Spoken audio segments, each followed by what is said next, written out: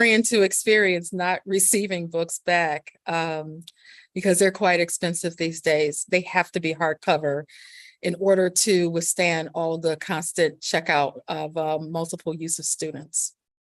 Okay, and you said at your school at Jefferson, it's over 2,600 books.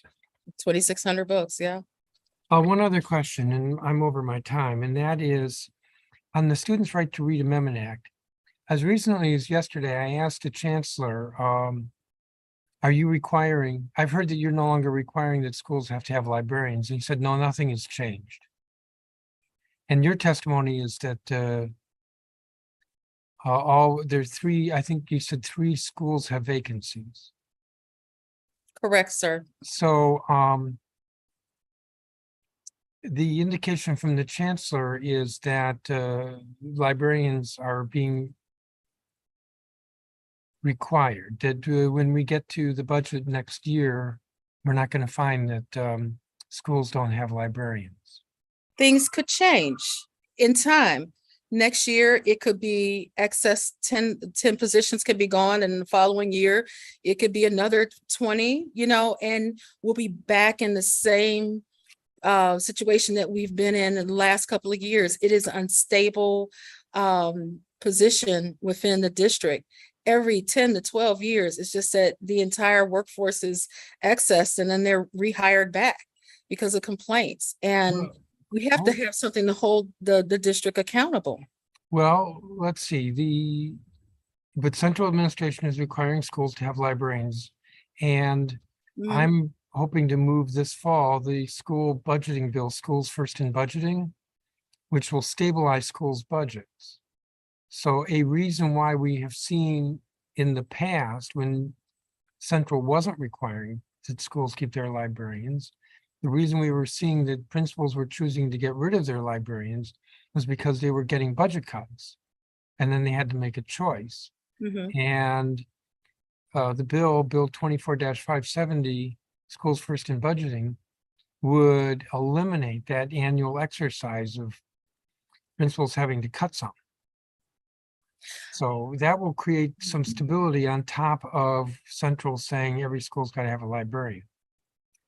I truly believe that your bill has merit and it will make a great difference. But my experience over 20 years with this is that if librarians and library positions and library programming is not made very specific in the budget, then it's overlooked. And the excuse is, well, it wasn't listed in the budget, so therefore we're not going to honor or fund the program or the position. Case in point, ESSER funding. They talk about reading in ESSER funding. Automatically, you would think librarians would be included in ESSER funding because that's our focus is reading. But I can speak of very forthright. I haven't received any extra funds for ESSER funding at my school. And there's a countless number of librarians across the district that haven't received anything either. So it has to be very specific, sir. Yeah, ESSER should not be used to pay for personnel because ESSER money will end. And that's the reason why some schools saw the cuts this year was because they had hired people with ESSER funds last year and were told they could no longer pay for them with ESSER funds. I agree, but I'm talking about books. I'm sorry, I was not clear.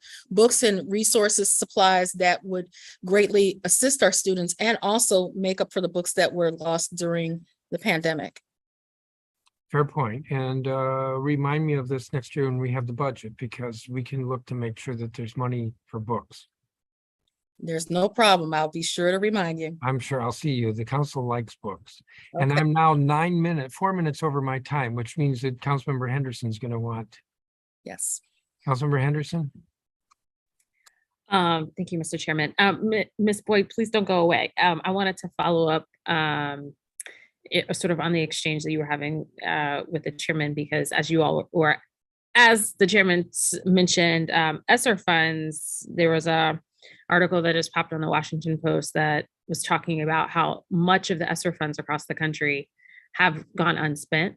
And so into your question around that, but I hear you not only on the desire to move the legislation, and I'm not sure if Mr. Stewart is still on, but he caught me outside yesterday. Tell me about it. Yeah. With some students. And I appreciate you all for being here today, again, to push this issue forward. But then, of course, also I wanted to say, books were not the only thing that were returned. I had a whole exchange with the chancellor around devices that have also gone missing as well. That in terms of the question of like, are we budgeting for these things going missing? But I know specifically for you all, books are your bread and butter. And so not only that, ma'am, but some of the librarians in the district are very fortunate to have Kindles and e-readers. So I would assume some of those items did not return either. But we would have to check with the library department to be certain. To your knowledge, and I know this is a bit off topic from the turnover conversation, but you're here, so I'm going to ask the question. To your knowledge, is there an inventory where someone can say across the district X amount of things are missing? In terms of libraries? Yes. Or would we have to like go school to school? In terms of books, we have our circulation system, which is Follett Destiny. And this is a way that we're able to account for the number of lost books in the system. And that's merely a report that the director and the manager can run for you. Okay. In terms of additional equipment, they would have to do school by school, and that will probably be the work of, again, the library department. Okay. And that would just be interesting to know, especially going into budget formulation processes, which are already starting in terms of like making sure that you all have the funding to backfill on that front. Ms. Coffin and Ms. Levy, I guess the question can kind of go to both of you. My understanding in terms of the data warehouse bill is to collect some pieces where there's a belief that there's gaps. I think even Josh Boots in the panel before you all mentioned including some data collection items that are already required by the U.S. Department of Education from school districts as well. Of the items that are mentioned in the legislation, is there any in particular that you feel like this is unnecessary? We don't really need to know this. I can start. I think in general, I'm always arguing for more data, but I think there's a balance with the burdens that it puts on schools. And I do think for me, there's some questions in the bill around whether a teacher left to go to a private school or school out of state. And it just seems like once a teacher has exited your school, it's probably difficult to engage that teacher and get them to respond to a survey. Yeah. And the data that we might get might be spotty. And it's just an additional step for schools in this that compounds the work they have to do when a teacher leaves. I think focusing on something like teacher attendance or instructional time gives us more information around teachers' experiences while they're still in schools, and we can focus on how to keep them in schools, kind of how the extent to which they're engaging, and around the instructional time that students have with these powerful teachers. Ms. Levy? I have not studied the legislation really closely to see whether there are things that could go. Certainly my experience over the years is that we have a bit of a problem with different institutions and levels of government asking schools and LEAs for what's basically the same information in the same times, but with different formats and different definitions. And that is burdensome, and something I have advocated for is for all these people to get themselves together and straighten it out. And I think it might be interesting to put that question, at least in part, to the new research practice group, because these are people who are going to be looking at data. Okay, what do they need? Can they bring some influence to bear on limiting the burden? On the other hand, I believe that the state board, spent several years working on the school report cards. I am inclined to defer to their judgments, on what they need for their work and for the report cards. Right. They were elected, and their constituents let them know about their discontents. And both election and the amount of effort they put into it, as I said, I think entitle their judgment to a lot of deference. Yeah, I think there, as you mentioned, a balance, right? So I feel like there are certain data points where it is natural for OSCE to ask those questions, and OSCE is probably the best location to get some of those responses and answers. Obviously, when you're talking about when someone is exiting a system, DCPS is a bit easier because they just have, the exit survey at the end, and that is, they're asking the same questions to every person who is not returning. If we ask that for across of all of the LEAs, someone might say, oh, let me add in 5 other questions, or there's no central repository for that. And so I think that's probably what this is trying to get at, is like, how can we have Well,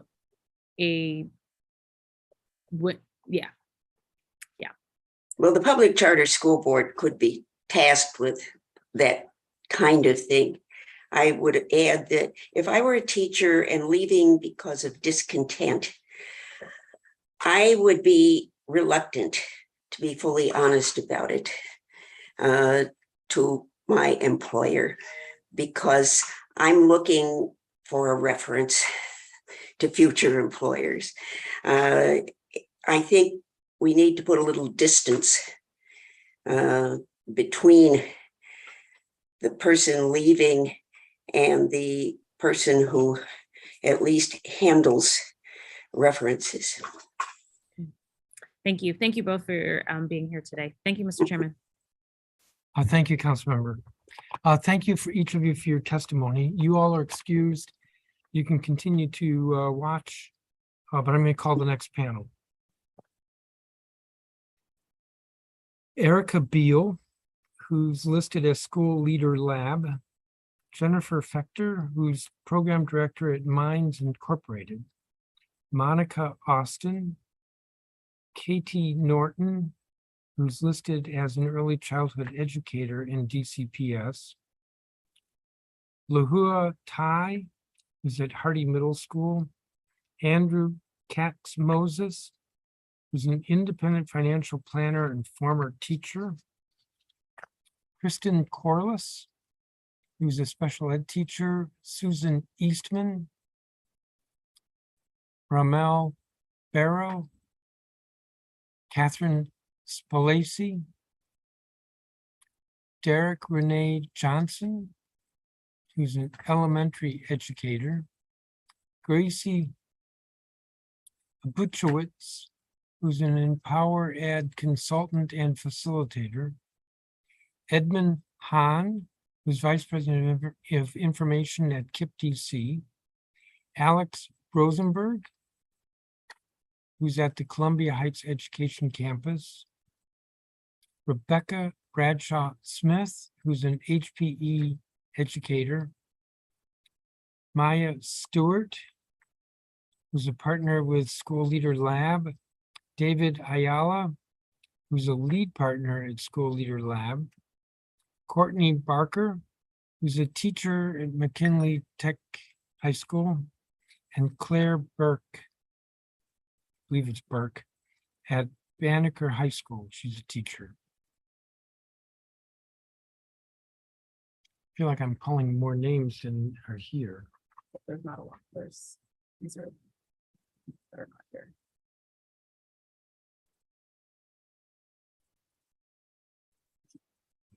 I may keep going.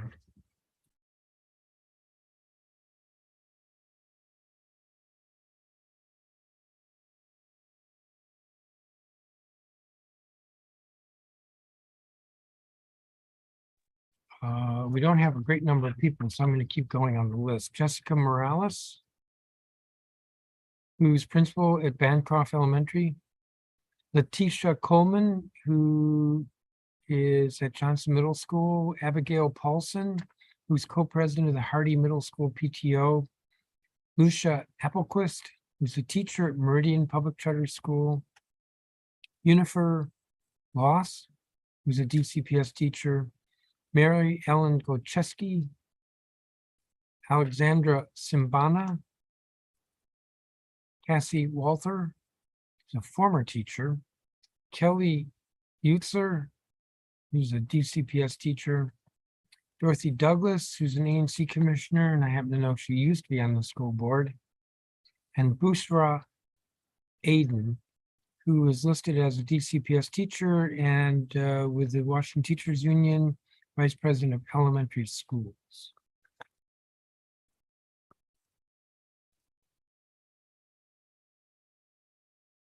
We'll begin with Erica Beal if she's here. Yes, hello, good afternoon. Good afternoon. Just to name, I'll be the only one testifying on behalf of School Leader Lab. Good afternoon, Chairman Mendelson and members of the council. Thank you for your ongoing attention to this important matter. I am Erica Beal, Executive Director of School Leader Lab. We work with leaders to disrupt racism, inspire staff, and champion rigorous learning.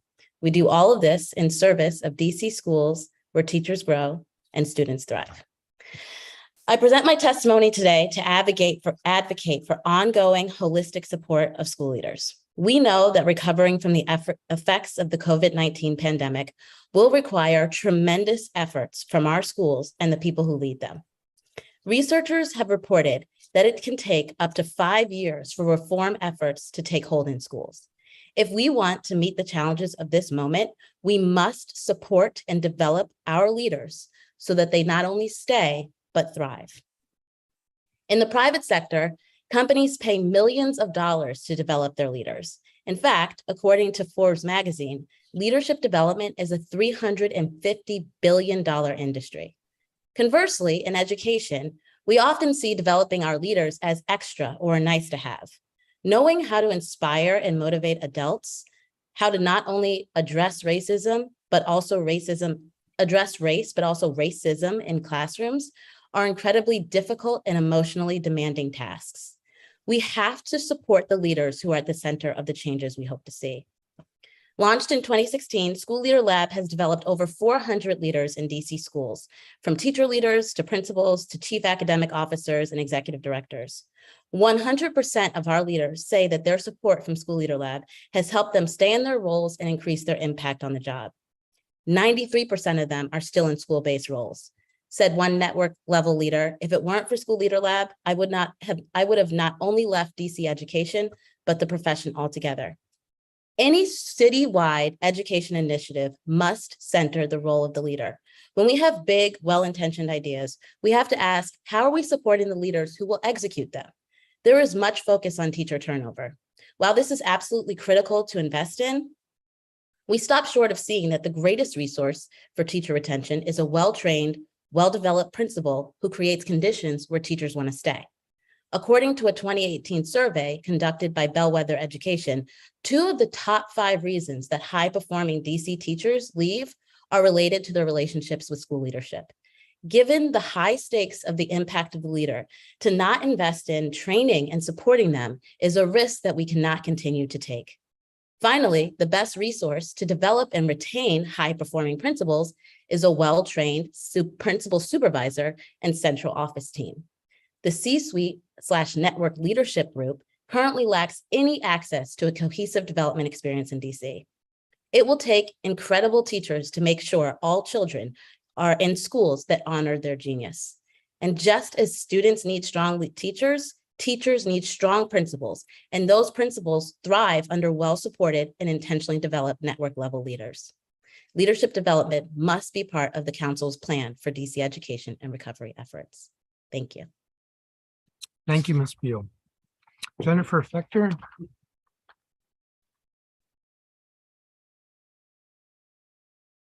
Monica Austin. Is she here? Yes, Monica Austin, you're up. yes, I'm here. Thank you. In reflecting upon my experience in the last 5 to 6 years as a DCPS teacher, I find myself settling time and time again on the following statement. No. Teaching, the only relationship where the victim is expected to continue returning to their abuser. I feel this way because of the following. I wake each day at 4:30 a.m. so that I can commute over 2.5 hours to my school. I live 60 miles away from my place of work due to the unaffordability and unattainability of home ownership in the district, especially as a single parent. In speaking with colleagues, this is a reality for a number of us, which prevents us from utilizing public transportation options or the bike program that was recently offered.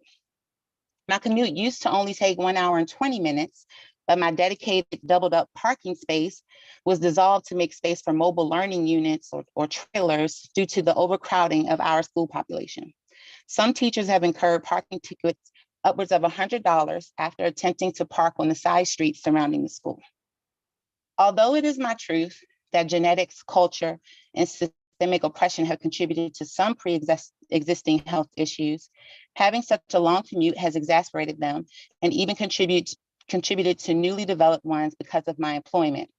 In addition to edema and lack of sleep, I now have asthma and scar tissue in my lungs due to contracting COVID-19 in March of 2020, prior to mask mandates and vaccines, and after my employer had teachers return for distance learning training at the onset of the pandemic. I lose valuable self-care time daily and run the risk of a premature death. I barely have anything left to give my 2 daughters and fear they will resent me when they reflect upon their childhood. Recently, I had an asthma attack because I was rushing to make it from the metro stop to the sign-in books in the main office. Failure to make it by 8:10 a.m. results in punitive late book or a highlighted name, which could result in dismissal at the end of the year if our administrators use our tardiness to reduce our overall impact score under core professionalism. I had to take puffs from my rescue inhaler, which is not covered by my employer-sponsored insurance, while sitting in one of at least 3 per week meetings, morning meetings. Neighboring school districts have a flexible report time, so long as they are in their classrooms and prepared for instruction prior to student arrival. Information related meetings is shared virtually or via email. Due to the critical teacher shortage, there is always an unfair amount of pressure on us to cover classes and give up planning periods. Teaching by nature is a helping industry, which makes us vulnerable to taking on this task, increasing our rate of burnout. My teacher friends have shared that they find themselves battling depression long before winter break. It sometimes feels that we are punished for doing an excellent job and being a team player rather than celebrated for just showing up. It feels unfair that teachers are held to standards that our student population is not. There are hardly any consequences and no accountability for the actions of students. There is no buy-in for students to aspire to achieve on standardized tests that are in turn held against teachers. Students can curse us, threaten us, dress inappropriately, attend class when they choose, and submit assignments on the very last day of the advisory. I often stay at school until 8 or 9 p.m. to input late work grades, send emails to parents, and complete one-sided intervention plans. My car was stolen by a student my very first year in DCPS. The AG discouraged me from pressing charges, and the student was present and ready to enter my classroom just 2 days after the incident. Parents have no oversight in being able to access teachers, often using intimidation and verbal abuse to bully teachers into lowering already almost invisible standards and raise the grades of their children. I feel unsafe and unsupported, and for these reasons, I weigh my options for other employment on a scarcely consistent basis. Although I analogize my experience to the topic, I do not take domestic violence lightly and encourage anyone experiencing it to seek help immediately. Thank you. Thank you, Ms. Austin. We don't have a copy of your statement. If you could send that to cow@dccouncil.gov. Yes, I will. I uploaded it on the drive, but I'll send it right now. Thank you. Katie Norton. Lahua Tai.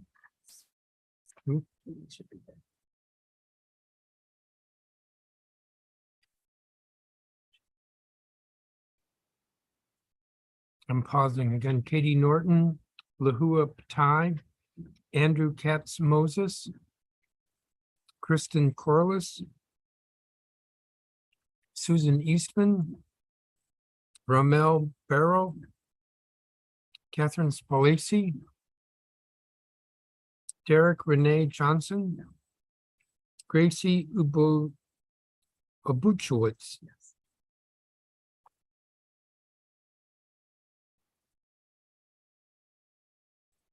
I know I saw her name, Gracie Obuchowicz. Hi, I'm so sorry. I'm picking my son up. I'll be home in 1 minute. Can I go after the next person? Yes. Okay, thank you so much. Edmund Hahn, Hello, please proceed. thank you. Chairman Mendelson and members of the council, my name is Edmund Hahn, Vice President of Information at KIPP DC. I want to first thank the council for prioritizing teacher retention as a critical issue for schools throughout the district. At last December's hearing on teacher retention, KIPP DC shared our belief that having an excellent teacher in every classroom is a critical key for student success. We have celebrated our teacher retention rates from past years and have previously shared the strategies to which we have attributed that success. But like so many other LEAs, we have seen that retention rate drop from record highs over the past 2 years during the pandemic back to lower pre-pandemic levels. Further, we continue to see many of our teachers needing breaks or leaving the profession altogether due to burnout, despite our ongoing efforts to support them. And so 10 months later, we return with a similar message that focusing on teacher retention is a key strategy for student success. And LEAs must continue to prioritize teacher wellness, innovative professional development, and increasing teacher voice in schools. But in addition, as teachers continue to leave the profession for other, perhaps more lucrative fields, we believe that the council can do more to retain educators by making the district a more affordable place for teachers to live.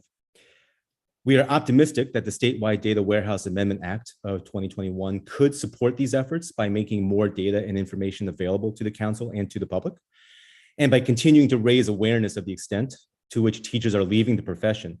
We also have some recommendations about this legislation, which fall into 3 categories.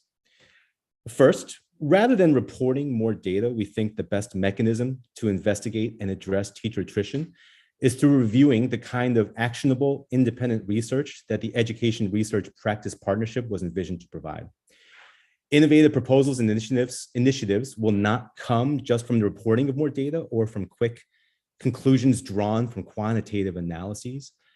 Future solutions will instead be the product of purposeful research, case studies that combine these quantitative data points with qualitative narratives and a consideration of the lived experiences of our current and former teachers. Second, as the act is currently constituted, the data points that will be reported out by OSSE may not reveal much that we do not already know about the state of teacher attrition and its impact on our students' learning. Without a truly open and honest conversation about the challenges in identifying our most effective teachers and knowing why they are leaving the profession, we are worried that the time spent reporting and analyzing these current data points will be less fruitful than hoped for in improving our rate of hiring and retaining great teachers. Finally, we encourage the council to fund more education initiatives aimed at making the district more affordable for our teachers. For example, these could include unique educator-centric benefits such as housing subsidies, increased childcare vouchers and tax credits, and other efforts making teaching in the district more attractive.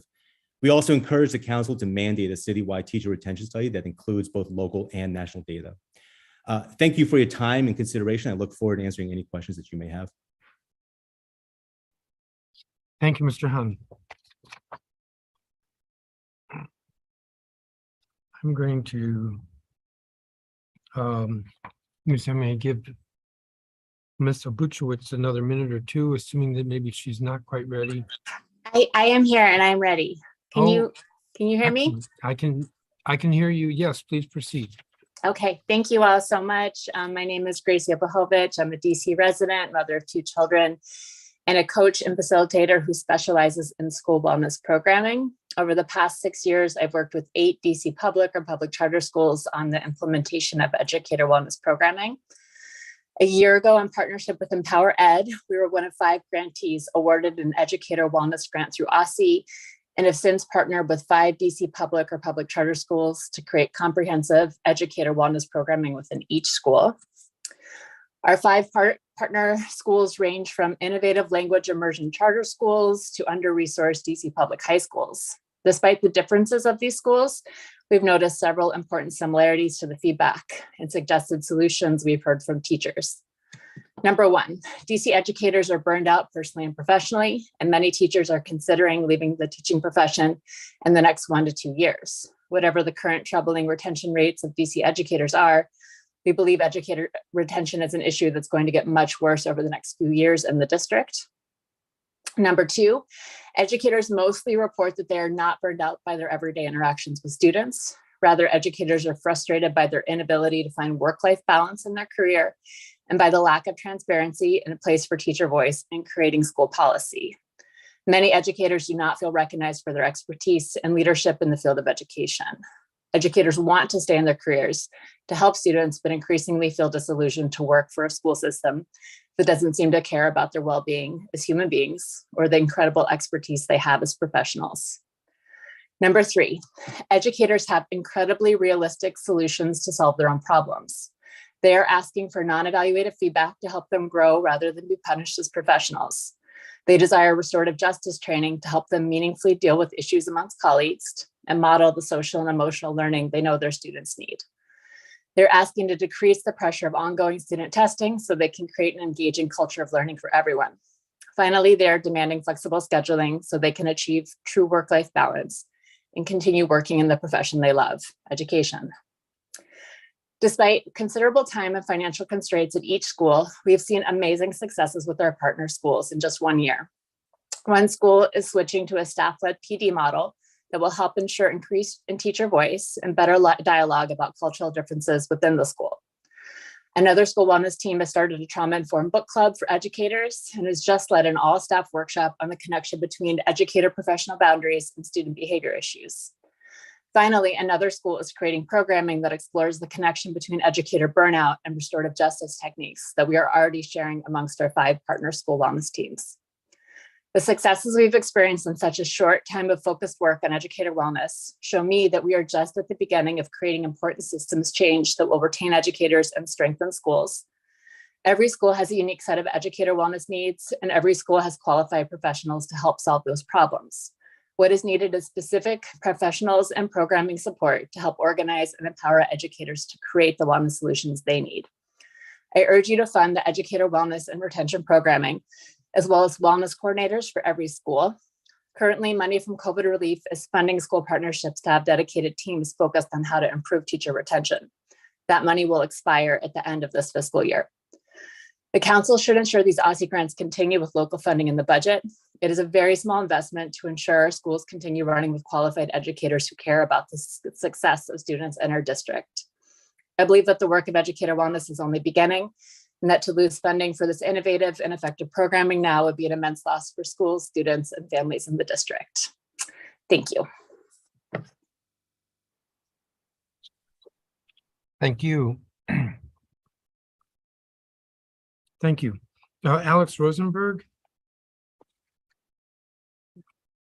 Rebecca Bradshaw Smith.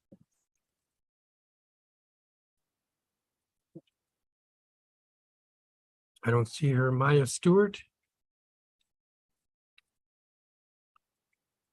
David Ayala. Courtney Barker. Claire Burke.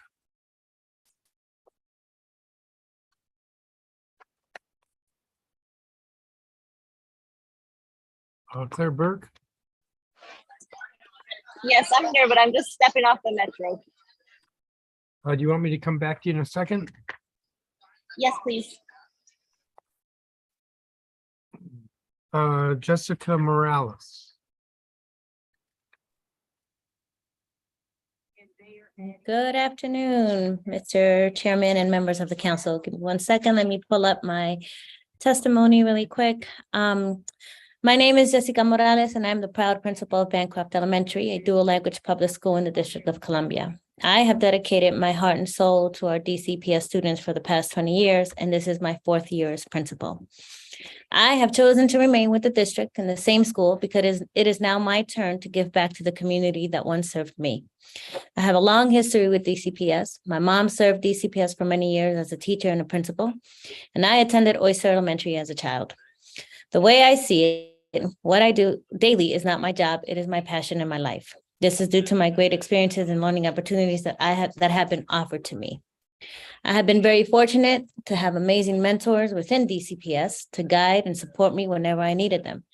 Going from a classroom teacher to an instructional coach was nerve-wracking, but I must say that it was probably one of the best transitions and programs DCPS ever provided their coaches. The coaching program provided me with high-quality professional development that prepared me to then become an administrator. My managers, principals, as well as my instructional soups were always accessible and supportive. We were always at the table together and sharing ideas on how to best support our teachers to have a positive outcome on our students. When I was offered the opportunity to become principal, I remember being even more nervous because I did not want to lose sight of working with students and families. As an assistant principal, I led PDs, I planned for family engagement activities on top of keeping a strong pulse on instruction. The thought of now being the decision maker and carrying the full responsibility of the highs and lows of our school was not appealing.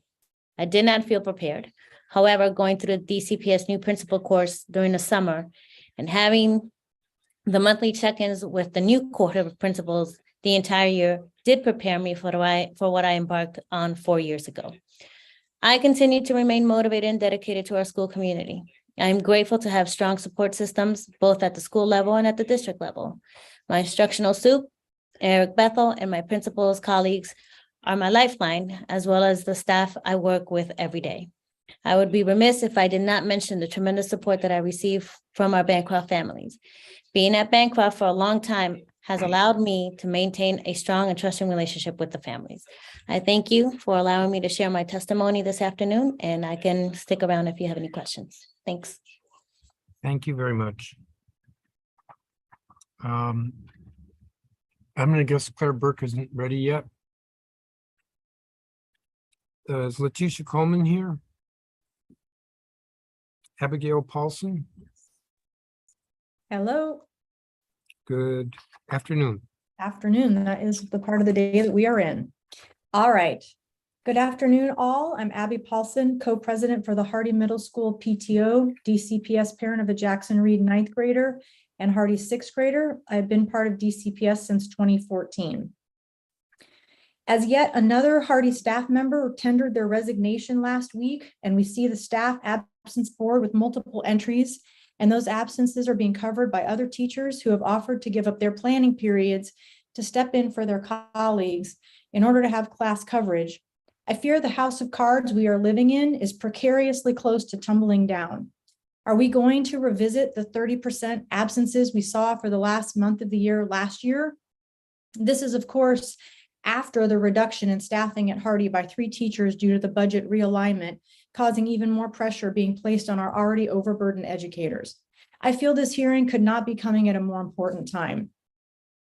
The mayor herself in her press conference yesterday spoke to the need to, quote, attract great talent to DC, and yet the teachers have not had an active contract for over 3 years. How do we attract great talent?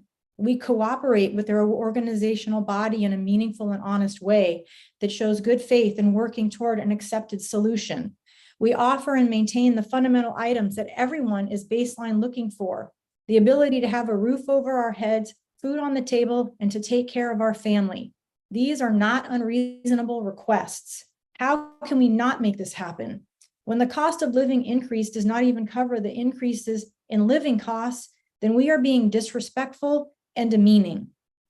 The fundamental metric of whether an institution is doing their job or not is whether they can meet their obligations to pay their employees on time.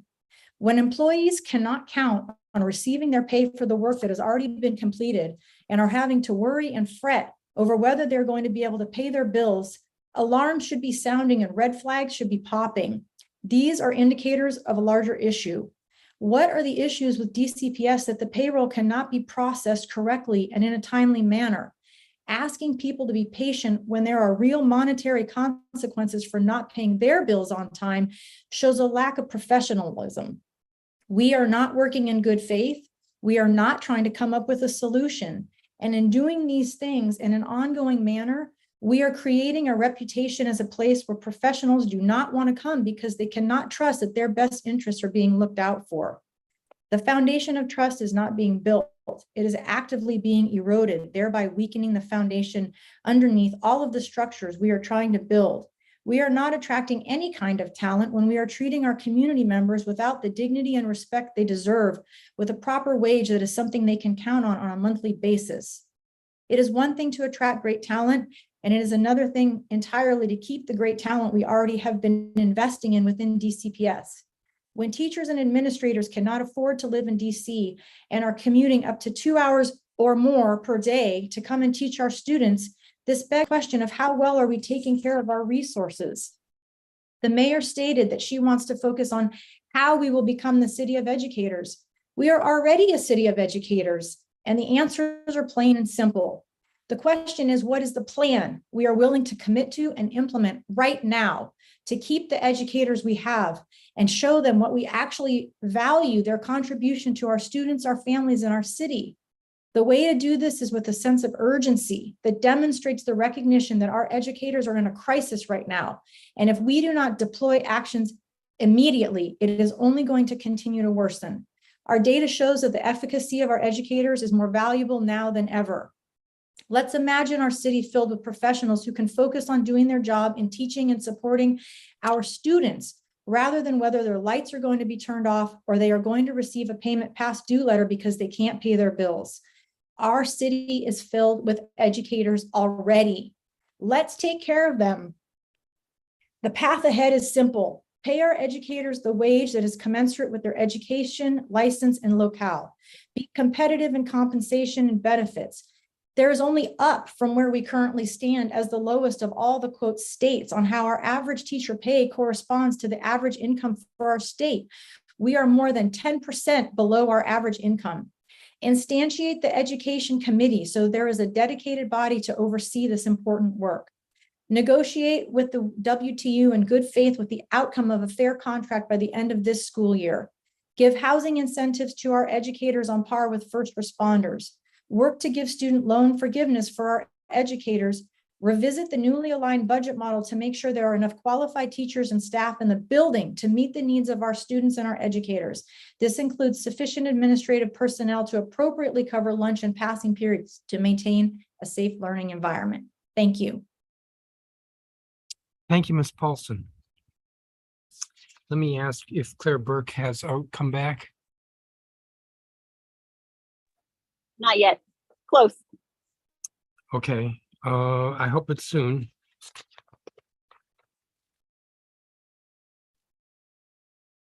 Thank you again, Ms. Paulson. Lucia Applequist, Unifer Loss, Mary Ellen Gocheski. Hi. Let me see here. All right. All right. Can you all see me and hear me? Yep. Awesome. All right. Well, thank you so much, City Council and the Committee of the Whole, for allowing me to share my thoughts and overall experiences today. I'm coming to you as a proud district resident, a concerned community member, but most importantly, a recovering educator from our schools. The term recovering educator kind of came to mind after I quit teaching just nearly after 8 years. My goal is to last for 10 total years. So it's kind of a little bit of an intense conversation that I'm having with you all today, but I was considered a highly effective DCPS teacher.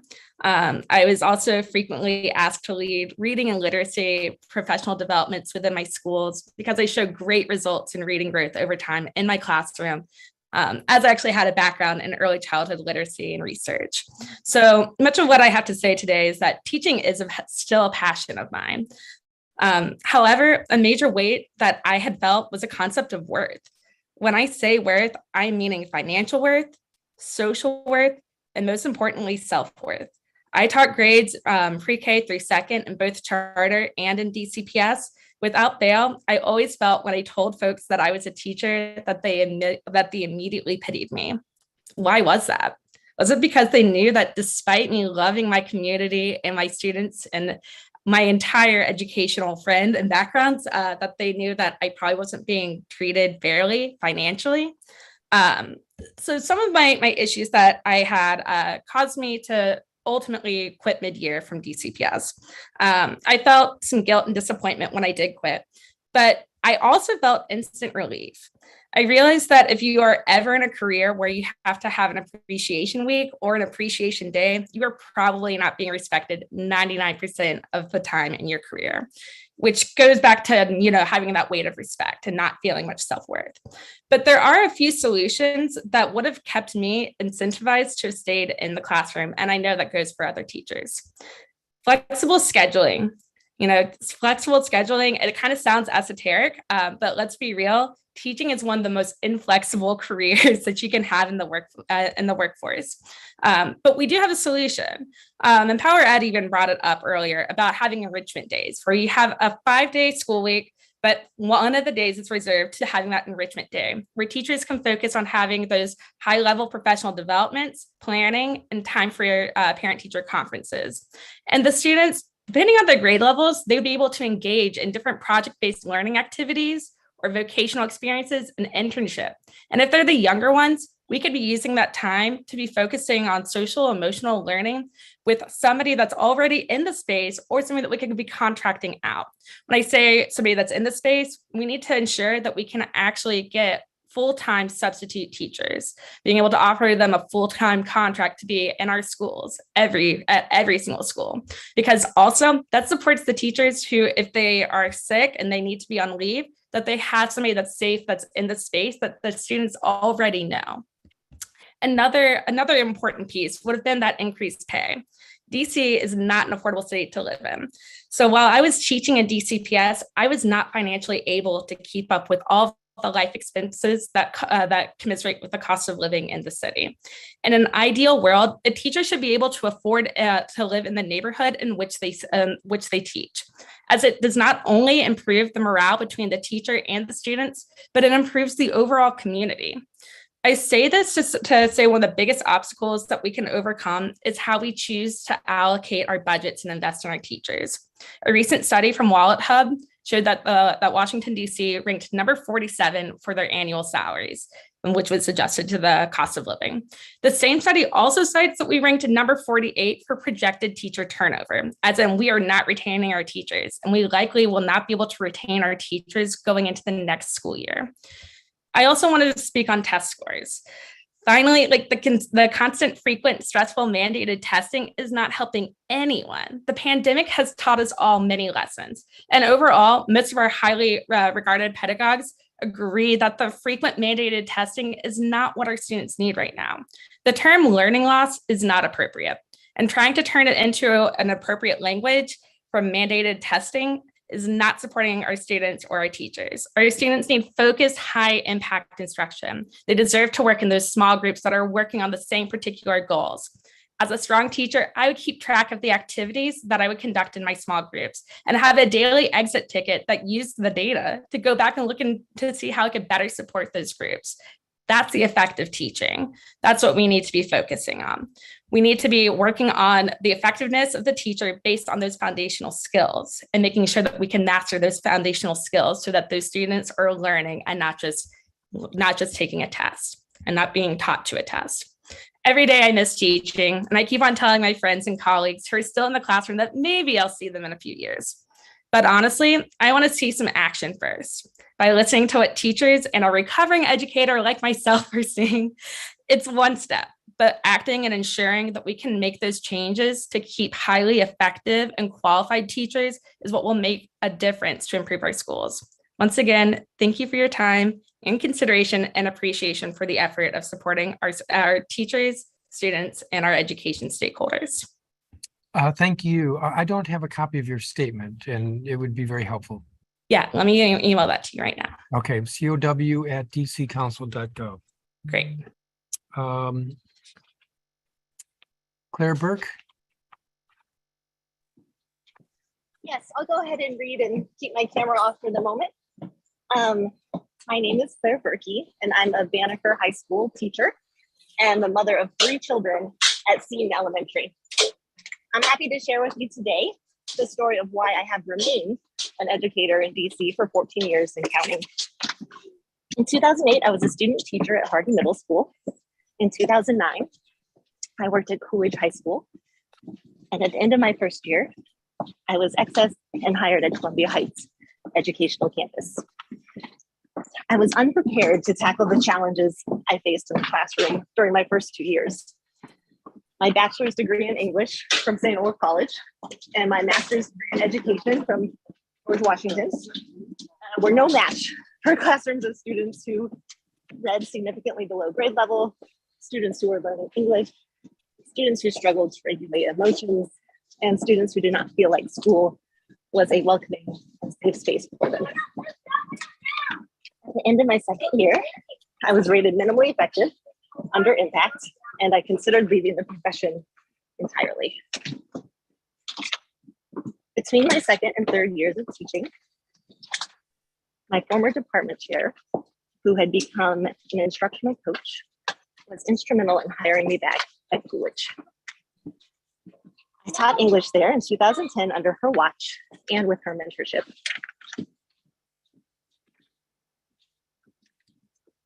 I also joined a professional learning community with other high school English teachers to improve my practice. Because of the additional resources, mentorship, and professional development that I sought out, I remained in the classroom, and I've been scored highly effective for the past 10 years in a row. I'm also pursuing my doctorate in education, policy and leadership, and serve as department chair. Evaluating teachers means nothing if there's not also a system in place to ensure that they are built up professionally and respectfully, with the goal of retaining them so that they can do the same for others. I got lucky, but staying in the teaching profession should not be dependent on luck. It's imperative that schools make time and resources available for teachers to improve their practice and build their confidence. DCPS does not do this well enough, and we are losing teachers because of it. Thank you. Thank you, Ms. Perky. Alex Simbana. Here. On the camera. There we go. Great. Good afternoon, council members, chairman. Thank you to the committee for holding this hearing today. I would like to say this is a unique opportunity, but too many of us on this witness list today have been here for years talking about schools, necessary changes to our school system, humane and thoughtful policies for teachers to ensure that our best and highest performing teachers remain with us in DCPS schools. We need policies that recognize that these professionals give of their time to do the most important work in our community. Despite hours of testimony over the years, here we are again. I saw a clip yesterday of the mayor claiming to care about teachers and wanting DC to become a great new spot for teachers. This is both laughable and insulting at the same time, almost in equal measure, because we have done nothing to show our teachers that we value them. We've done nothing because even as they've worked tirelessly through a pandemic, we have not yet approved a contract for them in years. We've done nothing because their COVID leave policy was removed, even though they're most likely to become ill due to exposure to unmasked children and adults. Not only do we not treat them as professionals, but we don't even treat them as human beings, not allowing them to have leave when they are sick or when their children get sick. Instead, we knowingly allow them to quickly deplete their regular leave time to then move to unpaid leave when we place them in a situation where we know they are at higher risk. At the same time, demanding that they return to work at school where they can get others sick. If we truly valued kids being in school, we would take actions to keep everyone in the building safe by using masks. In conversations with teachers who have already left DCPS schools before and during this pandemic, they've always reported being sad they're leaving their students, their schools, and their communities. I've always heard them say that it was never the students, the difficulties and resources, or even the many economic hardships that they endured supplying their own classrooms, but it was instead all the additional tasks that were always added that had nothing to do with frontline servicing of their students. Our traditional school system is held up by these wonderful teaching professionals that give of their time, their heart, their energy, and their knowledge day after day, and instead we add more and more bureaucratic and unnecessary paperwork and testing onto their plates, taking away any joy of teaching and learning for the teacher and the students.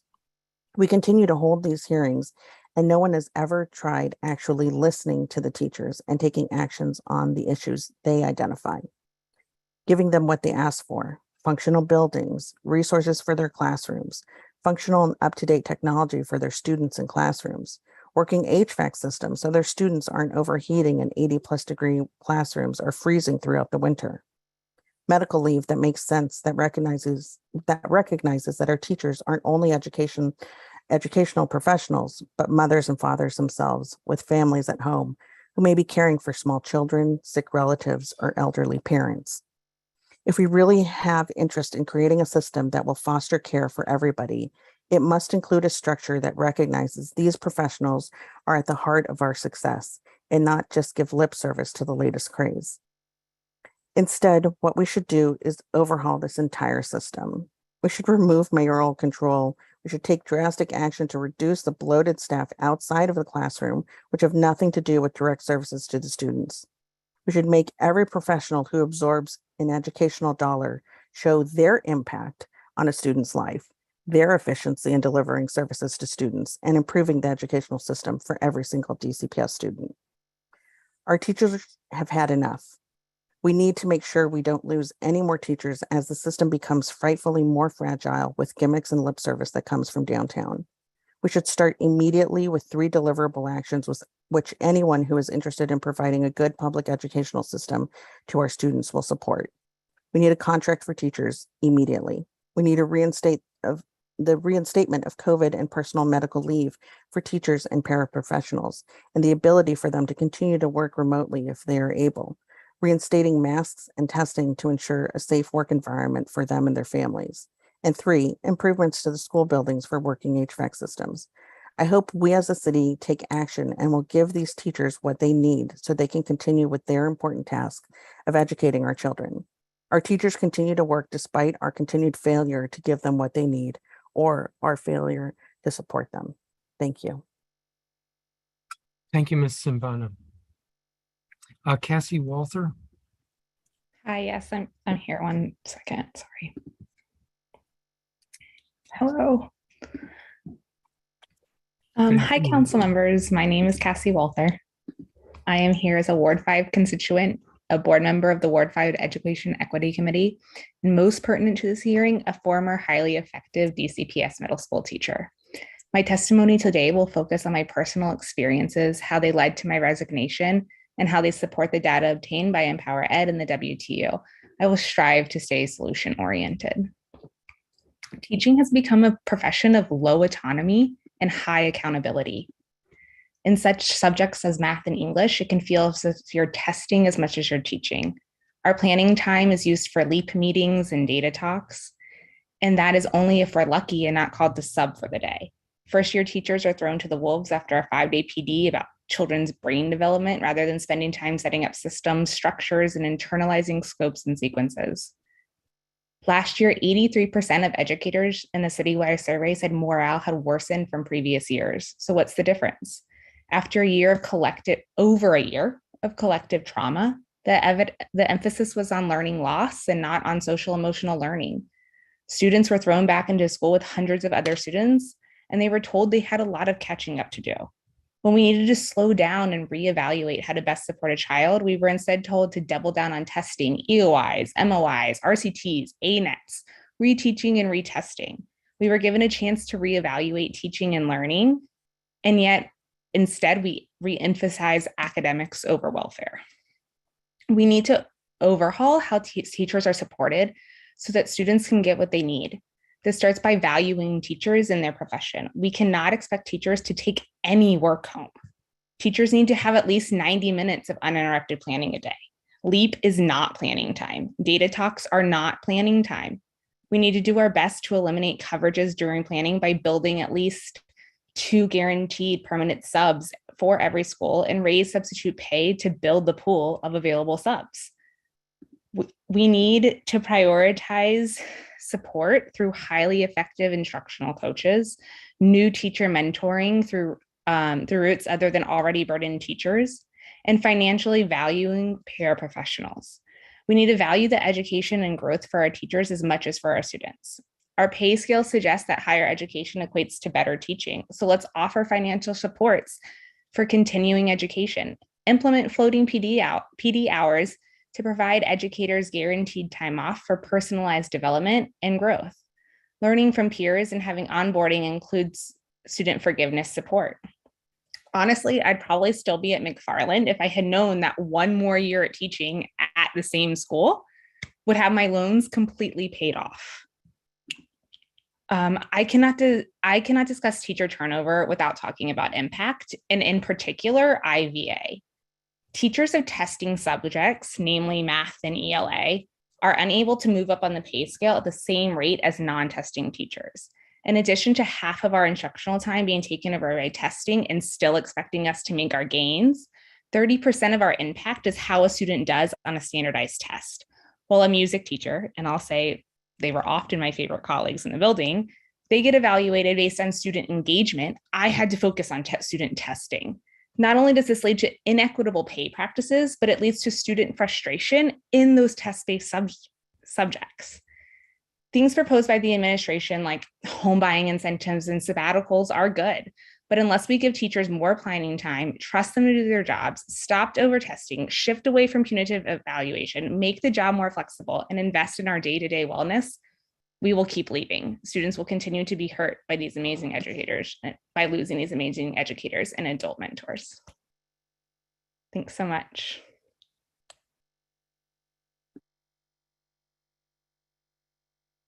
You're muted, Chairman.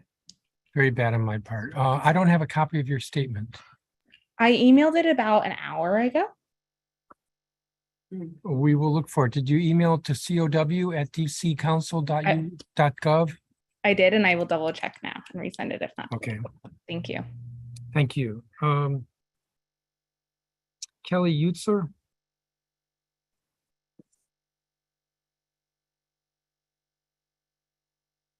I'm told Kelly Utzler is here.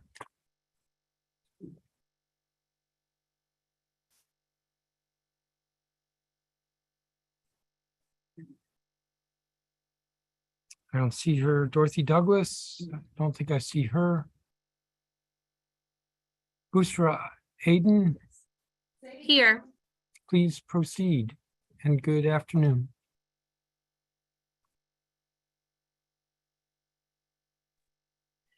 Good afternoon, Chairman Mendelson and everyone who is here that cares about teacher retention. My name is Bushra Aiden. I am a highly qualified teacher with a track record of effectiveness on the Impact Teacher Evaluation System. This is my 10th year serving as an educator with DC Public Schools. I taught at 2 of the 40 lowest performing schools in Washington, DC, located in Ward 5. Both schools were Title I and served large numbers of students identified as being at risk and qualified for specialized services. I'm writing to share my experience, I'm speaking to share my experience of transferring from one DC public school to another and how I survived. During my first year of teaching, my baseline data indicated that I did not have any third grade students that were reading, writing, or solving math problems on grade level using the Go Math assessment, teacher created graded assessment, and M-Class DIBELS and text reading comprehension assessments. In order for me to earn an effective rating, my principal had the expectation that 80% of my third grade students would read and solve math on the third grade level. As a naive first year teacher, not knowing my rights, this became my teacher assessed student data. This was 25% of my overall rating as an educator. I had to be a magician to get my students who had been performing below grade level since kindergarten to perform on third grade level within 10 months of schooling with a first year teacher without any other response intervention from the local school level. I did my best. I had 2 observations by a master educator and 2 observations by my principal. 75% of my teacher evaluation score were effective, but I was unable to meet this unrealistic teacher assessed student goal of having 80% of my students read on grade level. This resulted in me receiving a developing rating through no fault of my own. I wanted to challenge my overall rating and went to central office and was told that student achievement goals were set by the principal, so it was at his discretion. My second year teaching, my principal assigned me to teach 4th grade. I looped with the majority of my students. Having learned from my first year, I set realistic expectations for student achievement. My task goals were growth goals that were based on my baseline data. I also learned about Child Find. I had to document historical data for my students, and I began tracking Tier 2 interventions I provided in the classroom, recorded student response to those interventions, and prior to the middle of the year checkpoint, I referred 5 students to the student support team with all of the data needed to begin the eligibility process. for students who had been performing far below proficient since kindergarten.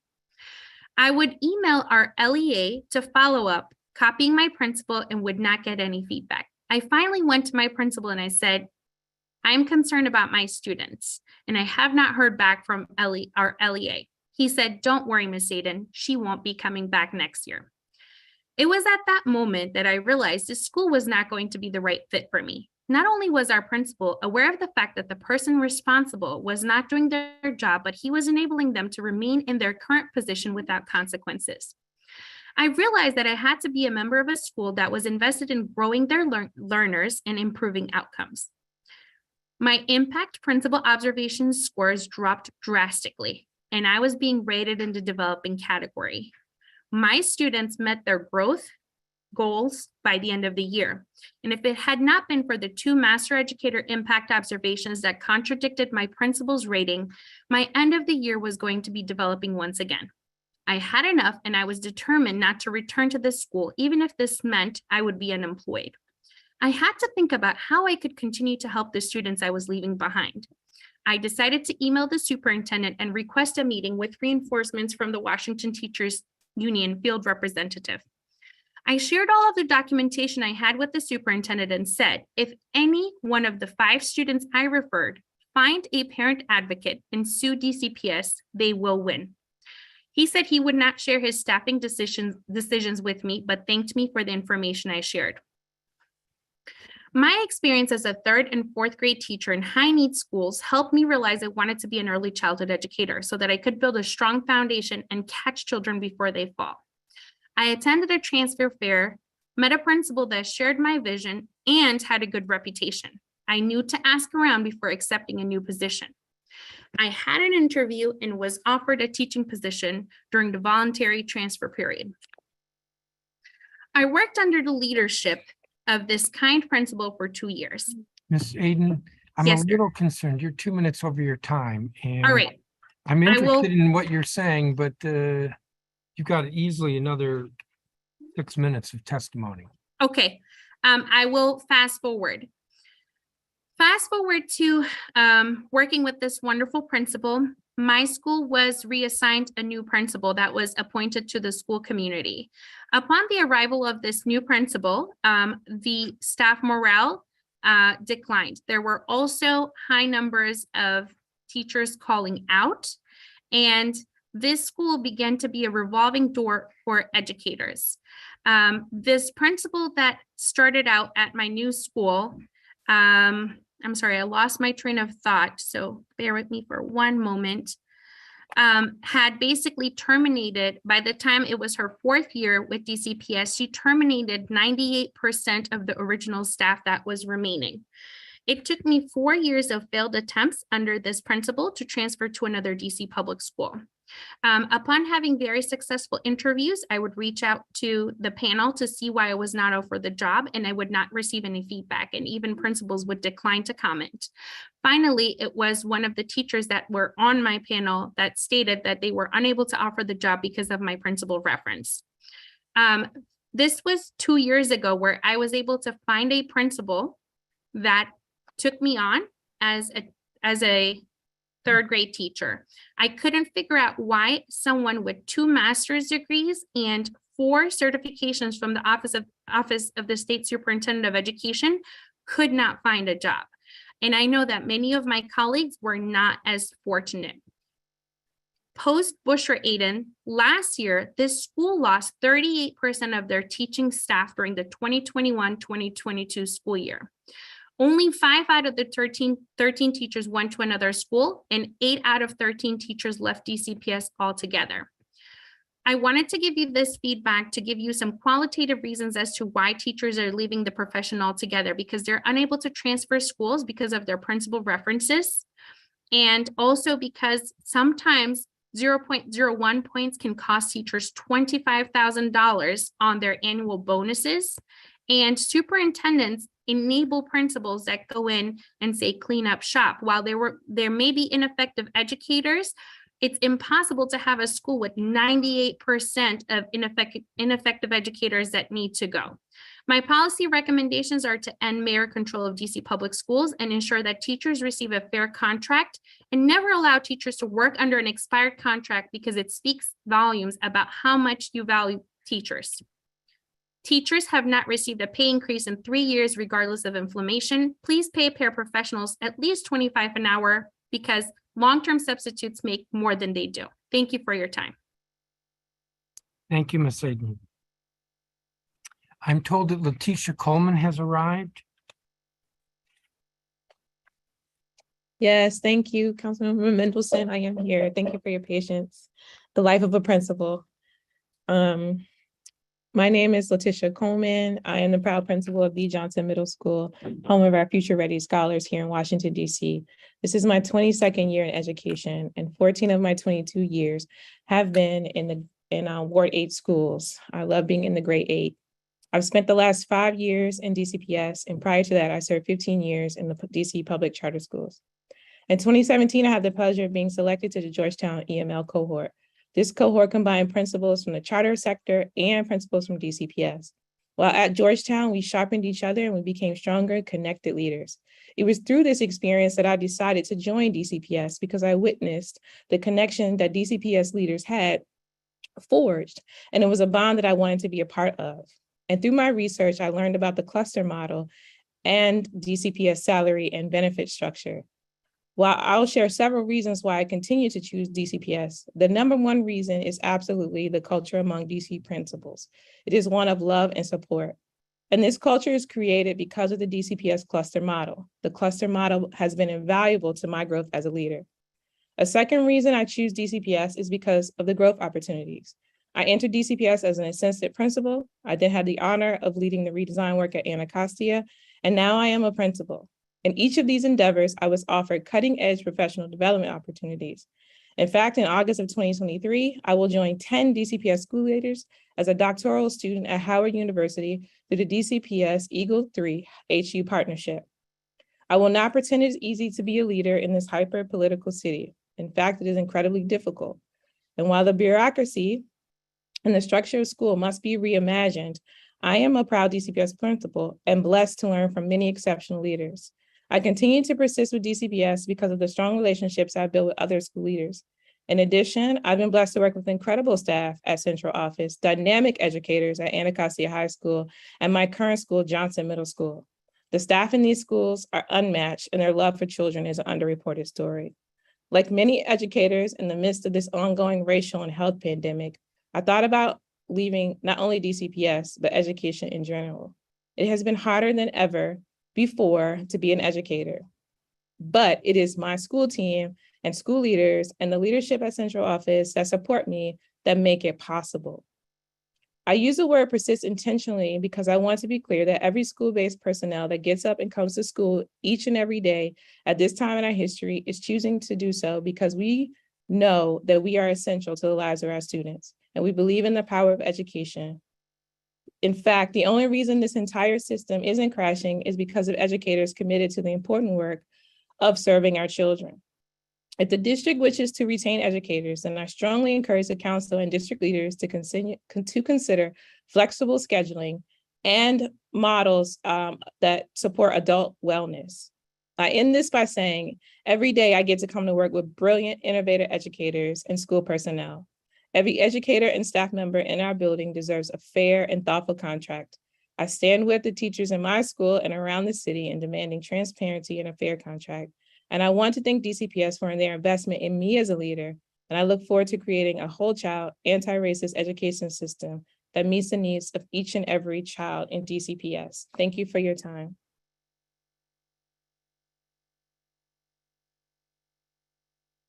Thank you, Ms. Coleman. I think actually I'm going to start with you, Ms. Coleman and Ms. Morales. You're both principals. Is Ms. Morales still here?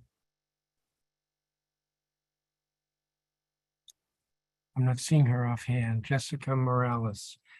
Ms. Coleman, did you lose any teachers this year? Meaning, didn't you had to fill teacher positions for this current school year? Yes, I did have to fill teacher positions this school year. I also expanded our teaching staff this school year as well. But I have 17 new positions of that age, which were either filled due to teachers resigning and going on to other positions or impact ratings. So 8 were there last year who left. No, actually from last year, that's staff total. So of last year, I replaced 3 teachers last year. And why did the 3 leave? 2 went on to leave at the education field, period, and 1 was due to impact.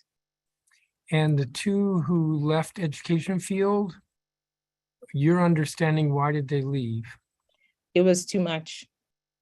They wanted to not do the day-to-day work of educating children. A lot of, as you know, the pandemic, it was a lot going on for both teachers coming back into this with student challenges, raising their own family, lack of the flexible schedule. They needed to take care of their own family needs as a priority.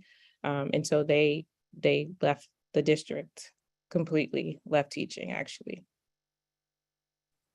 So work-life balance? Work-life balance, school conditions last year, I think all played it was a combination of all of that, for sure. And that was 2 of the 3 positions where teachers left the school. Yep. So it's probably exaggerating a little bit. It's 2/3 who left because of, I would say, working conditions. Mm-hmm. And I don't think Jessica Morales is here, because I would ask her the same question since she's a principal. Thank you. Let me ask Erica Beal if you're still here. I was intrigued with your testimony, but on page 2, you had in bold, center the role of the leader. What does that mean? To me, that means that when we think about flexible work schedules, for instance, or talking about how can teachers achieve better work-life balance, as a former school leader myself, all of those things are really difficult to accomplish. So if a school leader is going to be creating an environment where people can have flexible work schedules, for instance, they have to get people to communicate with each other. They have to have adults who are working together well.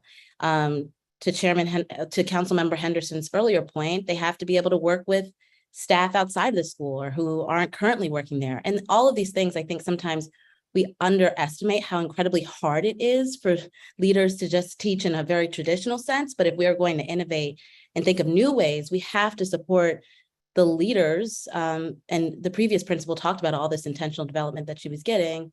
But as we evolve, whatever idea we're coming up with, I want a central question to be, okay, well, if this is what we're going to do for teachers, what's the support going to look like for the leaders so that they can get this done? Because these are all really hard things. Okay, so it's recognizing that they have a central role and focusing on them. Yeah, and giving them development opportunities. All the principals always point to, when I was in this cohort, I really learned I had support, I had community. Right now, I think a lot of principals and teachers and leaders, or leaders specifically, are just doing it ad hoc. So I'll have leaders tell me, I have all this pain, or I have all these things that I'm trying to figure out, and I'm lucky to have like a text chain going. And I think we as a city have to do better, that it's not just leaders figuring it out through text chains or figuring it out, at happy hours, but we have cohorts and we have intentional development that's year over year and not just during crisis, so that these leaders can stay. Because I think even in today's conversation, there's been a somewhat of a tone of, just do all these things for the teachers. But again, who are the leaders who are going to stay and see all these great initiatives come to fruition?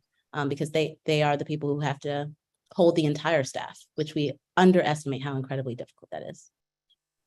Thank you. I have a question for Gracie Obushewitz, but I'm not sure she's still here.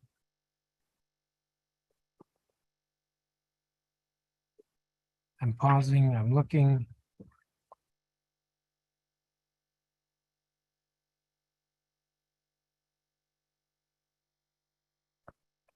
Okay. I want to thank all of you for your testimony. Let me see if there are any colleagues here. Robert White, are you here? And I think Councilmember Henderson dropped off. Okay, I'm going to excuse all of you. I want to thank you for your time and your testimony. Feels like it's been a long hearing, so I appreciate your patience. You all will be able to continue to watch the hearing, but you're going to be excused from the participant room and or panelist room. And I'm going to admit the next group.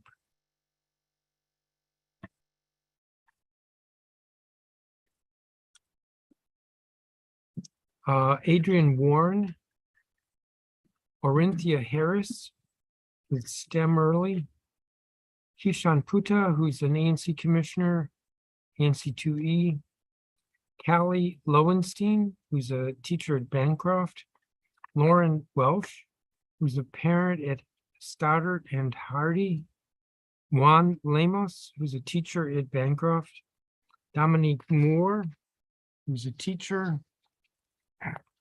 William Lyles, Chantel Cornegay, who's an 8th grade science teacher, Tony Barton, Sharon McNear, who's an instructional coach, Eric Goulet, who is a candidate for the Ward 3 representative to the State Board of Education, Janaya Shahid, who's with the NAACP, Sharon Clipper, who's a pre-K teacher at Bancroft, Ada Eza, or Eza, E-Z-E-H, Michael Shrikwi, who's listed as being with ANC 3D,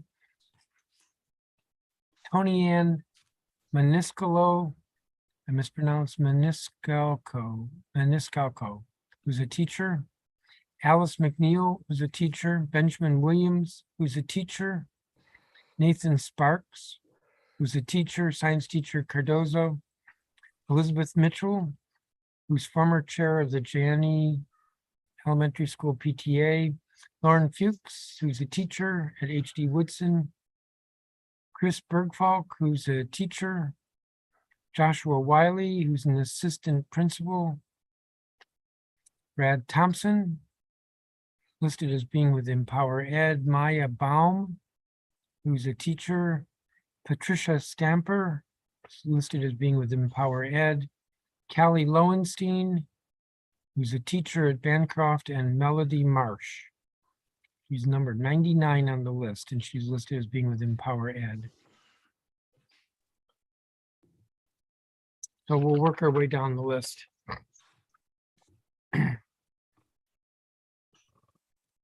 Adrian Warren.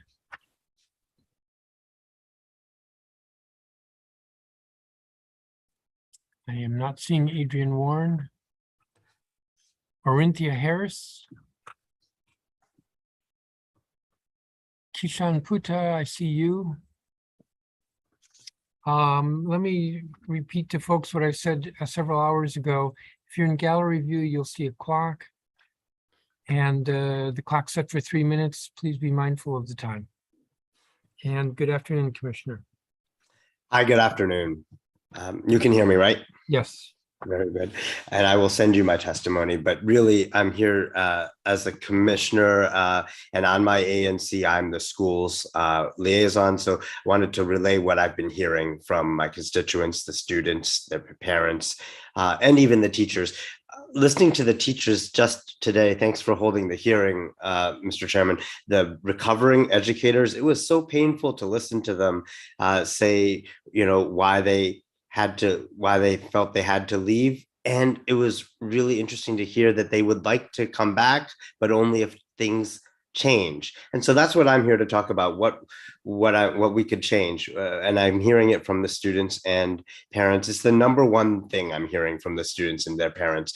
Hardy Middle School is a few blocks down, and we just listened to Abby Paulson from their PTO, who is just trying like the Dickens to hold things together there. What I'd like to ask for is we heard the principal say that making some of these changes, like on flexibility, is hard. I'd like to say that I've not been in their shoes. I'm sure it's not easy. Hard's not the word I'd like to hear about that. It's complicated, to be sure, but let's try some things. Let's try some different ways of doing things. Schooling and teaching has been stuck in these schedules forever, and the kids are stuck in stuck in these schedules as well. What I suggest, Mr. Chairman, is a pilots at different schools, possibly, or different. Let's see what we can do in different places. And even the students that we talk to, they would love to see some changes to the monotony. It's not fun to be in the same desk in the same classrooms all year long. I think they when I've asked them about this, students are interested in it as well. Parents have questions, but let's try it out. Let's try it out. Let's see if we can't either do the Fridays or half days here and there where other experiences come in and teachers get a break. You've heard it as well with the economy and post-pandemic. I mean, there are very few people who have jobs that require a college degree who don't have any flexibility like this. And especially as a new parent myself, I get what we're saying about especially parents of young kids who come back from medical leave. We should be letting them have some flexibility as well. I don't have much more to say, but I did want to convey what I've been hearing from my constituents to you, Mr. Chairman. Thank you for listening. Thank you, Commissioner. Callie Lowenstein.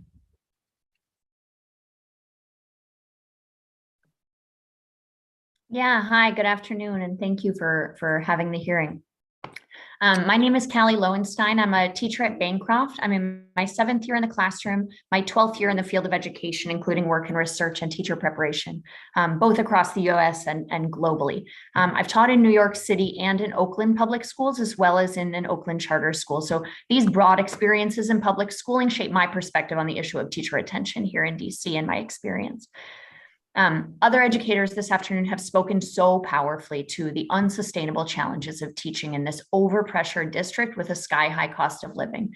I have colleagues that commute for over an hour to be in school each morning, and I want to name that this is racialized. Most of those colleagues who have those long commutes are colleagues of color who don't have generational wealth or other supplementary high sources of income to allow them to live nearby. So I want to name that the cost of living and our ongoing lack of a contract are racial justice issues that impact DCPS's ability to have a diverse, sustained teacher workforce. Having worked in other major urban districts, including a no excuses so-called charter school, I can say honestly that I have never experienced the intense sense of pressure that permeates this district due to over-testing and the impact system. It's really shocking to me that a district that self-proclaims to be anti-racist is willing to sacrifice so much instructional time and so sharply narrow students' experiences of school to testing and tested subjects. The idea that more data is better data is self-evidently wrong. Our time with students is extremely limited. So we need to find ways to use data that we have better rather than constantly trading out instructional time to collect more. This includes, in the schools I've observed, baselines in the fall, end lines in the spring, and constant formalized standardized testing progress monitoring throughout the school year, which costs our students a month of instruction. But it also distorts the sense of focus of what our schools are about, right, into machines that only serve to impact those tested outcomes. And this also affects our daily experiences of being an educator, feeling that we're constantly forced to do something that we don't believe in, and that the pressure is on because our impact scores will be affected. Impact, as I'm sure you've heard from other testimony, is the most cited reason that educators leave DCPS. And I will say that it imposes stress and anxiety on teachers in ways unlike anything I've seen in other districts that I've worked in. In other districts that I've worked in, teacher evaluation is a part of life, but it doesn't feel like it affects folks' day-to-day experience or their overall cognitive load as an educator. And in some really great places, it's actually more about growing our practice, refining our skills, supporting novice teachers and learning from each other, rather than being graded punitively, particularly when serving communities that have been historically marginalized or serving students who are coming in so-called below grade level. So I believe that the impact system must be completely overhauled in order to treat DCPS educators as human beings and professionals without creating unhealthy pressure on top of the already challenging but really wonderful work of serving the communities that we love. I also want to speak to the importance of flexible scheduling. As a woman in my mid-30s, I'm planning on having a family, and unlike most of the other professions for which we are qualified, teaching is extremely unflexible, and so many new parents choose to leave the classroom altogether rather than having a part-time role where they're able to be face-to-face with students and bring all of their skills to the classroom. There's so many reasons that folks want to continue serving directly, but they're not able to work those grueling full-time hours that teaching often demands. And so at a time that educators are more burnt out than ever, it's so important that we find ways to structure our days that allows teachers to work either 50% time, 80% time, these kinds of innovations that Empower Ed has shared, including the Friday Enrichment Days idea, including systematically available opportunities to work 50% or 80% time, and particularly to support new parents in working part-time face-to-face with students in classrooms as they return from family leave. And I want to just echo Kishan Putta's call for pilots of those flexibility measures. It's time to innovate to make the profession more sustainable. There are so many important smaller bite shifts that must be made to make the day-to-day work more sustainable, most notably planning time. I think Cassie Walter stated earlier, teachers should have a minimum of 90 minutes uninterrupted planning time every single day, right? In other jobs, when you have a big meeting, you spend a lot of time preparing. We have a ton of meetings all day and almost no time to prepare. In other districts that I've worked at, we had a half a day every single week for professional learning. It wasn't just something that was squeezed in on top of the full load of everything else. Lastly, the district needs to ensure that every school has full-time substitute teachers to ensure that teachers aren't asked to sacrifice their already minimal preparation time to cover unmet sub-needs. We need to show solidarity with our essential paraprofessionals to make sure their pay is commensurate with the cost of living in DC with clear and supported career pathways, and to protect our health and the health of our communities by reinstating COVID leave for all teachers, paraprofessionals, school leaders, and staff. We need a contract now. We need to end mayoral control. We need transparent democratic decision-making at the district level. And we need legislation that overhauls impact, that mandates strict limits on standardized testing and the amount of instructional time that it occupies in our student and teacher experiences, including standardized progress monitoring, that ensures increased daily planning time for teacher, provides structures and pathways for flexible work, hires subs, pays paraprofessionals, and protects our health from COVID with this pandemic that's still going on. I want to thank you again for hearing our voices, and we just urge that you take steps urgently. We need legislation now to stop this retention crisis and make DCPS a place that teachers want to stay and feel valued. Thank you.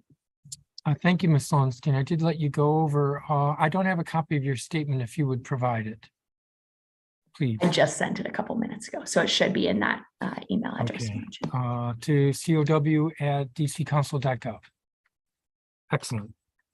Lauren, thank you. Lauren Welsh, Juan Lemos, Dominique Moore, William Lyles. Yes.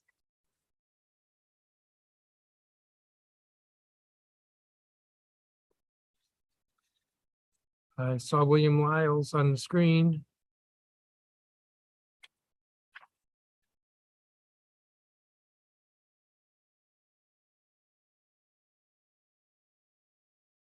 We'll come back. Chantel Cornegay, Tony Barton, Sharon McNear, Eric Goulet.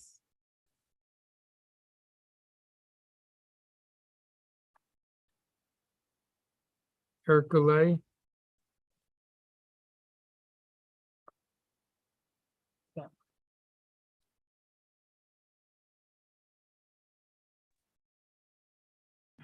Good afternoon. All right, I guess we're going to do Mr. Lyles first and then Mr. Goulet. I'm glad you were like right on it when I called your names. Mr. Lyles. All right, good afternoon. My name is William Lyles. I serve as the principal here at Ida B. Wells Middle School here in Washington, D.C. First, I just want to say thank you for the opportunity to share my truth with you all this evening. Ida B. Wells Middle School has been a partner with Empower Ed since the 2020-2021 academic school year.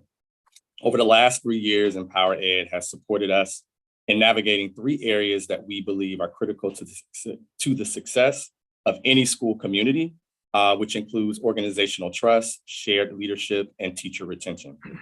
We know that strong school communities are built when staff feel authentically valued and supported. We also know that where strong school communities exist, scholars thrive as well. Through our partnership with Empower Ed, they have given us a platform to think strategically and critically about the ways in which we can continue to attract and retain quality talent. Through our work with Empower Ed, we have received invaluable insight and perspective. Since our partnership, we have increased teacher leadership by offering grade level team and department team leadership opportunities to over 15 staff members, committee leadership team opportunities, remodeling of our staff lounge, and a partnership with an adult mental health and wellness organization, WISE. And lastly, providing weekly opportunities for staff to lead differentiated PD based on need. As we continue to move past the pandemic and serve our scholars, we are confident that our partnership with Empower Ed will continue to sustain Ida B. Wells Middle School as a place where staff feel loved, supported, developed, and appreciated. Understanding our partnership with Empower Ed was funded and continues to be funded by ESSER funds that will expire at the end of the year. I'm asking for the council's support in continuing to fund this work so that we can continue to work with Empower Ed. Thank you. Thank you, Mr. Lyles. I ask questions at the end of all the witnesses. I hope you'll be able to stick around. I will try my best. Okay. I don't know that I can ask for more than that. Mr. Goulet.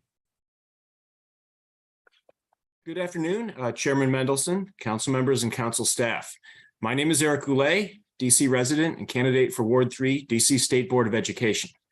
Growing up, both of my parents were unionized public school teachers, and I saw firsthand how a teacher's job always followed them home with a stack of papers that needed to be graded and lesson plans that needed to be written for the next day.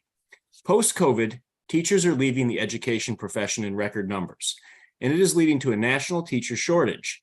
Resignations in DC rose dramatically at the end of the last academic year, and the fact that we had to begin the 22-23 school year with so many vacant teaching positions is a cause for alarm.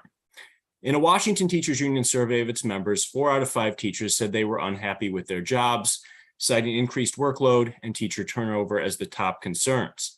I was fortunate to be able to speak with members of the Washington Teachers Union at Empower Ed's DC Teacher Voice Festival, and they shared their ideas to improve teacher retention, such as assigned contract, scheduling flexibility, improved working conditions, class size reductions, less stressful teaching environments, and more professional development opportunities, which they have again articulated in their testimony today. I was disturbed to hear in testimony earlier that the executive branch had not offered the same pay increases to our teachers as to our school officers. The district's contract stalemate is hurting teacher morale and sowing distrust. Instead of arbitration, what I believe is fair is for the executive to put an identical deal on the table as it agreed to for the Council of School Officers, which is 2.5% for each retroactive year and 3.5% for the current year. Once retroactive pay is cleared up, then negotiations on the pay for FY24 and the more contentious negotiations on working conditions can proceed with an eye toward the future, not the past. And hopefully everyone can agree upon the fact that we would like to get that teacher's contract submitted with the FY24 budget in March. From a budgeting perspective, it is concerning that this stalemate is creating a growing 3-year budget liability for retroactive pay that the district will eventually have to pay and match through the UPSFF, which is likely to be tens of millions of dollars by now. In Ward 3, school overcrowding and increased class sizes are creating untenable workloads for teachers and potentially disruptive classroom environments. To resolve this, the district needs to immediately pursue the purchase of the Whittle School campus to resolve overcrowding at Deal and Jackson Reed. Teachers also have to commute unreasonable distances to get to work because many cannot afford to purchase a home in the DC neighborhoods they serve. Thus, I would also like to see the district create a program that will pay for, at minimum, the cost of a teacher's down payment to purchase a home in DC, which would then be completely forgiven over a 30-year period of service to the city. As for principals, in addition to a meaningful professional development opportunities, I believe principal retention could be improved if principals felt their school would have stable year-to-year funding so they could develop unique academic programs that they know will be sustained through reliable funding, which is why it's so important that you, Chairman Mendelson, funded the UPSFF adequacy study this year so we don't repeat a situation like the funding shortfall that Hardy Middle School is experiencing this year. That concludes my oral testimony, and I'm happy to stay around and answer any questions that you or your colleagues have today. Thank you, Mr. Goulet. It's always good to see you. I don't have a copy of your statement, if you could provide that. Yes, sir. I emailed it in, but just moments ago. And I was just handed it moments ago. Thank you, sir. Thank you. Janaya Shahid. Yes, it's Janaya Shahid. You're up. Hi, thank you. Thank you, Chairman Mendelson and the members of the Committee of the Whole. I also want to thank all the principals, teachers, and community members who have spoken today. And thank you for the opportunity to testify regarding the teacher and principal turnover and retention in the district and the bill. My name is Janaya Shahid, and I'm a social justice leader and activist of the NAACP Washington, D.C. branch. NAACP has championed the fight for racial justice and equity as the nation's oldest and largest civil rights organization since our organization was founded in 1909. Today and throughout our long history, the NAACP stays a fierce advocate for our transformative solutions to ensure Black lives, children, youth, and families are safe, whole, healthy, thriving, and valued in all spaces. On today's hearing, it's critical to provide quality instruction and academic support to the children of our district. As the rate of teachers leaving public schools increases, the quality of education decreases. With the loss of teachers, classroom sizes increase, creating more stress on the remaining teachers. This also leaves students without close attention and support. Smaller classroom sizes benefit about both teachers and students because more one-on-one time is given to students, which enhances teacher and student relationships. Building these relationships allows students to trust their teachers, the school, and their own learning abilities. The State Board of Education found that about 25% of teachers were leaving public schools. The huge decline in teachers can be attributed to harsh work environments, inadequate training, or low wages. Increasing teacher and principal salaries can incentivize more teachers to enter and stay in the profession. By passing the bill, DC citizens and community organizations will have a better understanding of teacher attrition, teacher turnover, and how to address these concerns, especially for parents who are concerned about their students' performance in school life. I want to emphasize that while schools are trying to hire new teachers immediately, districts must also focus on hiring a diverse teaching staff that understand different student cultures. Becoming a teacher means becoming a role model that is compassionate and empathetic. We need teachers who understand racial divides and practice culturally responsive pedagogy. On behalf of the Washington, D.C. branch of the NAACP, we strongly urge you to pass the teacher and principal turnover and retention in the district and the bill. Thank you for allowing me to testify today. Thank you, Ms. Shahid. Sharon McNear.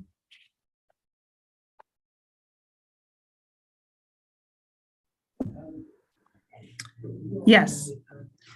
Please proceed. Good afternoon. Thank you. Good afternoon as well. When I made the choice to apply to teach in DCPS, I did it because honestly, the pay was extremely more attractive than my current district. But the moment I stepped into Johnson Middle School, I knew I found my home. I knew I was supposed to be here and teach my children. While yes, it was a culture shock, I kept my expectations high for myself and my students. And in the end, we persevered. But we didn't do it alone.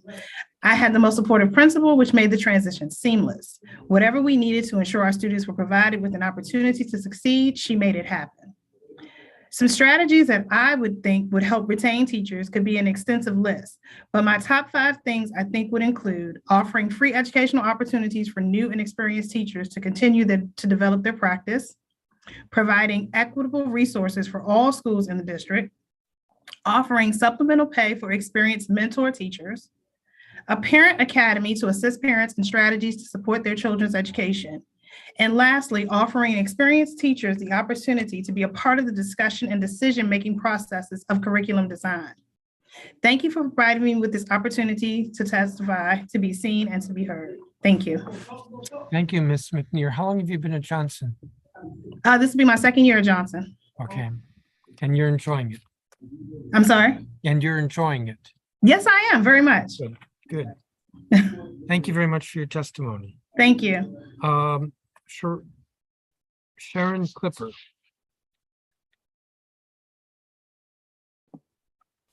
Good evening. Good afternoon. It's 5 o'clock. Okay, Chairman Bill Mendelson and Committee of the Whole. Thank you in advance for the opportunity to provide testimony on the topic of teacher and principal turnover and retention in the District of Columbia. My name is Mrs. Sharon M. Clipper, and I am a pre-kindergarten teacher of 3-year-old students at Bancroft Elementary School. I began my tenure at Bancroft Elementary School in September of 1991 as a Head Start teacher. Initially, I began teaching in DC Public Schools in 1978 at Spingarn State High School as an early childhood teacher. In 1980, I was included in a reduction in force. In 1982, I was rehired as a pre-K teacher at Bruce Monroe Elementary School, where at the end of the school year, I was again included in a reduction in force. I was rehired as a kindergarten teacher during school year 1982-1983 at Whittier Elementary School. Once again, I was included in a reduction in force at the end of that school year. I was rehired as a 2nd grade teacher at Ross Elementary School. My employment terminated at the end of the school year. Finally, I was rehired as a Head Start teacher in September 1991, where I have remained to the present at Bancroft Elementary. I am a teacher of approximately 44 years in DC Public Schools. Why did I return to DC Public Schools after having been excessed so many times? I wanted to teach, and I knew that I was needed by the community that I had been and continue to be a part of. And I'll just add that I'm a native Washingtonian and I live in Ward 5. To be a teacher is a daunting task. There are always day-to-day, moment-to-moment challenges in a school. So many of our students who attend DC Public Schools face hardships, multiple adversities, and uncertainty at home and oftentimes at school. I was one of those students. Again, I returned to DCPS after having been excessed each time because I knew and truly understood the social, emotional, and academic supports that students and families need. Many teachers are not prepared for the challenges that await them and may not have the experience to adequately address the issues that will occur. My instructors at DC Teachers College were brutally honest about what I should expect as a teacher in DC Public Schools because they had been employed by DC Public Schools. There are a myriad of reasons that I have continued to be an early childhood educator in DC Public Schools. Quite simply, I thoroughly enjoy my work. I look forward to every day spent with my students at Bancroft Elementary School. I am given the opportunity to continue to be creative in my work, as working with dual language students requires that one must be. Alternatively, there are a myriad of reasons why some teachers decide to leave DC Public Schools. Anecdotally, over the years, teachers have expressed their frustrations. The reasons for leaving DC Public Schools are as unique as each individual. Oftentimes, a teacher may not verbalize their reason for leaving during an exit interview for fear of reprisal. DC Public Schools has been an integral part of my life. I entered kindergarten in 1960 at Turner Elementary School in Southeast. When a new school, Mildred Green Elementary School, was built, students, to include myself, were transferred there to alleviate overcrowded conditions at Turner.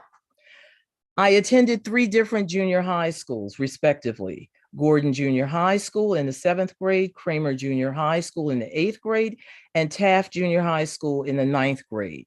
I attended and graduated from McKinley Senior High School in 1973. I attended and was in the last graduating class of District of Columbia Teachers College in 1977. The motto on the seal of the college was "Finis coronat opus," meaning the end crowns the work. The goal gives value to the labor that produced it, or more simply, the true value of an undertaking or a work of art cannot fully be discerned until it is finished. Ms. Clifford, I'm concerned Yes. because you've got probably another 3 minutes of testimony and you're Okay. already at 5. So, All right, that's you- fine. I can end there. okay. Thank you very much. Yes, you're welcome. Is Ada Eza or Isa here? Michael Sriki,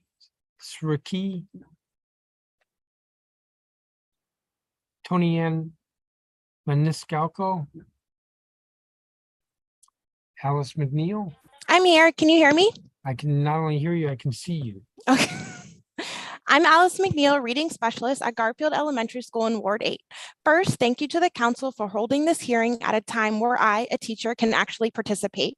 This is my 4th time signing up to testify and the first time when I can actually attend, as the hearings are usually during my contract hours when I'm teaching children at school. I'm excited to share some of my thoughts with the council on teacher turnover and how to begin to effectively tackle the record teacher turnover in DC schools. Teacher turnover is at crisis levels within DCPS. At Garfield, we are currently missing a 3rd grade humanities teacher, 4th grade math teacher, art teacher, librarian, and music teacher. These are essential subjects that our students are missing. This also puts an additional strain on the teachers who are here during an already difficult year, as COVID is still very much present and lack of instructional time due to over-testing remains an issue. We are stretched too thin trying to cover these extra duties to give children the education they are entitled to, as well as just physically keep them safe with adult supervision at all times. The WTU contract expired over 3 years ago and is headed to arbitration. Yes, I'm asking that the council exercises oversight to make sure we are never in this situation again. However, a valid contract is the floor, the very minimum attempt to address the highest teacher turnover rate in the nation. We need to be fairly compensated, have more planning time, and have fair and efficient grievance processes. However, there are other concrete steps the council can take immediately that would keep teachers in our schools. First, restore COVID leave. Teachers are indoors without a mask mandate and without weekly asymptomatic testing. Inevitably, many of us will test positive for COVID, and one infection wipes out all or nearly all of our annual leave. We will have to take unpaid leave while recovering from one COVID infection or be forced to come into school buildings when we are sick. Secondly, end impact. American University found DCPS's evaluation system to be racially biased, and that both teachers and school leaders interviewed, quote, perceive the high stakes and anxiety producing environment may cause them or others to leave DCPS. To continue, many teachers and school leaders perceive that impact created an unhealthy environment of distrust, fear, and competitiveness in schools that trickles down into the classroom. These themes held true across teacher effectiveness ratings, teacher race, as well as ward. I can personally attest to these findings. I have taught in other districts, and there was more collaboration between teachers as well as support from school leaders, instead of the divisive and individualistic school community that the competitive nature of impact creates. Despite these findings, impact continues to be used even when we have other viable options. In fact, the WTU Impact Committee met throughout the summer of 2021 to review successful and collaborative teacher development and evaluation tools from other jurisdictions. We have suggestions prepared and ready for implementation. Teachers are professionals and should be treated as such. We must be able to have a say in our evaluation system. We also need to stop the overtesting. A 2nd grader in DCPS must take 3 different literacy assessments at the beginning of the year, middle of the year, and then again at the end of the year. This does not include mid-year unit assessments and end of unit assessments, and controversial RCTs, and Foundation's our phonics program assessments. This 7 or 8-year-old child must repeat these assessments 3 times a year, and that's only for one subject. There's also separate assessments for social studies, math, and science. Testing grades, meaning 3rd and up, must take these school-based assessments as well as Park and ANET assessments. We're losing valuable instructional time because students are constantly and unnecessarily being assessed. Each time an assessment is taking place, this means a student is not learning. We all lose at least one day of actual teaching, and that is if the test is implemented within the whole group. Many of these assessments require a teacher to sit down one-on-one with the student. The amount of time teachers and students spend assessing is preposterous. One literacy, math, social studies, and science assessment is sufficient. I have other suggestions, including scheduling flexibility, more mental health resources, and staff in our schools, but I recognize that my 3 minutes is up. We work in the nation's capital, and our schools should be exemplary, but instead we lead the country in teacher turnover. The issues connected to teacher retention cannot be solved with our current governance system. We need a standalone education committee ready to take action to address these issues. And that means also having hearings after 4 p.m. so that actual educators can attend. Please reinstate the standalone committee in education. And overall, we need educators, not politicians, without any professional education with educational experience in charge, and that means ending mayoral control. Thank you for listening. Thank you, Ms. McNeil. Benjamin Williams. Good afternoon, Chairman and council members. Chairman Mendelson, I emailed my testimony a little bit ago, so if you don't have it yet, you will shortly after this. Okay. Thank you for the opportunity to testify today and after the school day. My name is Ben Williams. I'm a 12th grade government teacher at Capital City Public Charter School. I've been working in public schools for 13 years and as a DC teacher for 9 years, pardon the interruption, if you will. I am also a Ward 1 candidate for DC State Board of Education. I really appreciate you holding this hearing today. I hope the council will listen to the recommendations that you've heard from educators and urgently take bold action to address the crisis of teachers leaving DC's classrooms. I'm here to offer my perspective of what national and community-focused research shows will be helpful in keeping our most qualified and experienced teachers in DC schools. Yes, as you've heard earlier today, addressing the challenges of how unaffordable our city is for too many families, students, and teachers is helpful, but we really need to focus primarily on improving the conditions and circumstances within the building. I'll be brief with my list of recommendations. I think we need to give teachers in DCPS a new contract, reinstate COVID leave for teachers so they feel valued and cared for, give teachers more planning time so we can do our jobs, trust us to do our jobs, stop over testing, reform and remove impact, shift away from punitive evaluation systems, make the job more flexible, and invest in teachers' day-to-day wellness. Without these shifts, students will continue to be hurt by losing amazing educators and other adult mentors. Now is the time to act, and we should do so by listening to teachers who know what will work. Thank you for the opportunity to testify today. Thank you, Mr. Williams. Nathan Sparks. Elizabeth Mitchell. I do see Nathan Sparks. Mr. Sparks.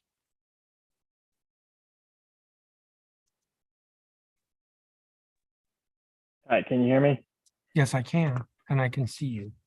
Hi, Chairman Mendelson. Thank you for the time. I don't actually have a written testimony, and I'll go into that in just a second, but I still wanted to share my experiences and why I'm here talking today. So wanted to thank the Committee of the Whole for having this, and again, for, as many folks said, for having it at a time that teachers who we're talking about can actually participate. So the first thing that I would recommend is that we end mayoral control. I grew up in Maryland. We've had some of the best public schools, and I was educated in public schools, K through 12, and I went to University of Maryland, another public school, another state school. So we really need to have our State Board of Education be in charge of our education system. We need to end the obsession with and hyper usage of standardized tests. For example, my students have at least 12 standardized tests that they take in a given year. That's not counting the eighth grade science assessment. They have one in fifth grade and they have one in ninth grade for biology. I grew up under No Child Left Behind, and I took three standardized tests every year. We were supposed to have been moving away from that, and yet somehow, through the power of folks like Michelle Rhee, Bill Gates, have decided that despite not having actual educational expertise, their money means more to our schools than people who actually know what they're talking about.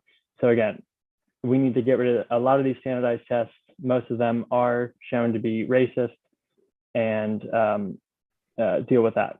We need to increase teacher planning time. Part of the reason why I don't have a written testimony today, besides my ADHD, is that I get 55 minutes of planning every day. Before school, from 8:15 until 9, I usually have a meeting. I get about 4 before school periods a month. And after school, I have 15 minutes until my contract ends. Does that mean that I don't stay another 4 hours? No, I do stay until about 7 or 7:30 every day because I have a lot of work to get done. The next point I want to make is that we need to get the mayor as the current controller of DC schools to sign the WTU contract so we can finally get to a point where there is some pay increases. I would say DC needs to move towards quality social housing so that regardless of income, teachers can live near their schools and be part of the community. And the council needs to tackle poverty. Schools cannot solve every single problem that a student comes into school. And the big part of that is that the council, just like the US federal government, is so unwilling to tackle poverty. And finally, I would say we need to end impact, the last remnants of Michelle Rhee, again, someone who doesn't know what they're doing and is still with us today through impact. So thank you for letting me share, and I hope you all have a good rest of your day.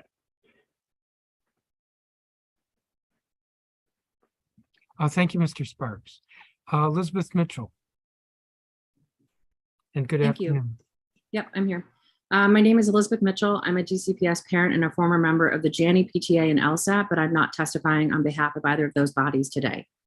I'd first like to express my deep appreciation for our teachers. The past 4 years have been particularly challenging for my family, and I continue to stand in awe of the miracles our teachers, principals, and staff make happen on a daily basis for our kids and communities. Our school has not had a working HVAC since before COVID. Teachers and students are trying to learn in classrooms that often have temperatures above 85 degrees, or being forced to co-locate with classrooms that have active COVID spread. Too many kids have been out sick too many days due to terrible air quality and no mitigations.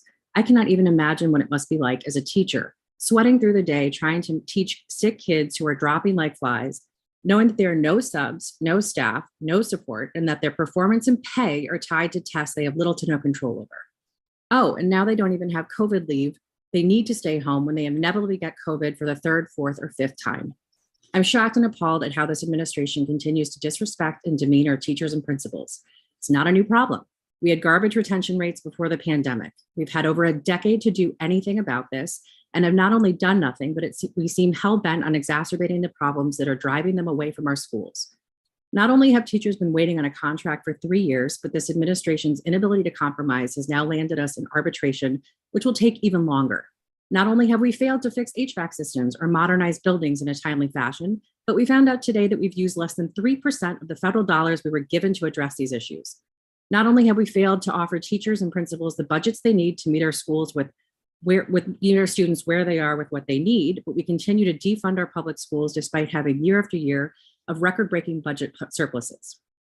But all of that pales in comparison to this disrespect I see our mayor continue to show our teachers, principals, families, and communities. She intentionally set up a narrative at the beginning of the pandemic that our teachers were standing in the way of our students returning to classrooms. The truth is that she couldn't get our classrooms COVID safe, and she refused to get teachers vaccinated.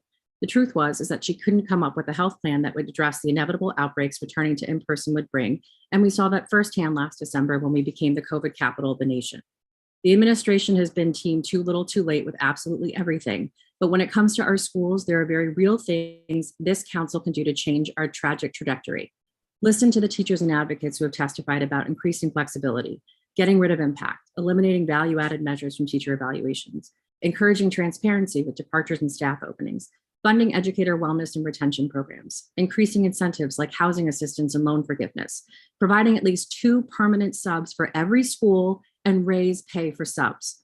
Additionally, let's implement a comprehensive induction program for new teachers. Allow educators returning from FMLA to work at a reduced schedule for a given period of time. Implement floating PD hours to provide educators guaranteed time off for personalized development and growth. Expand non-instructional teacher leadership roles. Expand community schools and wraparound supports for students. And also, please do something about the DCPS calendar. For some reason, it's completely decoupled from the calendars of counties that surround us. For teachers who live in the suburbs with kids, they now have to get childcare on those days, and it's a huge imposition. This is a little thing, but it can make a huge difference and cost nothing to fix. Also, too many of us have testified too many times about this exact problem and provided almost the exact same solutions repeatedly. At this point, I have to assume the lack of action is by design and intended to weaken our public school system to make way for privatizers. Please prove me wrong by actually doing something this time. And I'm sorry I wasn't on earlier. I was having to get my kids COVID tested because we've had an exposure in our classroom. Thank you. Thank you, Ms. Mitchell. Laura Fuchs. Good evening. So I get that I'm here testifying today again on this issue, again, on an issue that has been an issue in DCPS for a long time, literally over a decade that I've been testifying on this issue, either directly or indirectly. So really, I'm not really sure why I'm here right now, once again, talking about teacher retention. Instead, what I'd really love to hear is from the council, which is what in the world are you going to do about it? Here's what I know you're not going to do. What you're not going to do is change the legislation that stops DCPS educators from being able to negotiate their teacher evaluation system. We shouldn't have to tell you again how impact has damaged the teaching profession and led to higher turnover. And yet, here we are. You're clearly not going to put any pressure whatsoever on the mayor to negotiate a contract in good faith with the WPU. Here we sit in arbitration. I've heard zero urgency from the council members regarding pressuring and calling our mayor, Bowser, not negotiating in good faith and getting it to the table. Frankly, I'd fall off my chair if y'all actually got DGS to fix the long-standing school building maintenance issues without us having to live tweet every instance of it being broken. I mean, let's just be real. Half of you are paid off by Democrats for education reform. The other half don't really have a spine. So you're definitely not going to end mayoral control of our schools so that teachers have an actual voice in what goes on and maybe actually can reduce our workloads, stop the extra stupid contracting that siphons money away from our students and leads to endless BS unfunded mandates. Why bother bringing it up since you won't do it? But I've added a few more to my written testimony. Fully fund our neighborhood public schools, make sure the money actually makes it to our schools and isn't supplanted or stolen by DCPS central office for their pet projects and massive central office staffing. As other people have added, don't even get me started, but end over testing, make sure we have COVID leave, that we actually get the rights that we already have in our contract and we don't lose any more. But I'll be honest, if we couldn't convince you a decade ago that this was an issue, what's going to make a difference now? We have had vacancies every year at my school for over a decade. Is it getting worse? It is. Has it always been bad under mayoral control? Yes. Is the teacher turnover we're seeing inequitably distributed both throughout the district schools and teaching population? It sure is. But you all could care less. When I wrote this, and I guess correctly, only the chair would be here present because he made education so important by placing it in the committee of the whole. And we're seeing exactly what happened when this happened before, which is it completely gets ignored for all intents and purposes by the entire council.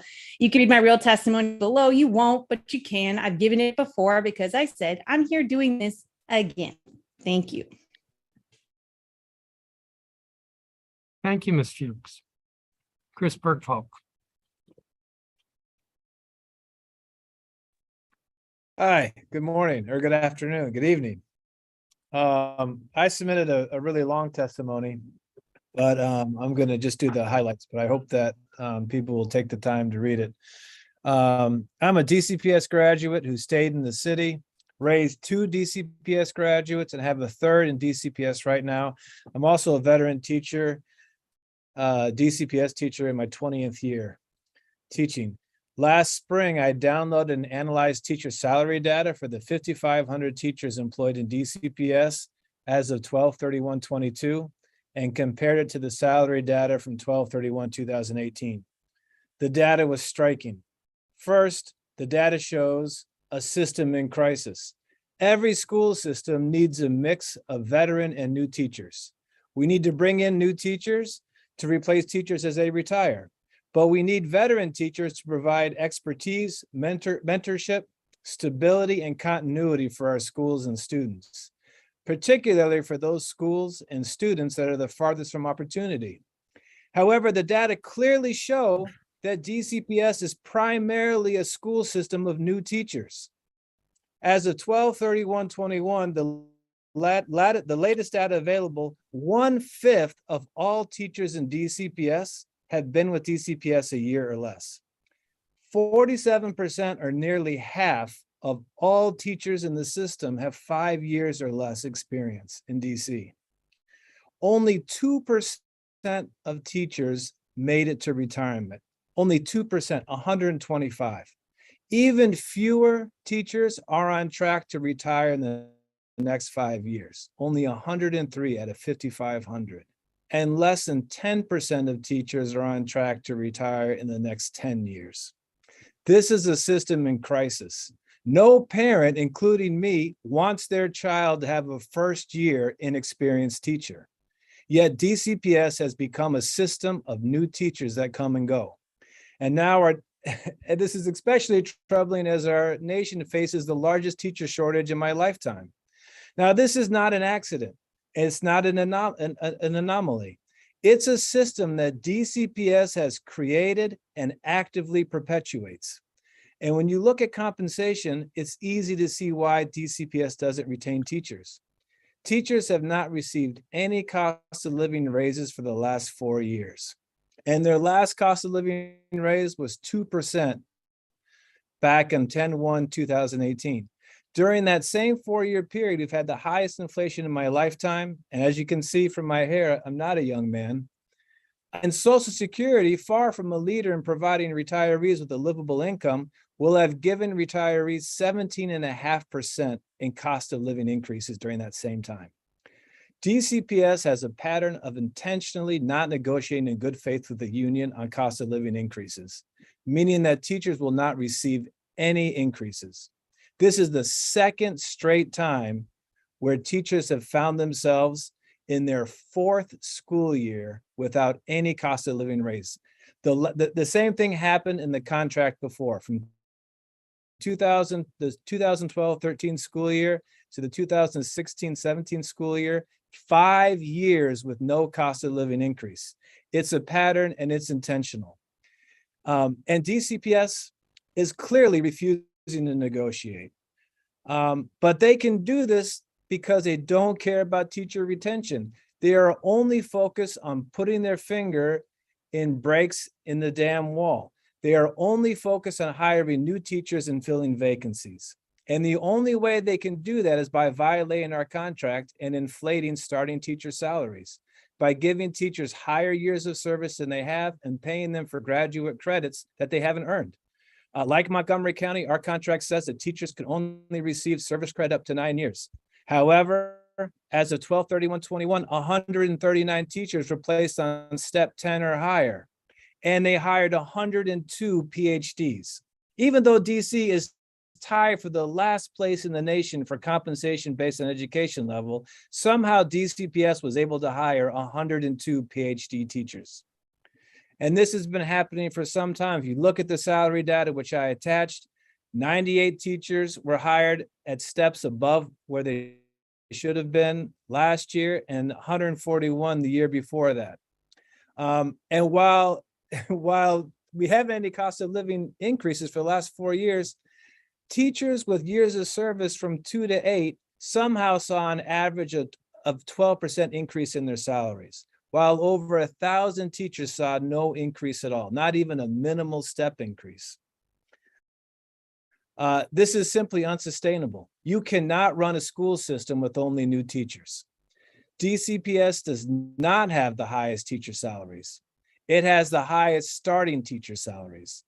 Impact is simply a racially and age-biased compensation tool for DCPS to bring new teachers in the door at the expense of retaining veteran teachers.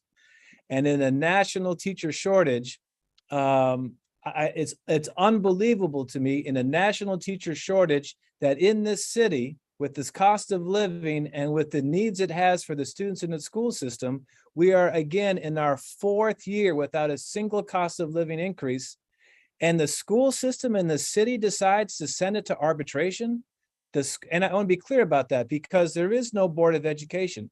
The council, the mayor, the chancellor, they have decided that the best course of action is to refuse to negotiate and go to arbitration. That makes absolutely no sense for the students of this city. And the last thing I'm going to say, because I know I'm over time, is the the teaching conditions, the conditions for teachers are the conditions that students learn in. There's not a day that goes by that I and all of my colleagues don't reach into our pockets to provide everything from educational assistance to home assistance for our students. We're the people who are committed, and you're taking those dollars out of our pockets, which means you're taking that money away from the students with the greatest need in this city, and it's disgusting. Thank you. Mr. Bergfault, you referred to an attachment to your testimony, but I don't see that unless it's a link. Sorry, I emailed you a PDF and I can email it to you direct. I think I emailed it to you directly as well, but I emailed you a PDF that has charts that show the compensation and the retention, as well as the racial and age discrimination in DCPS. And I'm happy to send you the raw data. I have names for all 5,500 teachers, and I have their compensation and their start date in DCPS for all 5,500 Okay. teachers as of 12/31. Okay, I may have some follow-up questions. Thank you. Joshua Wiley? Hello, and thank you for allowing me to testify in front of the council today. My name is Joshua Wiley, as you said before, and I'm the assistant principal at Whittier Elementary School in DCPS. Today, I am testifying as a former teacher and current administrator. Teaching is a profession that one must have a deep passion for. The days are long, the pay is subpar, and the students come with a myriad of physical, social, and emotional issues. In spite of adverse conditions, teachers continue to thrive in any setting while growing and developing students. DC Public School teachers and principals are resilient, but the undue pressure and stress to do the right thing is overwhelming. There is no surprise that teachers and principals are leaving the profession, especially in DC. I'll give you a rundown of what teachers and principals have experienced in the past year. Teachers and principals are constantly faced with many barriers that prevent them from focusing on the main reason that they are there: instruction. Teachers and principals are forced to perform as medical professionals, as schools are left without full-time nurses. Every time a student is sick, teachers and principals carry the task of diagnosing and triaging students while we wait for hours for parents to call back or retrieve their students, for teachers and principals to get back to instruction.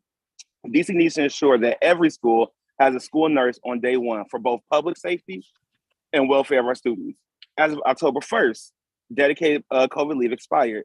This could mean that if a teacher tests positive for COVID, they must decide whether to come to work and possibly infect students, which further interrupts instruction, or stay home and lose money needed to provide for their families.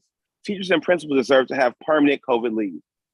Instead of focusing on instruction, teachers and principals are tasked with being HVAC workers by fixing and tinkering with AC units, leaking radiators, and have to perform emergency evacuations when the HVAC system fails.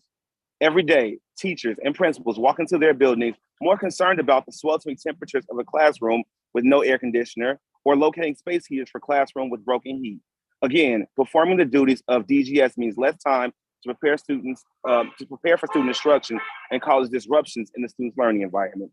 Let us hold DGS accountable for the regular maintenance and repair of our school HVAC systems. Most teachers are trained to educate children, not repair outdated HVAC systems.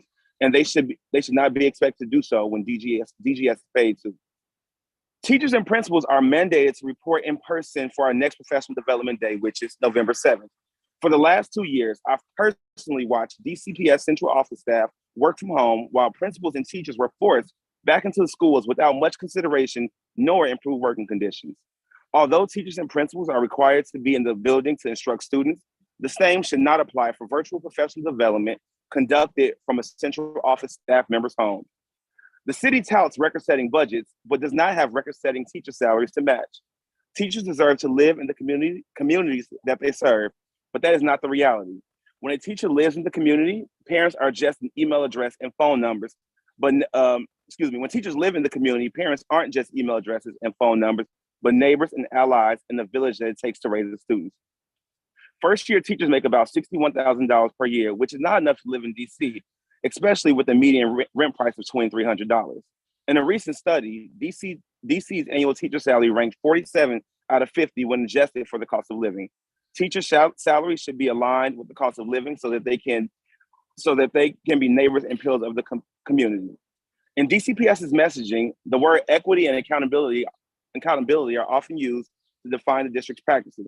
But is DCPS truly equitable and accountable?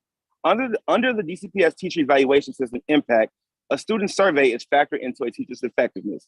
True equity would entail central office staff, including instructional superintendents, being assessed by the teachers and school administrators.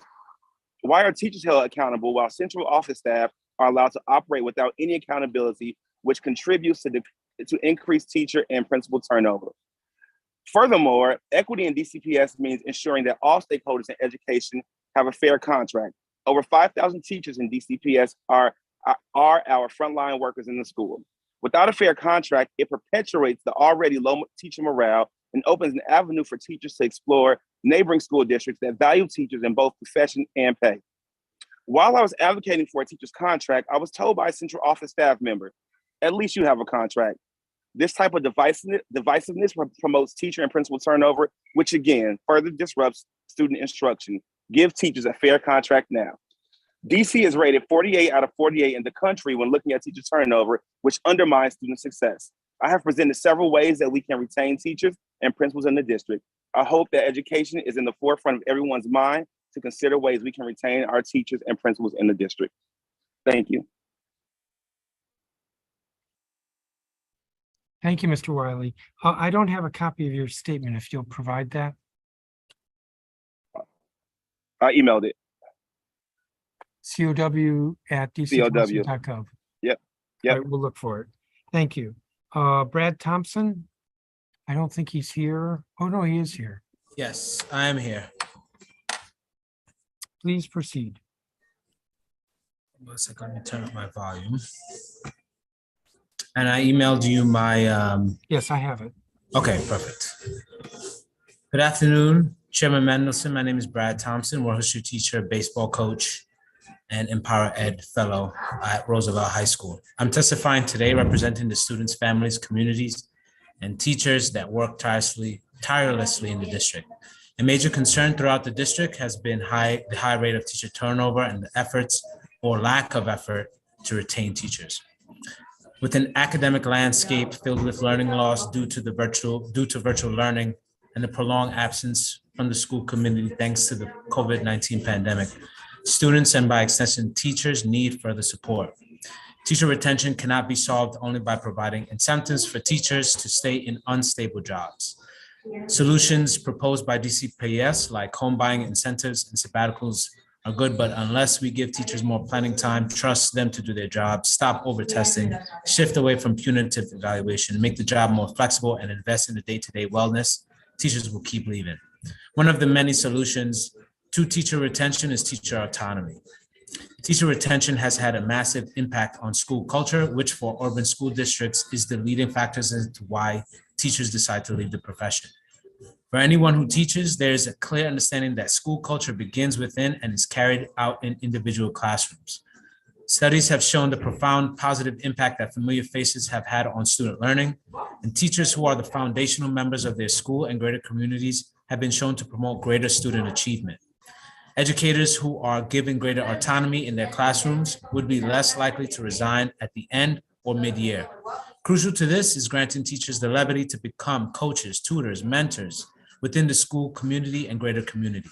Any one of these roles can bolster teacher reputation within the school community, allowing for levels of trust to grow among the student body. But how can a teacher become part of the school and greater school community if they do not live in the school community?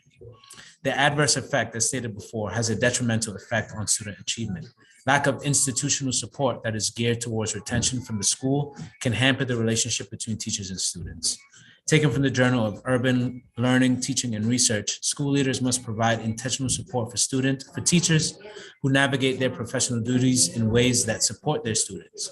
Because teacher turnover may jeopardize relationship building due to the unstable environments in which teachers and students must engage, it is important to begin to formulate positive relationships with students as soon as possible. Autonomous teachers see themselves as always learning. They question whether they have access to enough formal professional development that is relevant to their learning programs and learning environments that they create. That's taken from the Trusting Teachers with School Success study. Lastly, teacher flexibility can help retain teachers. The pandemic changed the nature of work, but it seemed to leave the nature of schoolwork the same. Just about every job teachers are qualified to move into has become more flexible. Teaching is a very inflexible job. The hours are strictly defined, and teachers have to work on nights and weekends to grade and plan, and that is tough to sustain. We need to implement flexible scheduling models to retain educators. These models cannot happen without additional funding for school partnerships and staff who will engage in this unique and valuable learning experience during the flexible days, hours, as well as school-based staff to coordinate flexible models. We need citywide funding for this to ensure it doesn't only happen at schools with greater resources or only at charter schools or have private funding. During the pandemic, teachers and students were given an enrichment day. Many DCPS teachers appreciated the flex day granted to them on Wednesdays during the pandemic. It allowed people to work one-on-one with students, allow for really deep conversations with the administration, and allow for greater amounts of teacher communication with families in the community. The enrichment day would allow students, depending on grade level, to engage in experimental learning, project-based learning, internships, and vocational education, to name a few. And I thank you for your time and all the best to everyone, and all the best for the rest of the school year. Thank you. Thank you, Mr. Thompson. Maya Baum. Hi, can you hear me and see me? That was yes, I was muted. Okay. So you could not hear me. Great. Well, good afternoon, Chairman Mendelson and the other members of the committee. My name is Maya Baum. I'm a 4th grade teacher in DCPS and a resident of DC. I know you spent a long time listening to many other testimonies, and hopefully nothing I say today is new. So I've been a teacher in DC for 8 years. I moved back here after getting my undergraduate degree and my master's degree in teaching. I share this information with you because I think it's important for people in power to realize and remember that teachers are professionals and experts in our field. Most of us are certified and trained in the best ways to educate and support students. Since the pandemic, teachers are not okay. We're being tasked with stricter curriculum that does not allow us to adapt to the needs of our students and to our professional insight. I don't feel like I even have time to teach because we're constantly being forced to administer different assessments that continue to tell us the same thing we already know, which is our students are struggling. But I don't need to give an RCT or an ANET to tell you that. Yet it seems no one who makes policies cares what I have to say as the professional in the field. We would rather listen to test scores, which should be one marker we use, but has now become the only marker we listen to. And as others have stated, this is the opposite of equity, but rather the way we uphold systems of racism and oppression. I would love to help my students learn. It's why I'm a teacher. But that requires time for me to plan and time for me to teach and time for my students to practice and learn. Yet DCPS and the city of DC does not seem to think that teaching and learning require time. Since the pandemic hit, and truthfully this was true before, we are being forced to accelerate and increase rigor as if that will suddenly teach students who can't read how to read. My students this year and last year more than ever need time. They are struggling with having survived this global pandemic, but we refuse to give them time to process and recover. They are children. Everything about acceleration and rigor goes against child development. And the worst part is there are people who will respond to what I'm saying by saying that I am setting low standards. And to that I say, how dare you? How dare you assume that I don't want my students to succeed? How dare you assume teachers are making decisions based off of laziness rather than our professional expertise around child development and pedagogy? It is this environment that is escalating the already existing crisis we've been in. Why should we continue working in a job where we are not valued or seen as professionals or experts? This is not new. The council, the city of DC needs to act now. Teachers need a contract that allows for us to financially afford the cost of living. We need flexible scheduling that allows us time to plan and prepare. We need there to be substitutes so we can take time off to care for our bodies and our mental health. We need there to be real professional development that we choose that's based off of what we need to better our teaching and learning rather than the forced BS we are required to attend.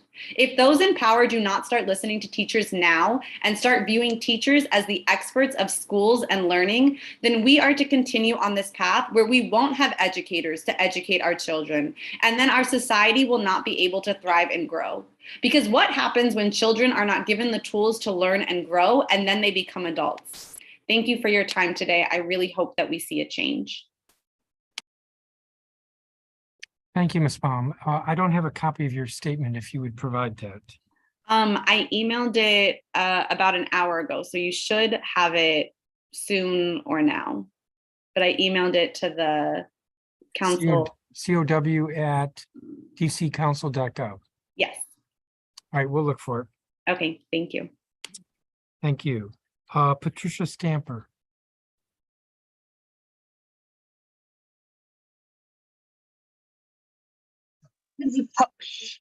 I'm about to testify. Hi, my name is Patricia Stamper. I am an Empower Ed Fellow, and I'm also a Ward 7 resident, specifically in the Dean Ward Burville community. I was a paraprofessional for a decade who had a true passion to become a lead teacher. During the 2020-21 school year, I earned $20.47 an hour, working only 35 hours a week. Now I am a salary special education teacher. However, I lost where I was at. However, the low pay of paraprofessionals still concerns me. The paraprofessionals that I work with are only paid $16.10 an hour. Behavior technicians are paid $17.10 an hour. I work hand in hand, side by side with predominantly African Americans and Hispanics at my school. Paraprofessionals are expected to support students in the classroom and throughout the campus during the transitions and toileting if needed. Paraprofessionals are the backbone of my school. My school cannot function properly without the hard work and dedication of paraprofessionals. My concern is this: my concern is that so much is asked of paraprofessionals day in and day out, why aren't they being compensated a living wage? If teacher turnover and retention is so important, and yes, it is, then shouldn't that same energy be placed on retaining and equitably compensating paraprofessionals so they can grow and become lead teachers just like me? The cost of living in the DC metropolitan area is high and getting costlier every day. How does one expect a paraprofessional to be able to provide for themselves, let alone a family, on $16.10 per hour? Here's my request to the DC Council Committee of the Whole, is to look into what can be done specifically to improve the retention of paraprofessionals, because these paraprofessionals will eventually one day be your lead teachers. I would also like to request that the DC Council utilize your platform as a governing body that can create legislation and enact laws, and request the DC Council expand the Grow Your Own option for paraprofessionals and high school students to ensure that they can one day become certified teachers. DC Council, I would also like you to request a fund to provide rental assistance for paraprofessionals and teachers to ensure that our educators who educate our DC children can actually have a place inside the district to live. I heard someone recommend a 30-year payback repayment, Mr. Eric Goulet. I think that's a little stiff, personally. Paraprofessionals make sub-living wages salaries and are often asked to do the same work as a lead classroom teachers, and increasingly asked to step in and cover when educators are absent. with substitute shortages. Meanwhile, half of DC charter schools have full-time starting salaries for educators below the DC living wage. I would like to recommend that the DC Council should institute new incentives based on years of service across all DC public and public charter school educators for increased student loan forgiveness, as well as home buying and rental assistance, as I mentioned earlier, to ensure that, again, that educators who teach in DC can live in DC. I would also like to request that the DC Council partner with DDOT to create a pass specifically for educators and people that work at schools. My school that I work at cannot accommodate the entire staff to park in the parking lot that is allotted for our school. Therefore, staff are forced to park in the residential neighborhood. I have personally experienced the wrath of parking enforcement. I have personally paid over this calendar year, $400 worth of parking tickets because my school cannot provide parking for the entire staff to park in the parking lot. Also, yesterday at my school, several staff called out. As a result of such a high volume of staff calling out, several classrooms were understaffed. I would like to recommend to the Committee of the Whole to implement legislation to ensure that there are 6 permanent subs at high schools and middle schools, 4 permanent subs at elementary schools to address staff shortages on a day-to-day level. Thank you for listening to my testimony. If you have any questions, feel free to ask me. Thank you, Chairman Mendelson and the Committee of the Whole. Thank you, Ms. Stamper. And I do have your statement. Yes, sir. Is Melody Marsh here? There were a couple of teachers who came in and whom I'd called earlier. Lucia Cuomo is one. Yes, good evening. Hello, can you hear me? Yes, I can.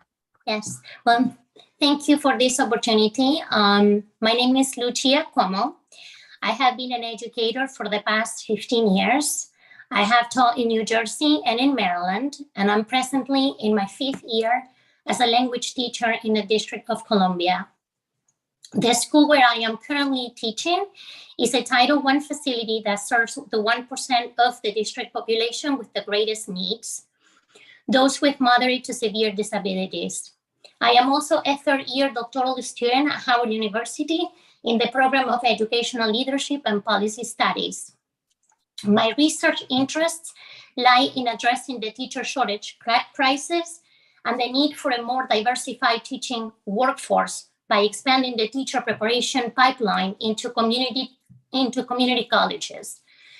I am here to express my concerns about the teacher retention issue in the district, which is disproportionately affecting the academic growth of our students with the greatest needs.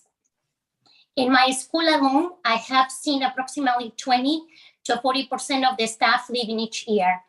After speaking with many teachers who chose to depart, I learned that despite the challenges of serving students with low incidence disabilities, the students are never the reason why teachers resign. Instead, state policies and evaluation system are among the most common reasons why colleagues decide to leave the school, the district, and sometimes the teaching profession, I even recall one teacher saying, "I feel the system eroded my passion for teaching." To retain teachers, we must act immediately, as the shortage is a growing problem in our district, nationwide, and around the world. Some of the solutions entail replacing the current punitive evaluation system that creates a culture of fear with a growth-based system focused on teacher professional learning and peer feedback.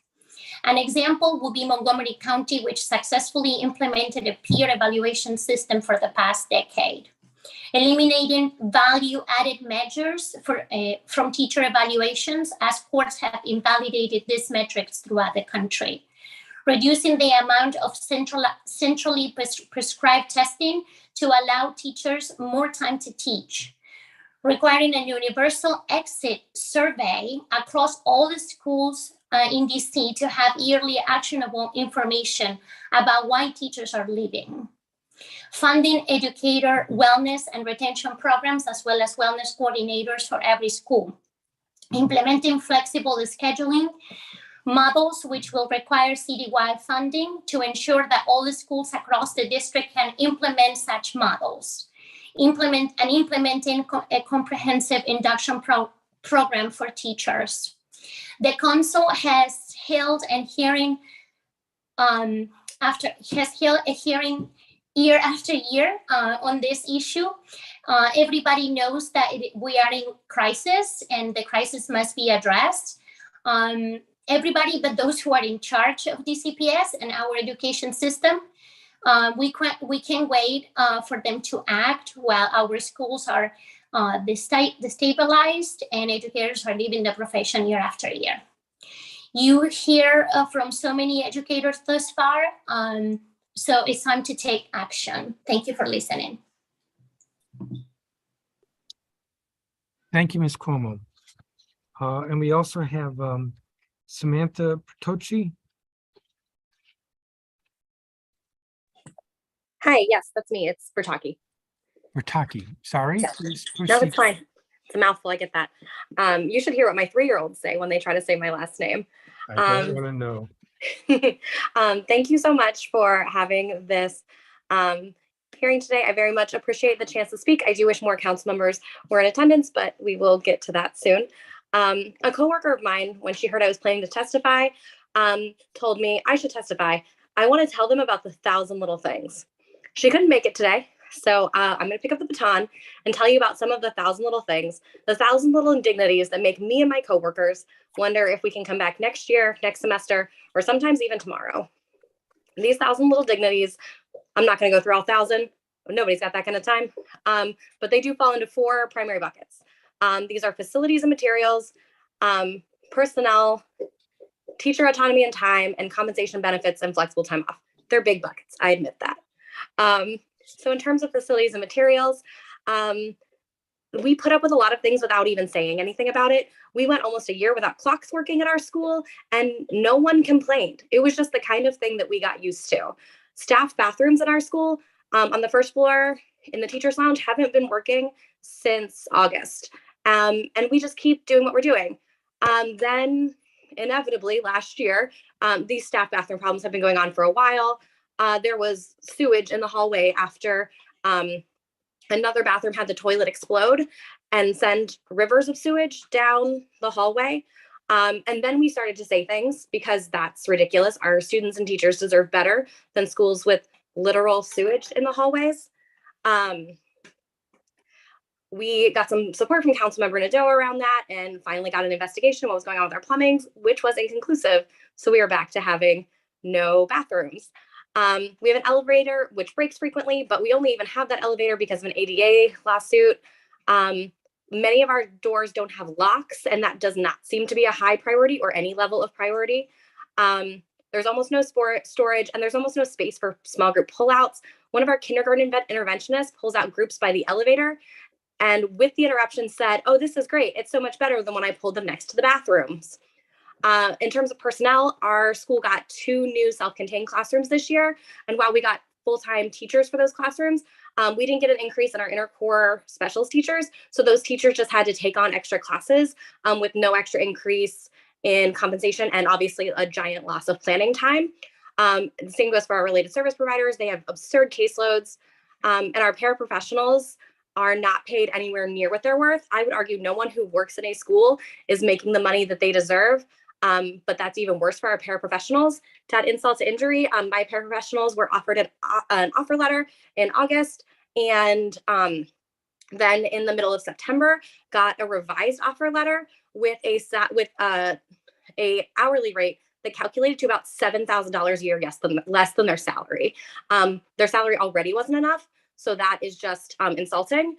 I don't know how much this decision was involved with that, but I also lost a paraprofessional today. She let me know that her last day will be tomorrow.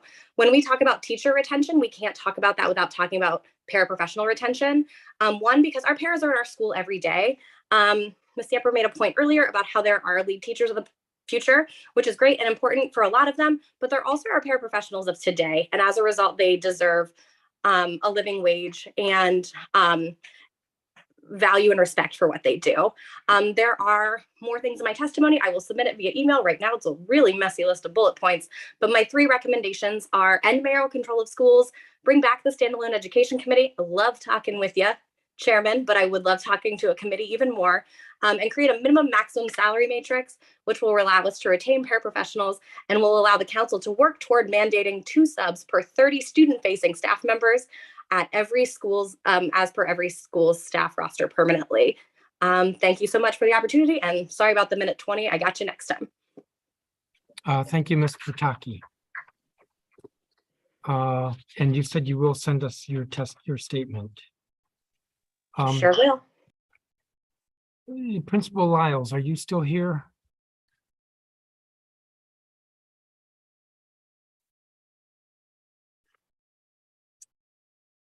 Thank you. My question to you is going to be similar to the question I asked of the other principal in the previous panel. This year, did you have to fill positions, that is, teachers who did not come back from last year, return from last year? If you're speaking, I can't hear you.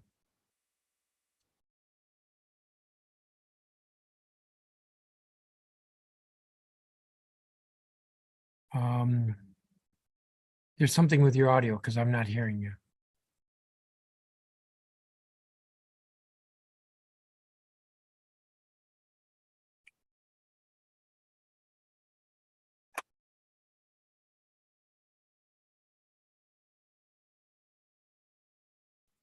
Yeah, there's something on your end. Maybe there's at the bottom of the screen, there might be something with your microphone.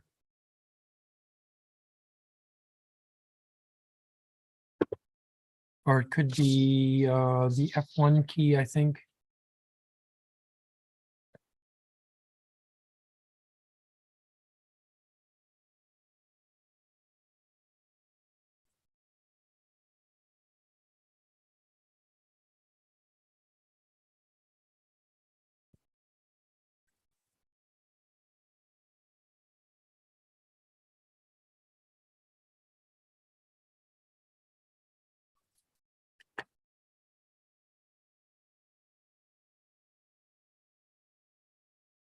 It looks like we just lost you, but maybe you'll come back.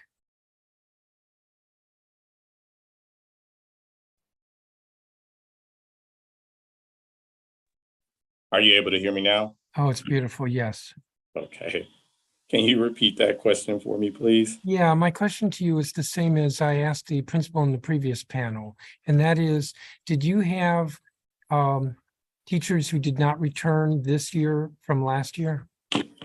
Yes, we did. I mean, we did have quite a few. I would say about maybe 10 to 12 staff members that we did have to replace this upcoming school, well, this current school year. One, because there were a couple of staff members that just identified that like this was not the work that they wanted to continue to be engaged in. And then we just also had additional positions that we added this year, which is why we had about 10 to 12 staff members that we hired for. I think in the process, I think we all know that nationally there was a teacher shortage, and it was really hard for schools to be fully staffed. But I think one of the biggest things that has helped kind of bridge the gap with our community is just being completely transparent about where we are with staffing and making sure that we're continuously communicating to our community where we are in terms of staffing, so that that our families are fully aware of how we are pivoting to support their students and continuing to provide them with a quality education. So of the teachers you had to hire, or are you still hiring, how many of them are replacing teachers from last year? 3? I would say about maybe 3 or 4. And 3 or 4. And why did those 3 or 4 leave at the end of last year? Were they all because they decided to get out of teaching? No, I think some of them decided to take positions that were closer to home. And then there were I think there was one that wanted to take a position closer to home. And then the other 3 had decided that this is just not the work that they wanted to continue to do. So is it fair to say work-life balance for all 4, and 3 of them, it was burnout? Oh, I would definitely say that it could be a mix of both. I will say that most of the teachers, if not all, communicated to us that, they did feel supported here at Wells. and thought that Wells was, a strong community that was very supportive, not only of staff, but of families. But it just did not work well with just where they were professionally, and decided to take on other opportunities.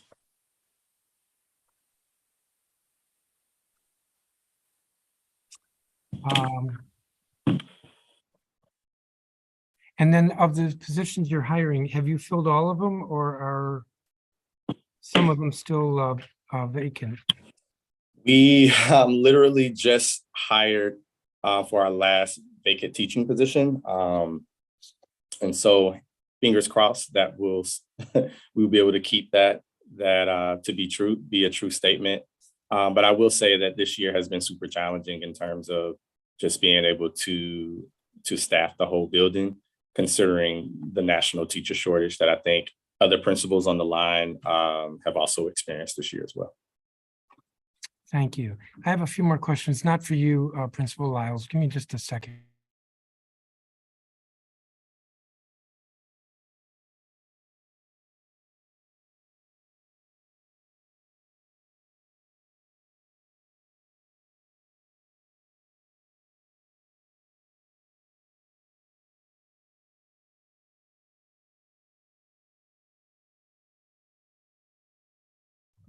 Mr. Bergfalk,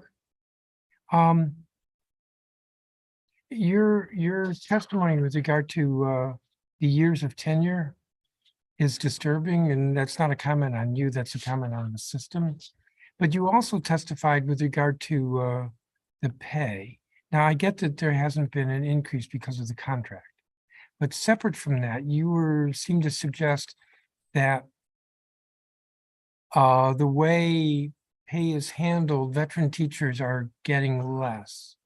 Isn't that a collective bargaining issue? It isn't actually.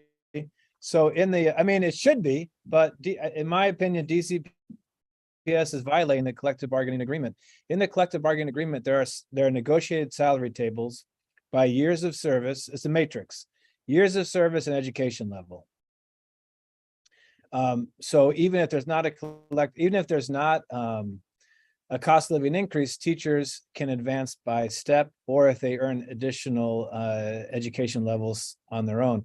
The problem is that in my opinion, DCPS simply can't hire new teachers at the rate in that negotiated CBA. I think the first year teacher is like, I don't know what it is. It's like 54,000. Nobody's going to work for that in the city.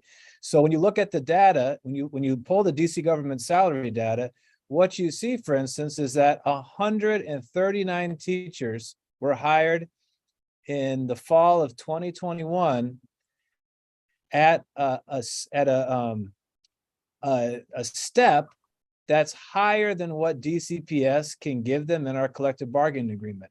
Like Montgomery County, our contract says that new teachers can receive up to 9 steps, up to 9 years of service for previous work as a teacher. So the highest step a teacher can be on that's hired by DCPS is step 9. But in 2021, in the fall of 2021, you see 139 teachers that were placed on a step above step 9. That's impossible. That's impossible unless DCPS is manipulating that and getting years of service that they simply can't. And the same thing is for the education level. And I believe that DCPS is not only telling these new teachers, come work for us, we'll place you on this high step, but we'll also give you education levels that you simply haven't earned to increase your salary to get them in the door. Impact does the same thing.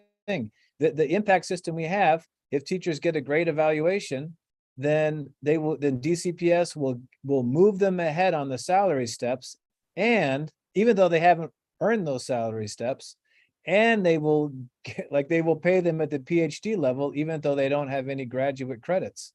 So that's what my testimony is about. Yeah, go ahead. But I don't want to spend too much more time on it. This just strikes me as an issue to either bargain. Now I get the there isn't a contract right now, and that is disturbing, but it's an issue to bargain or it's an issue to grieve. If they're violating the contract, the teachers' union's in a position to challenge that and say, hey, you're violating the contract, and to go before, I'm not sure if it's the PERB or OEA, I think it's probably the PERB. And similarly to bargain, I mean, because you make good points. We want veteran teachers.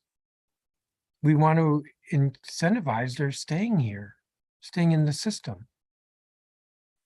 So I just wanted to probe with you what I was missing on Well, that. yeah, I mean, I'll be brief here, but I think there are two issues here. Number one is that the grievance and arbitration process is simply broken in DCPS. So I appreciate that we can file that grievance. I have 4 grievances that haven't moved anywhere. I haven't even had a single meeting on that grievance. One of them was 4 years. The other one is over a year. It hasn't even moved to the first step. It's completely broken. And while I appreciate that, you know, in theory, the union could grieve those issues. It seems, and I'm trying to figure out how to say it politely, but it seems unreasonable to me that the solution to a school system that is paying teachers for education levels they don't have, is paying teachers for years of service that they don't have, is a union issue. That should be an oversight issue for the city. That's just, I mean, it's flat fraud. You can't pay people for a PhD when they don't have a PhD. That's an oversight issue for the AG, for the city council, for the mayor.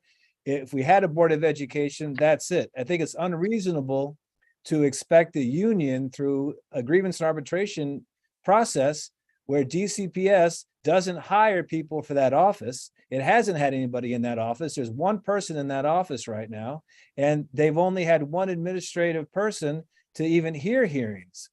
So if the city allows that to happen, and then you're pushing on the union, I apologize for my tone, that just seems unreasonable and infuriating. Well, don't apologize, but I think it is for the union because if it's fraud, then the Attorney General would maybe get involved, but the union has standing because it's a contract between the Washington Teachers Union and the district government. And getting into the level of detail of pay, that's the kind of thing that the Public Employee Relations Board would get into, not the council. And I'm not sure that the Attorney General would have standing, that it would have the ability to if you're right about the fraud. I mean, that's just the way the collective bargaining process works, is that there's a contract and it's for the union to, if the workers are being cheated, for the union to enforce the rights of the workers. And you may not like me saying that, but that's kind of the way I see it. I want to ask Alice McNeil a question. Thank you, Mr. Bergfalk. And your testimony on the tenure, as I said before, is disturbing. It's helpful and disturbing. Ms. McNeil, your testimony was helpful. I just wanted you to say more about the vacancies. So right now, Garfield is missing a 3rd grade humanities teacher, a 4th grade math teacher, an art teacher, a librarian, and a music teacher. Yes. Some of those are full-time. Are they all full-time? They're all full-time. And we just filled the 5th grade humanities spot Monday. Okay, 5th grade wasn't on your list here. So No, because it was filled yesterday. But it just was filled yesterday. So it was until yesterday, there was no 5th grade humanities teacher. So how are these vacancies being covered? The kids are not sitting in an empty classroom. Are teachers covering for these, or are there substitute So some teachers are covering, educational aides are covering. So there are dedicated educational aides for small group, but instead they are covering those classes, and then the instructional coaches are getting materials together. We have one long-term sub, and she's covering the 3rd grade humanities class, but basically it's just bodies that we're all having to cover. Yeah. But it's not high. I mean, it's not ideal. No, it's not. It's disturbing. And even when my daughter was in DCPS, she's graduated. I remember there was a vacancy. I think it was only one in the school. And it was disturbing because it was half the year, if not the whole year, that the kids didn't get education. Yeah, and I mean, we're all trying our best. This is not a slight on the staff, but also from what I understand, because I'm also new to Garfield, it was very difficult for me to transfer there. I transferred from another school and central office blocked my transfer. I had to fight along with the principal to get my transfer approved.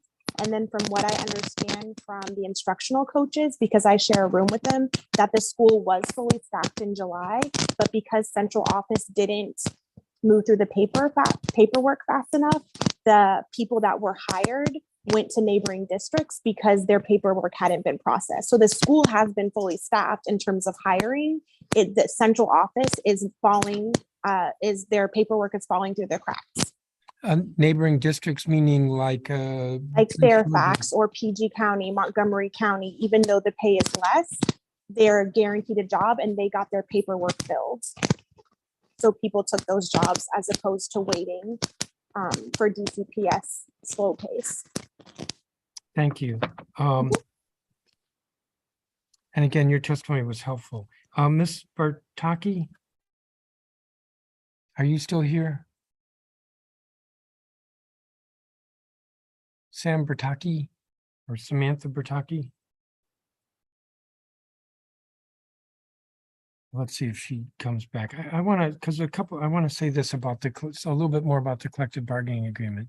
Hey, I'm here. Sorry. Yeah, I was getting my dog a bone. Okay, let me just finish this sentence and then I'm going to have something for you. The many people have talked about the collective bargaining agreement, and I share the frustration that there isn't one. Some people have suggested that this is the council's fault or that the council can do something about it. We can make noise about it, but the council is excluded from the collective bargaining process. We only come in at the end after there's an agreement because it has to then come to the council for approval.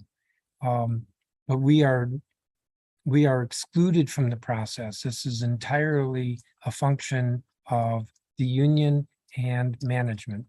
Management in this case being through the mayor's Office of Labor Relations and Collective Bargaining. Ms. Bertocchi, one of the things you testified about were problems with facility.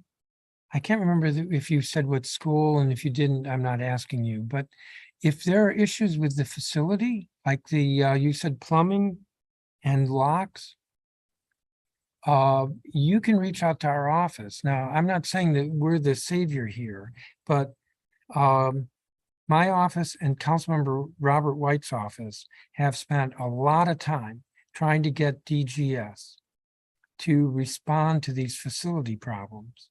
And we might have some success where you don't. And I'm not saying that's the way it should be, because it isn't the way it should be. Councilmember Robert White has oversight over the Department of General Services. And I think he's actually lost some hair trying to figure out how to get DGS to be more responsive. He and I meet every other month with the director of DGS, and we literally go over work orders in schools. It's kind of aggravating because this is not the way facilities should be managed, but we will try to help if there's plumbing that's not getting fixed or door locks that are not getting fixed. So I think I'll do it this way. Reach out to my office after the hearing, and anybody can do this, and at the COW. Okay, Lakeisha Jordan, and that would be L Jordan. I think she may put it in the chat, ljordan@dccouncil.gov. And we'll follow up with DGS. I think that was the only thing I wanted to just, unless you have any follow-up question. And you don't have to. I don't have a follow-up question. I'm at Tubman Elementary, and I have been working with Councilmember Nadeau around these. She's been helpful, but definitely expanding to at-large members, including the chair, will be helpful.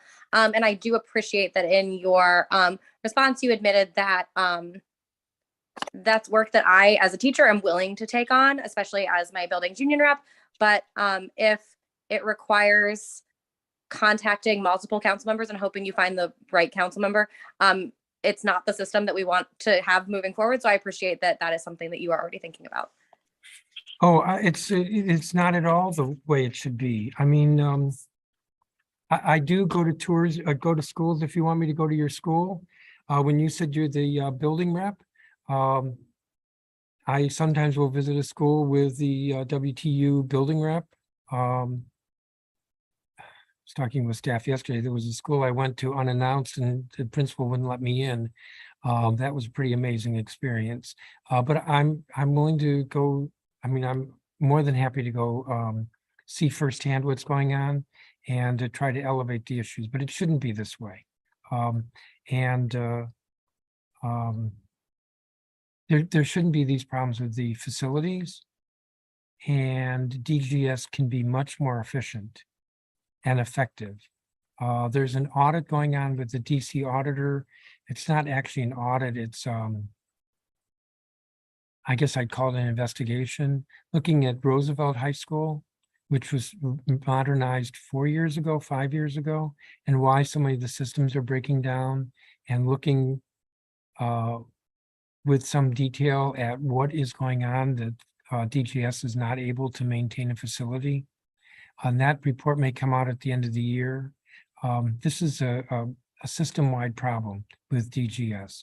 And you know, it makes me want to say that the council doesn't run DGS. We only have our oversight tools, and between Robert White and myself, his committee and my committee, we are putting as much pressure as we can on DGS to be better about the facilities.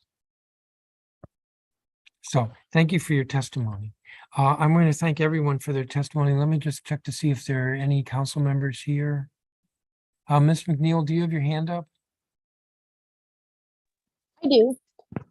So I am a member of COPE, the WTU COPE committee, and I remember we asked when we were talking to candidates, you referenced something when we brought up the contract installed negotiations, and you referenced, I believe, a bill or something you could do in terms of oversight. So I was wondering if you could explain that a little bit. Well, I'm not sure I interviewed with you guys this year. You did. I was there. I remember. By Zoom, because this is. Yep, via Zoom. Okay, say more about this. So it was for the primary. And Yeah, no, I one of know the that. standing questions is about how there's a history of stalled negotiations. And we asked about oversight for the council. And there was something you referenced. I believe it was a bill or something that the council could do. And you talked about encouraging and somehow when there's a stalled agreement. I remember you brought that up. So I just wanted you to talk about it now and share with us, because you had it like right off the top of your head when we were chatting in COPE. And so I was wondering if you could elaborate on it now, because I remember thinking like, oh, that would be really helpful.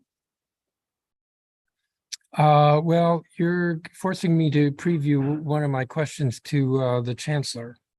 But Is the chancellor here? We will find out. Okay. But I have asked that the chancellor be here. There is a timetable set forth in the law for bargaining. Now, the parties don't have to adhere to that timetable. On the other hand, the parties can force the timetable. And that might have been what I was referring to.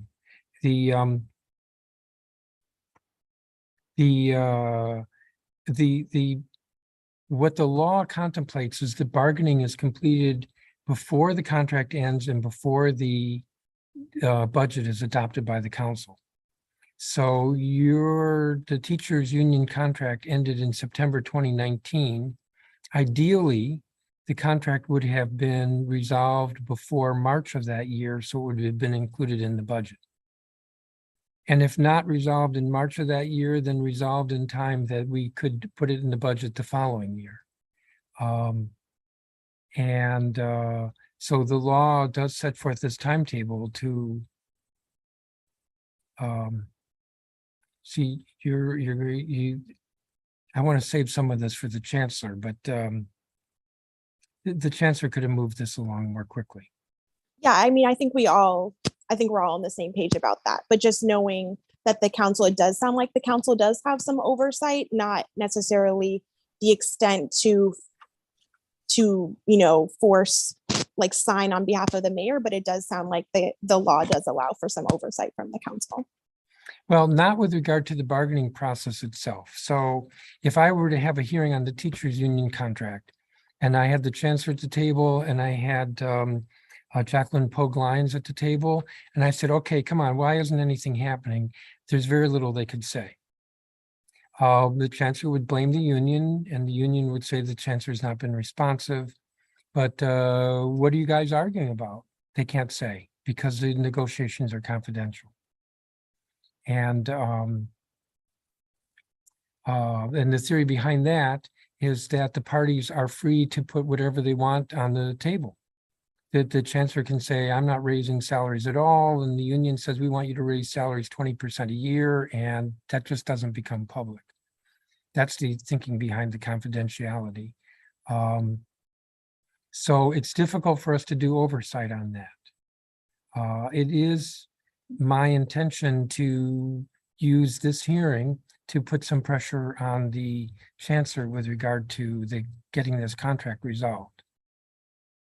And that is a form of oversight, but that's about it. The only other thing I could think of is that we have a committee on labor where these contracts go, but I don't know that they could do anything that I haven't just said.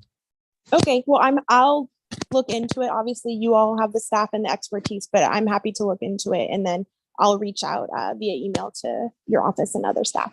Thank you. I'm guessing that when you said I referred to the council could do a bill, that I had said that there is a law and that this is what the law provides. Okay, I will look into that and follow up. Okay. Thank you. I want to thank all of you for your time and your testimony and your patience. This has all been helpful. And so you all are excused. I'm going to take a 5-minute break. All right, 6 minutes. At 6:35, we will resume and we will have the government witnesses. So we are recessed until 6:35.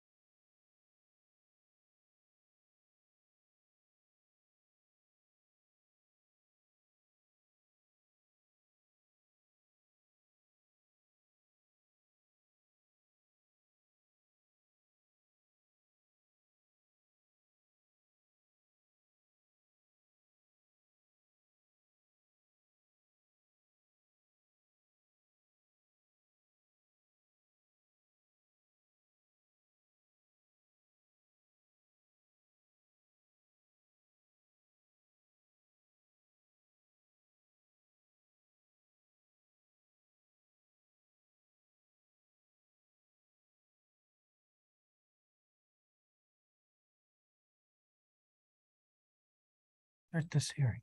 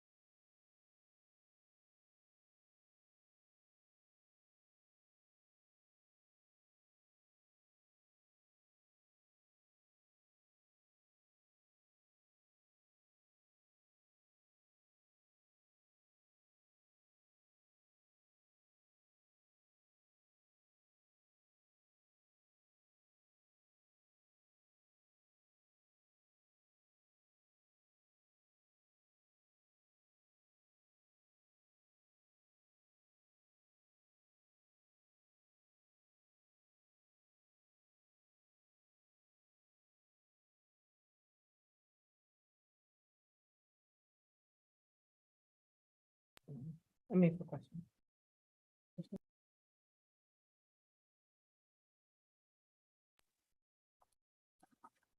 I am calling back to order this hearing. We're continuing this hearing with regard to teacher and principal turnover in Bill 24-355, the Statewood Data Warehouse Amendment Act of 2021 as introduced.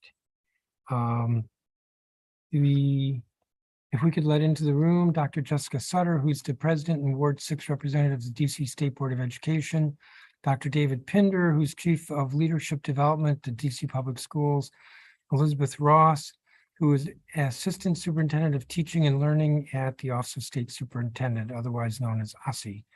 And I had asked that the chancellor be here, so we'll see if he's here. My staff asked if I was putting you all on a clock, and I rarely put any of government witnesses on a clock. So if you go on for an hour or longer, you might hear a thump as I fall off my chair and sleep, but otherwise, Dr. Sutter, I think you are first. Thank you, Chairman Mendelson. Good evening. Good evening to my fellow witnesses. We'll try to keep this as brief as possible. My name is Dr. Jessica Sutter, and I'm the president and Ward 6 representative of the DC State Board of Education. I'm pleased to be here this evening on behalf of the State Board to provide testimony on both teacher and principal retention and Bill 24-355 Statewide Data Warehouse Amendment Act of 2021. I'd like to start by thanking you for holding this hearing on two important topics in education: the retention of teachers and school leaders, and the importance of publicly available statewide data. Ensuring students across DC receive a quality education requires the retention of talented educators and school leaders. Since 2018, the board has prioritized the issue of teacher retention through several reports, surveys, advocacy efforts, and the introduction of the very legislation being discussed today. Over the years, one focus of the state board's advocacy on teacher retention has been to push for better and more publicly accessible teacher data. Such data would allow policymakers to identify teacher retention and attrition patterns in schools, and both within and across LEAs, and to develop solutions that address both system-wide issues and individual LEA needs. In October 2018, the State Board published a report titled Teacher and Principal Retention in Public Schools in the District of Columbia. This was the first report of its kind to compile information on teacher attrition rates in the district at the school, LEA, and state level. At that time, the State Board found that, on average, nearly 25% of teachers were leaving public schools annually, and that the rates substantially worsened as the proportion of students designated at risk at a school increased. Subsequent reports were published in 2019 and 2021, finding similar annual rates. The State Board has been pleased to see that much more attention has been paid to the issue of teacher and school leader data since the release of the State Board's reports. This only underlines the need for the information required in Bill 24-355 to be made publicly and annually available, eliminating residents and stakeholders' onerous task of either manually entering data from performance oversight documents or filing Freedom of Information Act requests. The purpose of this bill is to ensure that the data relevant to understanding the nature of teacher attrition and retention across the district's public schools is available publicly. The State Board has revised the bill since we previously asked the chairman to introduce it to address feedback from both the chairman and the Office of the State Superintendent of Education, and to remove any role for the State Board in annual reporting. The legislation amends the State Education Office Establishment Act of 2000 to require OSSI to publicly and annually report data relevant to understanding teacher retention and attrition in the district, including information on teachers' professional experience, years serving at their school, demographic data, type of credentials held, and which teacher preparation program they completed, if any. Such data would allow school leaders and policymakers to identify patterns and develop solutions.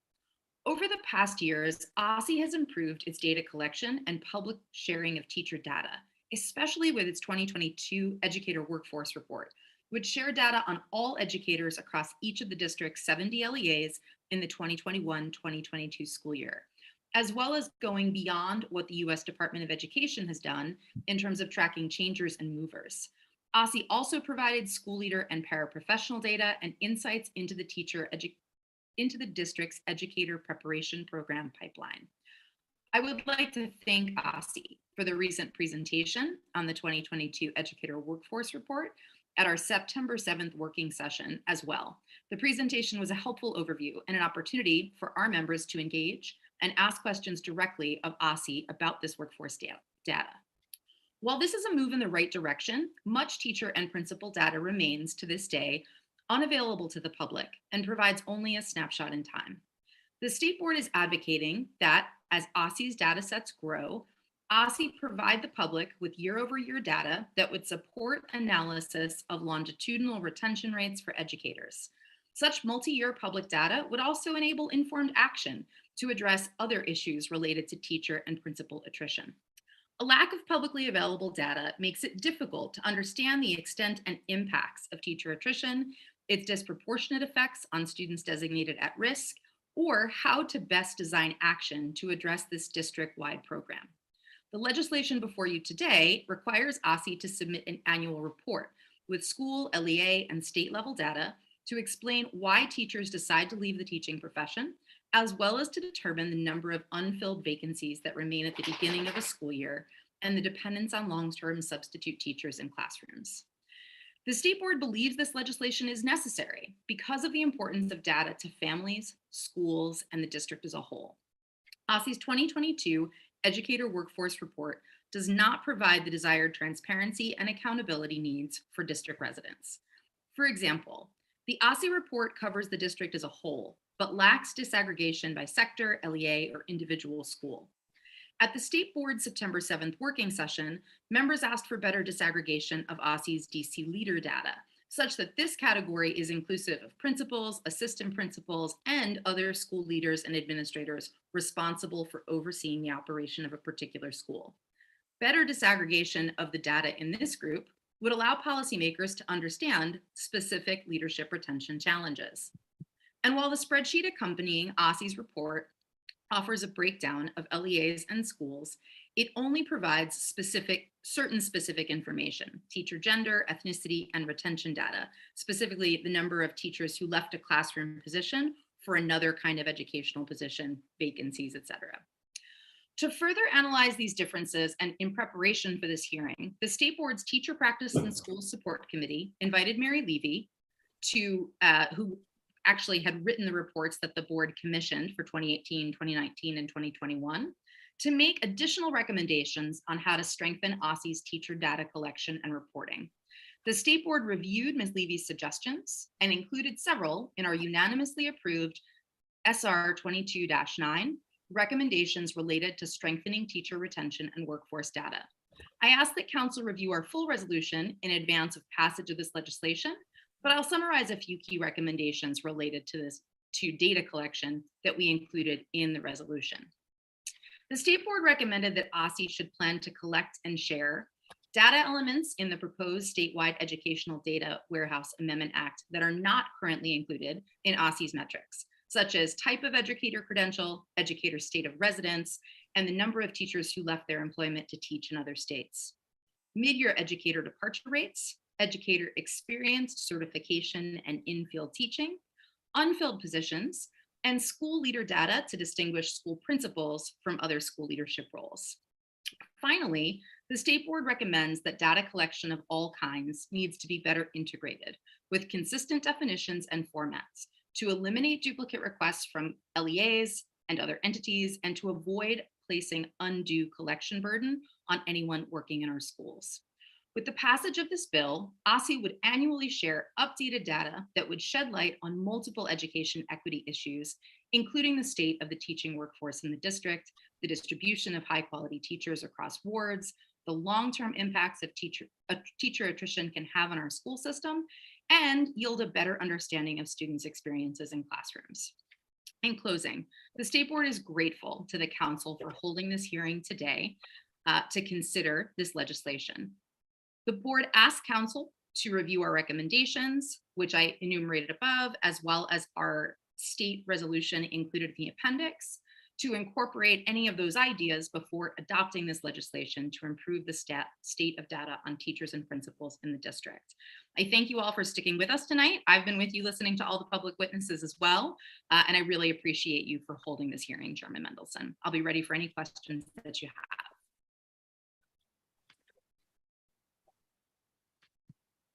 I'll have a few questions, but you did not attach to your testimony that resolution, SR 22-9. I will send it to the Council of the Whole email now while I listen to my colleagues testify. I apologize for that. Okay. Dr. Pinder. Thank you. Good evening. Chairman Mendelson, members of the Committee of the Whole, and staff. I am Dr. David Pinder, the Chief of Leadership Development for the District of Columbia Public Schools, and I am excited to be here with you today to share the progress we have made and some of the steps we envision to help build and sustain the strongest educator workforce of teachers and school leaders in the country. Earlier this year, DCPS launched a year-long engagement campaign with our community stakeholders on the design of our upcoming strategic plan. This hearing serves as an ideal opportunity to reflect with Council on our progress to date, to share the new strategies we are developing, and to solicit you and your colleagues' ideas for enhancing our talent blueprint as we respond to the dynamics of a changing workforce in this post-pandemic era. Since 2007, I have had the pleasure of serving DC students and families as an assistant principal, and instructional superintendent. This experience has provided me with a front seat to the dynamic innovations that demonstrate our district-wide commitment to student success and teacher excellence. Thanks to the important investments made in our schools by Mayor Bowser and the DC Council. Throughout this hearing, we will highlight many metrics that we're using to strengthen our workforce, but perhaps the most important metric is that families are choosing DCPS. We are pleased that DCPS enrollment grew significantly in the decade before the pandemic, and now we are seeing enrollment growth as we move into the post-pandemic period. Families are showing us that they trust our principals and teachers with their children and their education. We owe so much of this success to our school leaders who are working tirelessly to provide the optimal conditions our teachers need to succeed. So it is fitting that we are meeting during the month of October, which is National Principal Appreciation Month. And I want to take this opportunity to say Happy Principal Appreciation Month to the incredible 114 leaders leading our schools. I'd also like to thank the more than 7,000 teachers and staff who show up each day to cultivate welcoming and joyous learning experiences for their students. We are incredibly grateful for your service and commitment. As we consider the retention landscape, the headline is that DCPS continues to make long-term progress through strategic investments in both teacher and school leader retention. In the decade leading up to the COVID-19 pandemic, DCPS made gains in teacher retention. Between 2009 and 2019, overall district retention for teachers increased by 7.2 percentage points from 77.8% in school year 2009-10 to 85% in school year 2018-19. As the pandemic hit in the 2019-20 school year, retention was at a high point of 91.6%. And while we did initially see some flux in our retention numbers, they have since rebounded. The most recent 21-22 school year had an overall teacher retention rate of 86.3%, higher than the pre-pandemic school year 18-19 retention rate of 85%. Mr. Pender, are those numbers system-wide or are they school-based? They're system-wide, and I can give you the school base as well tonight. Thank you. Yep. As we think about pre-pandemic versus post-pandemic trends, the school year 21-22 overall teacher retention rate, 86.3%, is also higher than the average retention rate of the 3 years prior to the pandemic. Furthermore, DCPS saw no change in district retention rates from last school year to this school year and retained on average 88% of all teachers over the last 3 years. As further evidence of DCPS's overall upward trajectory, DCPS continues to be celebrated for its strategic retention strategy, where the district retains greater numbers of teachers designated as highly effective or effective, thereby retaining our top performing teachers who are best poised to advance student achievement across the district. Over the last 3 years, DCPS has retained on average 92% of highly effective and effective teachers. In addition, DCPS is committed to ensuring that our teacher demographics reflect that of the students we serve, and DCPS retain highly effective and effective teachers of color for all subgroups at a higher rate than white teachers across all 3 school years spanning the pandemic. From the national landscape, we know that school districts traditionally experience significantly more turnover at Title I schools than in low poverty settings. This is not the case at DC Public Schools, where we continue the 5-year trend of retaining our highly effective teachers at similar rates in Title I and non-Title I settings. While there are many factors that contribute to this, the structural investment in performance compensation through impact bonuses likely plays a key role in our retention of teachers who are best positioned to close opportunity gaps, particularly given that 75% of highly effective teachers in DCPS's Title I schools indicate that impact plus bonuses contribute to their desire to stay in DCPS significantly higher than their non-Title I counterparts. We also see evidence in the stabilization of retention rates across DCPS.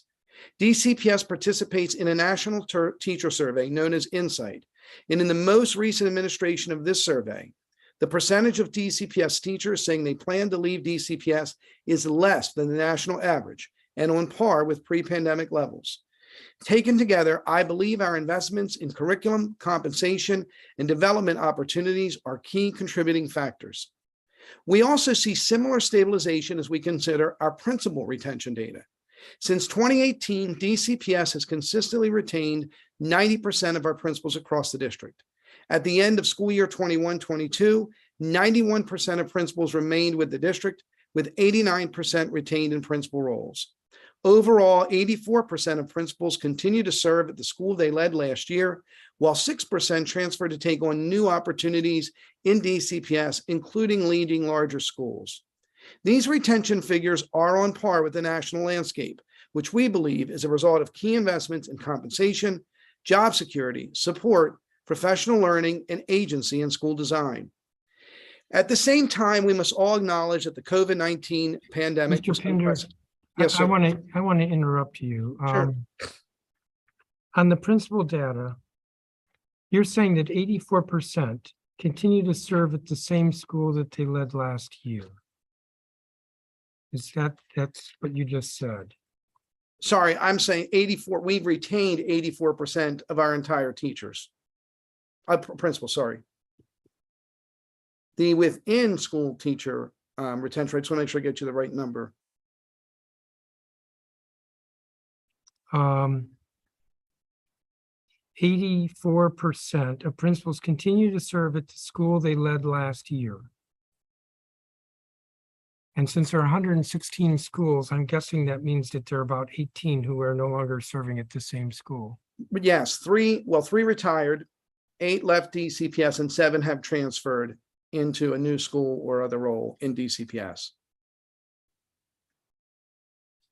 Yes, and the attachment to the letter that the chancellor sent has a table. Are you familiar with the letter? Yes, sir. And the table says there were 14 who left. The table that I'm looking at right now that I believe was submitted to you has 3 retired, 8 left DCPS, 7 transferred, Go to 4 the took on, attachment. sorry, 4 took on new schools. Go to the attachment. There are 4 tables on one page. Okay, we're getting that numbers specific for you.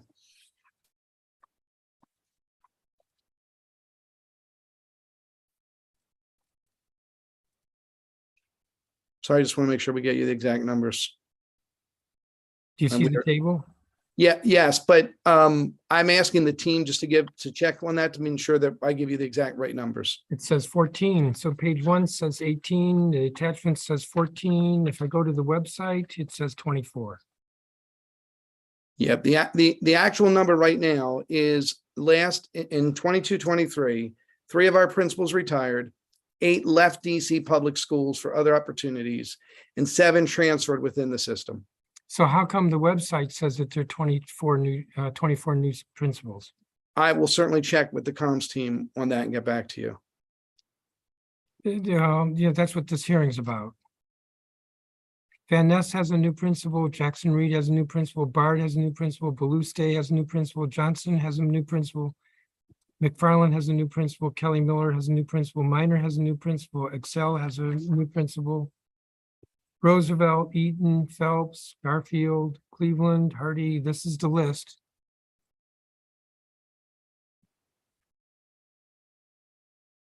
It challenges me with regard to the accuracy of the statistics. But I interrupted you. No, wait, I will definitely have the exact numbers for you, and I can go through. I have the names pulled up and can send you this list as well of the principals who have transferred within DCPS, retired, or are not retained in an Excel doc. But I can have the team send that to you. It's also important to note that Johnson and Excel principals were interim and they were made permanent. So the list on the website includes interim principals who were made permanent, which is why the list was larger. You can continue. Okay.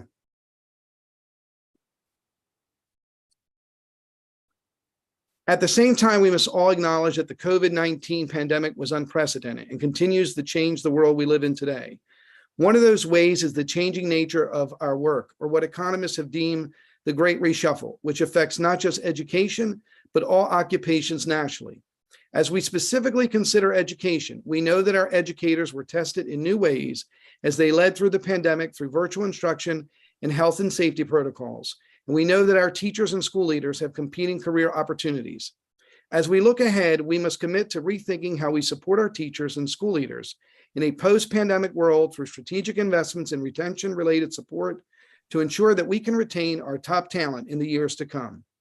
As we consider this changing landscape of work, we are committed to several key strategies to bolster our retention efforts.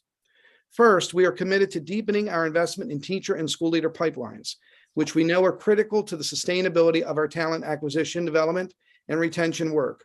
DCPS is now partnering with 4 teacher residency programs, including Urban Teachers, Relay, Howard University, and Georgetown University, that prepare program participants who serve as educational aides to become successful teachers in DCPS schools through intensive training alongside high-performing mentor teachers. Each program is designed to cultivate a diverse pool of talent and demonstrates our commitment to building talent pipelines here in DC, as we know that teachers with deeper ties to the communities they serve are more likely to stay. We are particularly excited to highlight our new partnership with Georgetown University, where we offer tuition support to DCPS educational aides who are considering becoming dual language or English as a second language teachers. As part of our strategy to respond to the growing numbers of language learners we are welcoming to DC public schools. We also continue to partner with Howard University, which has a program goal that 50% of their cohort will be males of color and reflects our commitment to our Empowering Males of Color initiative, which reflects our commitment to help young men of color excel through academics, social emotional development, and family engagement. We also believe investing in school leader development is an investment in teacher retention, because we know teachers choose to stay when they feel meaningfully supported by their school leaders. As such, we are making similar investments to develop the next generation of school leaders and provide meaningful professional development to our current leaders through partnerships with George Washington and Howard universities to redesign their education leadership graduate programs to support success in DCPS. A cohort of DCPS teacher leaders will earn their master's degree at George Washington University to prepare them to become future assistant principals in DCPS. At Howard University, several assistant principals and principals will be able to complete a doctoral program to prepare them to serve as future principals and district leaders. These pipeline and development efforts align with our role for retention efforts. These include executive coaching support for school leaders and the Renewal Fellowship, a new cohort-driven experience for leaders to provide them with the space to build community with peers while focusing on personal well-being and collaboration with other principals across the district. In addition to pipeline and development opportunities, we are committed to continued innovation in our recruitment and retention strategies. We seek to engage our stakeholders in the co-design of initiatives to ensure the teaching and school leaders' roles are attractive and sustainable, especially in this competitive job market. We are eager to discuss innovative paths to support greater flexibility, shared responsibility, and specialization for our teachers and school leaders as we look to the future. The Council provides a unique and important voice in the next iteration of this work. I look forward to engaging with you today on ideas how we can continue to strengthen it, and I'm happy to take any questions you may have, Councilman, or from the rest of the Council. Thank you, Dr. Pender. Dr. Ross. Are you a doctor? I'm not a doctor, no. Okay. Forget Good that evening. part. Good Ms. evening, Ross. Chairman Mendelson, council members, and members of the listening public. My name is Elizabeth Ross. I'm the Interim Assistant Superintendent of Teaching and Learning for the Office of the State Superintendent of Education. I'm pleased to join you tonight to discuss Bill 24-355, the State Data Warehouse Act of 2021, and the state of the educator workforce in the District of Columbia. Teachers are the single most important in-school factor in a child's education. As a former DC public school teacher, I know firsthand the extraordinary role teachers play in the lives of our children. At OSSE, we firmly believe that every student deserves access to excellent teachers. Our policy decisions should recognize the invaluable role that teachers play. As we work to craft policies to support our educators and students, accurate data play a vital role to inform the decisions we make. Therefore, we need high-quality data, not only on hiring and retention, but also on teacher training and supports, effectiveness, and more. Although much of this information is used at the local educational agency and school level, OSSE plays an important role in collecting and sharing teacher data, as well as providing a suite of supports to teachers and local leaders to help them grow. OSSE already undertakes significant work related to improving teacher practice and collecting teacher data. Within the Division of Teaching and Learning, we work to catalyze a strong pipeline of future teachers through the Grow Your Own program and other work, and then build the capacity of educators from pre-service to in-service through targeted, sustained, high-quality supports. We strengthen educator practice by providing research-based, high-quality professional development and convenings. OSSE provides robust professional development across content areas, and we advertise these opportunities to educators on our website and through multiple communications channels. OSSE currently collects a substantial amount of data from LEAs and schools through the annual faculty and staff data collection. We use these data to meet federal requirements and satisfy local needs. For example, we collect citywide data on teacher shortage areas, as well as information for federal reports. Additionally, in response to public feedback, the DC School Report Card provides school-level data on teachers, including years of experience and teacher credentialing information. We plan to add teacher demographic and retention data to the report cards this year. In addition, OSSE plans to use ESSER funds to launch a statewide school climate survey for the 2023-24 school year. The survey results will provide valuable data that we can analyze in conjunction with our faculty and staff data collection. Over the past 3 years, OSSE has worked deliberately to create and publish multiple sources of information on the educator workforce in the district. In fall 2019, OSSE released the inaugural DC Teacher Workforce Report, which provided the first comprehensive view of the teacher workforce in the district. This past winter, OSSE released a focused snapshot report highlighting educator retention data to provide educational stakeholders and the public with timely access to important data describing the rates at which educators were retained in the 2021-22 school year. Work is underway to publish a similar brief in January 2023, as we know the topic of educator retention remains both timely and important. Additionally, in spring 2022, we released our second comprehensive DC educator workforce report. This report, which includes data from all DC LEAs, details DC's existing educator workforce, the demand for teachers in different subject areas in DC, the educator pipeline, and teacher, school leader, and paraprofessional mobility and retention. In concert with the release of the 2022 Educator Workforce Report, OSSE publicly released LEA faculty and staff data files. These downloadable Excel files include information on citywide teacher supply from educator preparation providers and teacher vacancies from LEAs, as well as school-level demographic and retention information. Our reports show that DC's educator workforce includes a strong pool of educators. Our educator workforce is far more diverse than it is nationally. 71% of teachers in DC are of color, compared to 21% nationally. DC's teacher retention rate between the 2020-21 and 2021-22 school years was 85%. Although national teacher retention data is not necessarily comparable, as there is no centralized collection process or definition across LEAs and states, DC's teacher retention rate is on par with retention rates in other urban school systems. DC can be proud that it is retaining more than 90% of its effective teachers in the District of Columbia Public Schools and 86% of effective teachers in the District of Columbia Public Charter Schools. Given that 92% of teachers were rated effective citywide in school year 2021-22, this means that almost all of DC's effective teachers are continuing to serve our students and schools year over year. OSSE looks forward to sharing whether these trends continue in the 2022-23 school year in January 2023. These reports are designed to catalyze citywide conversations about talent priorities in DC and inspire collaborative efforts to address these priorities. Specific to Bill 24-355, the legislation prescribes data elements that OSSE must collect on teachers and other faculty. In the appendix to my written testimony, I provide a crosswalk of data the bill would require us to collect and data we already collect through our faculty and staff data collection. As you can see, OSSE's current data collection is robust and includes most of the data points included in the bill. While OSSE is committed to collecting and using data about the teacher workforce, this bill includes unnecessary data elements and misses other important information, namely data on teacher effectiveness. Some of the required data may sound benign, but would be administratively complex and costly to collect. For example, line 55 requires OSSE to collect data on the reasons teachers leave the profession.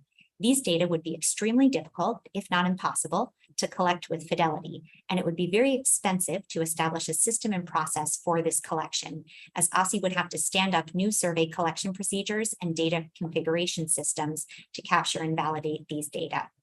Currently, OSSE collects faculty and staff data through LEAs.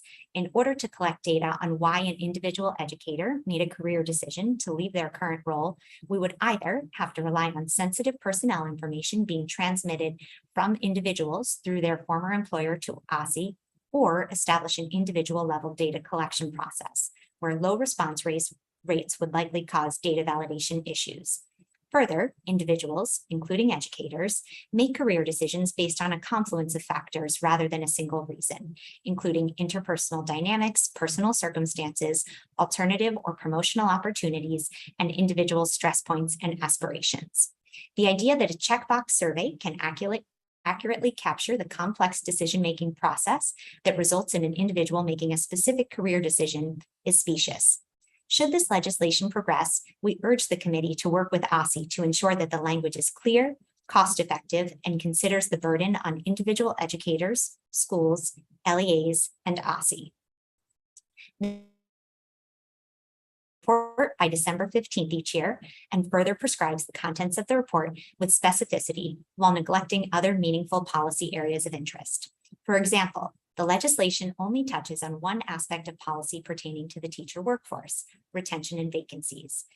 Our teacher workforce reports are far more comprehensive and include information on retention and vacancies, but also on teacher effectiveness and workforce trends that influence a school's ability to attract, support, and retain an effective and diverse educator workforce. We believe that this report is more meaningful to grounding comprehensive policy conversations on the teacher workforce. We remain committed to releasing updated Excel data files every year. However, the December 15th date is not reasonable. OSSE conducts its faculty and staff data collection in the fall of each year, and because this is a robust, complex collection, LEAs require significant time to complete the collection and certify the accuracy of their data. Upon completion and certification, OSSE must then analyze these data. This is detailed work that takes considerable time and staff capacity to conduct responsibly.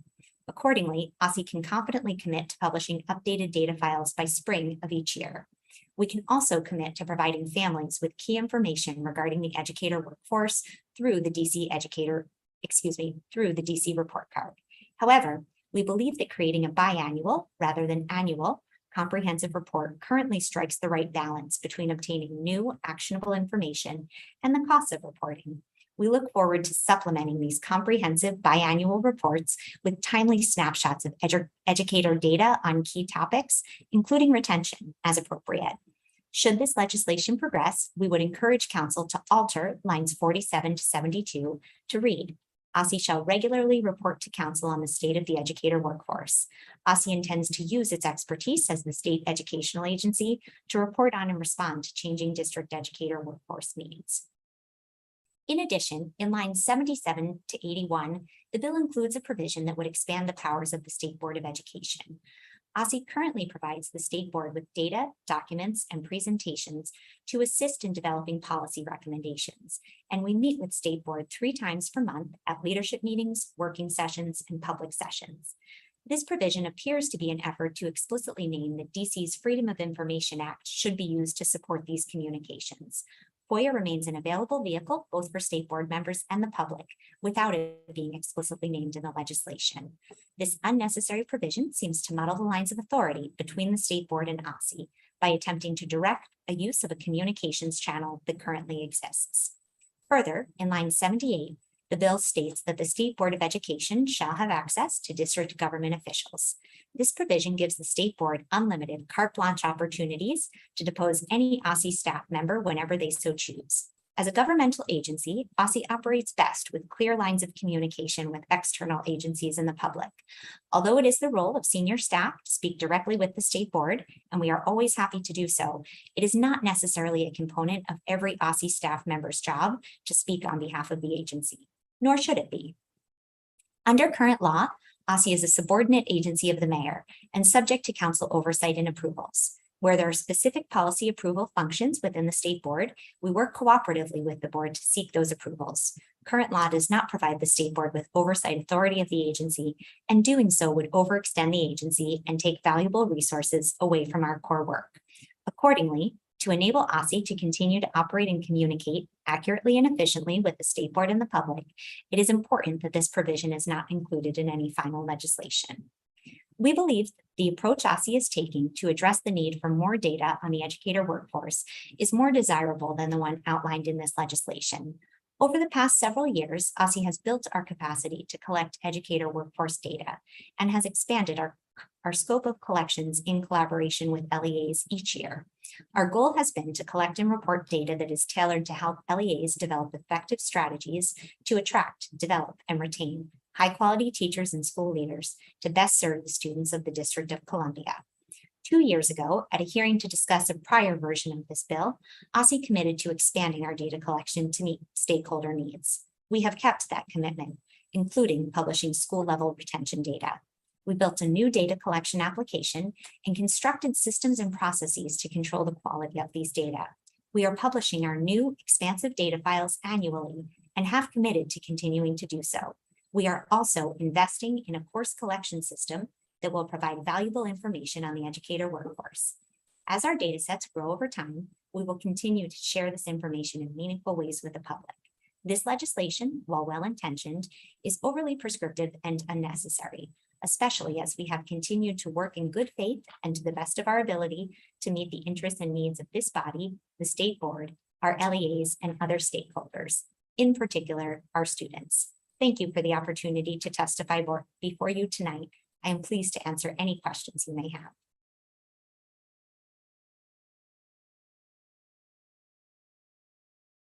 Thank you, Ms. Ross.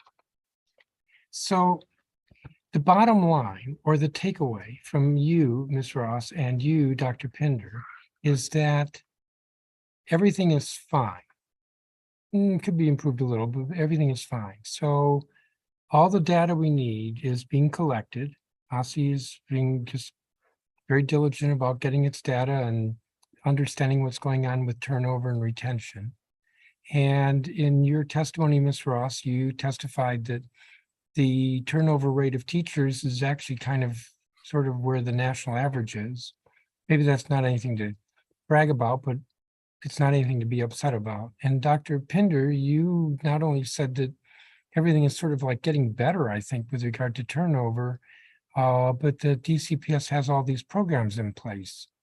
Now, we all just sat through 5 hours of testimony that was rather excruciating in how unhappy people are.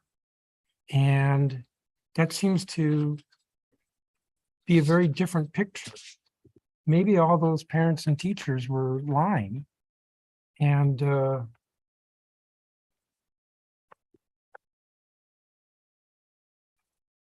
there's some discrepancy between my calculations and Dr. Pinder with regard to principal turnover, but even his own figures show that in the last 5 years, we've had 89 new principals. Chris Bergfolk attached a table that 47% of our teachers have been teaching for less than 5 years. Actually, that reminds me, the chancellor, in his letter to me with the pre-hearing responses, said that the average tenure of principals was the mean 4 years. No, oh, it's gone up to 6. It was 4 last year and 3 the year before that. That's the mean. So I can't remember. I think the principal at Lafayette had been there for 30 years. Actually, I think the principal at Czech has been there for 30 years. Averaged against the 2 principals who are brand new, what does that come out to? That still comes out to a mean of 10 years. The median was 5. Let's see, average tenure of principals, the mode was 0 with an asterisk because there's so many new principals that the average, the most frequent number for how many years a principal's been at a school is 0. So which is it? Everything's fine, or,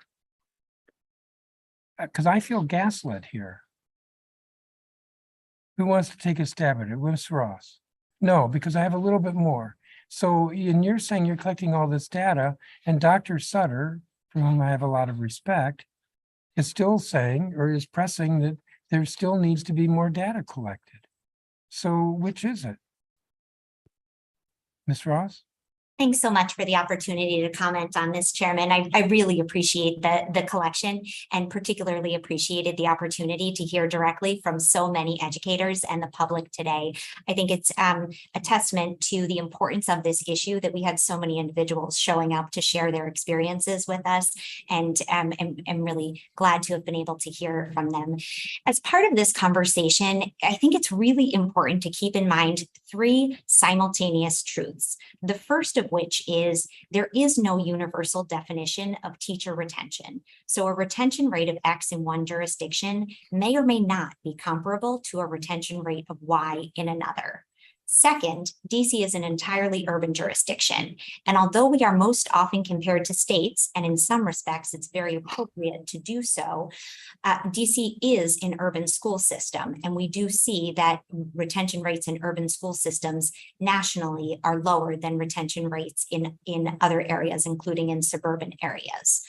Third, Teaching is an incredibly challenging job, and it's important that we work together to ensure that the teachers and school leaders, both those who showed up today to testify, but also those who we know are still at work in their classrooms or at home grading papers, have access to critical supports to sustain the important work that they do each and every day. In preparation for these conversations and as part of the work that I lead at OSSE, we've done some work to look into other urban jurisdiction teacher retention rates. And we found that not only is DC's retention rate much easier to find than other peer jurisdictions, but also that it's on par with school systems like Baltimore, like Houston, and like Boston. And so for us, it's a both and. Both our teacher retention rates do not demonstrate that teacher retention in DC is dramatically different than it is in other urban areas. But also, we need to continue to invest in really significant ways in our educator workforce. But that's not good enough. The status quo is not good enough. 47%, are the figures wrong? 40% of all teachers have been teaching less than 5 years. It should be, it ought to be, shouldn't it be more like 50%, 60% have been teaching more than 5 years, maybe 10 years? Thanks so much for the question, Chairman. There is research to demonstrate that in the early years of a teacher's career, they do become significantly more effective. We find that that effectiveness tapers off over time. In terms of the optimal rate of teacher longevity within a system. I think that varies on the needs of the system. So are you saying, not to interrupt, but I am, are you saying that I'm wrong in thinking that we want teachers to go to and stay at a school for years? I'm thinking of a neighborhood elementary school. Is that a bad thing? That I remember looking at my neighborhood elementary school, and the first grade teacher, everybody talked about, she'd been there for 20 years. Is that a bad thing? It's incredible to have teachers that are making investments in our communities and sustaining those investments over time. It can be really powerful. Let's be clear here. Let's be clear. I know I'm interrupting, I'm talking over, but let's be clear here. Do we want a first grade teacher who's been there for 20 years? Or do we want teachers who are new and fresh? Because I think you just said that there was research that new teachers are more exceptional. Yeah, so Chairman, we want a workforce that is healthy and whole, which means that there are some new teachers, right? We want teachers to be able to retire and to be able to move into other school-based roles and other educational roles.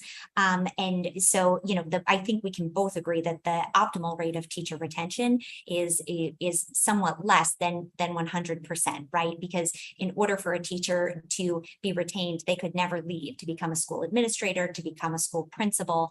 And so there are myriad reasons why any individual teacher elects to leave their role. And as an urban area. No, I'm sorry, I'm interrupting again. You're confusing this. Nobody's talking about no teacher can ever become a principal and no teacher can ever go to central administration. I'm not saying that, but 47% of our teachers in DCPS have been at the school, have been in DCPS for less than 5 years. I don't think that's a good thing. So again, we do need new teachers coming into our workforce. There are benefits that new teachers bring to the table. I'm not disagreeing with that. Okay, I'm horrible at analogies. Do we want a Washington Nationals team that's all new players? Young, a great future ahead of them? Is that what we want? They played horrible baseball this year.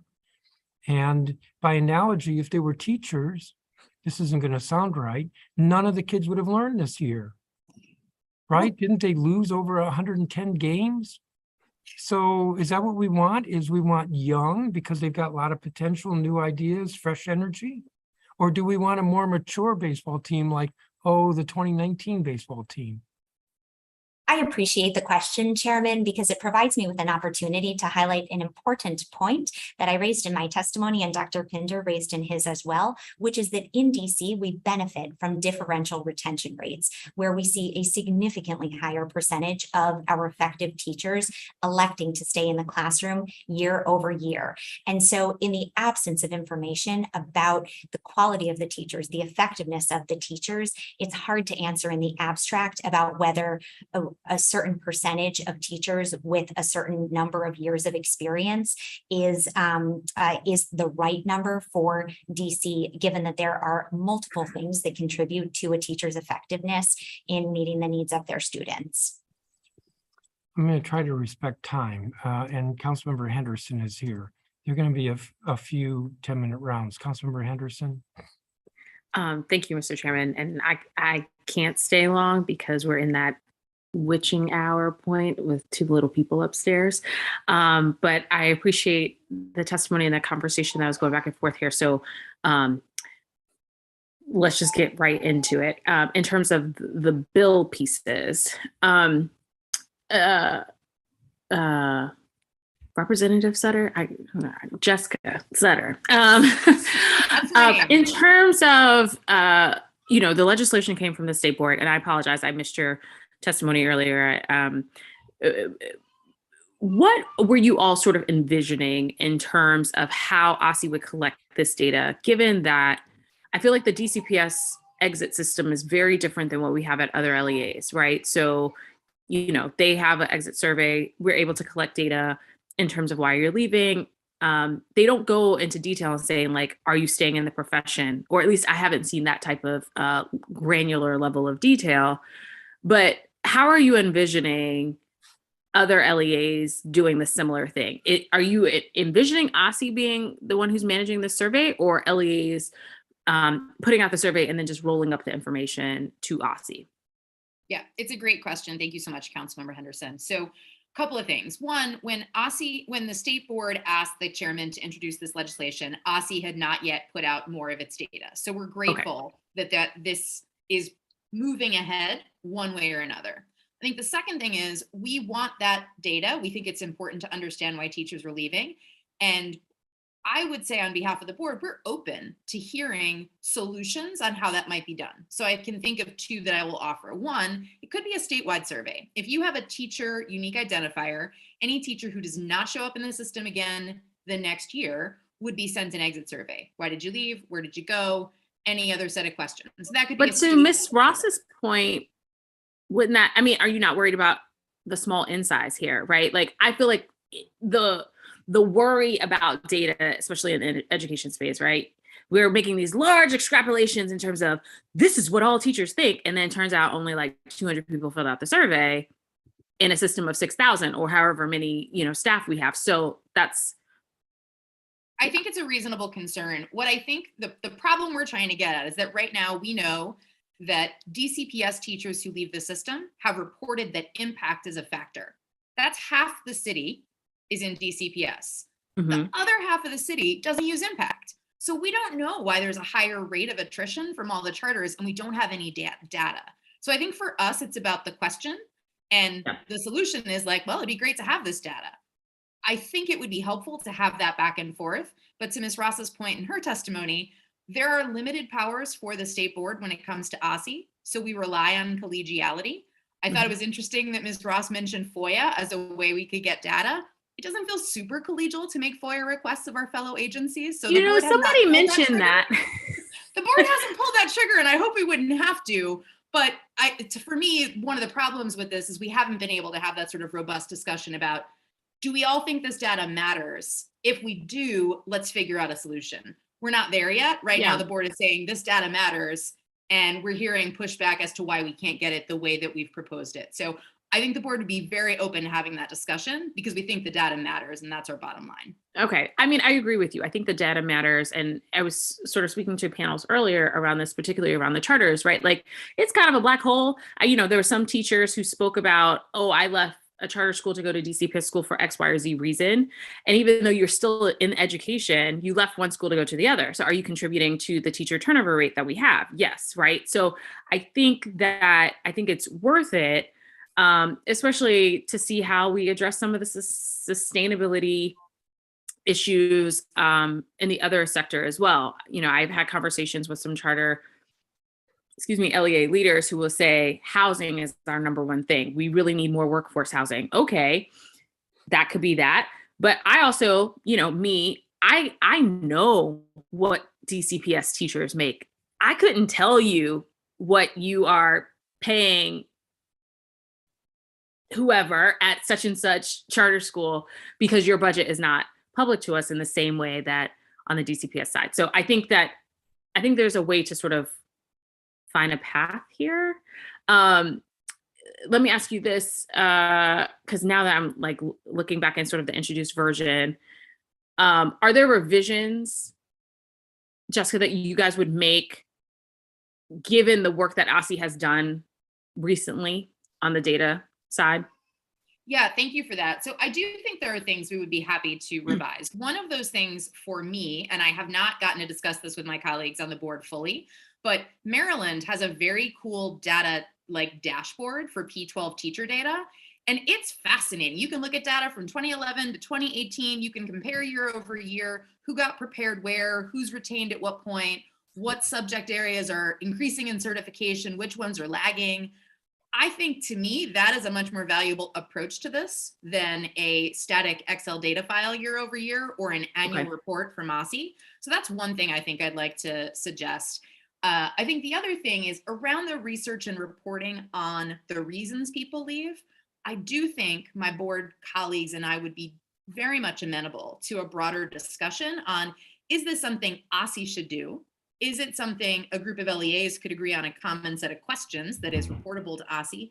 Is this something the new research practice partnership ought to take on and include in their work? Is there data they would need from OSSI in order to be able to base that on? So I think all of those are options on the table for us, but it's that the data matters is what we're trying to get ahead here. And I think the way in which we gather the data is very much something we're open to revising and discussing. Yeah, I mean, I think that's helpful. And to your point around the dashboard piece, one of the things that I'm super interested in is like where, what schools of education are folks coming from? Yes. And I was telling my staff this, like, right, like, you know, in the education space, we spend a lot of time talking about what's going on in the K-12. We talk about early childhood. And then, yeah, sometimes we'll talk about higher ed, but there is no accountability for what schools of education are like producing in terms of preparing teachers to enter into the classroom. And I have yet to see a really strong interrogation around perhaps you all need to change your curriculum and pedagogy and approach in the same way that we are having these conversations when it comes to K-12. And I feel like flipping the data back at them of like, and this is how your folks are performing or not, or how long they're staying in the system or not, is worth it. Okay, let's put a pin in that. I do want to talk a little bit about just the overall conversation around teacher turnover.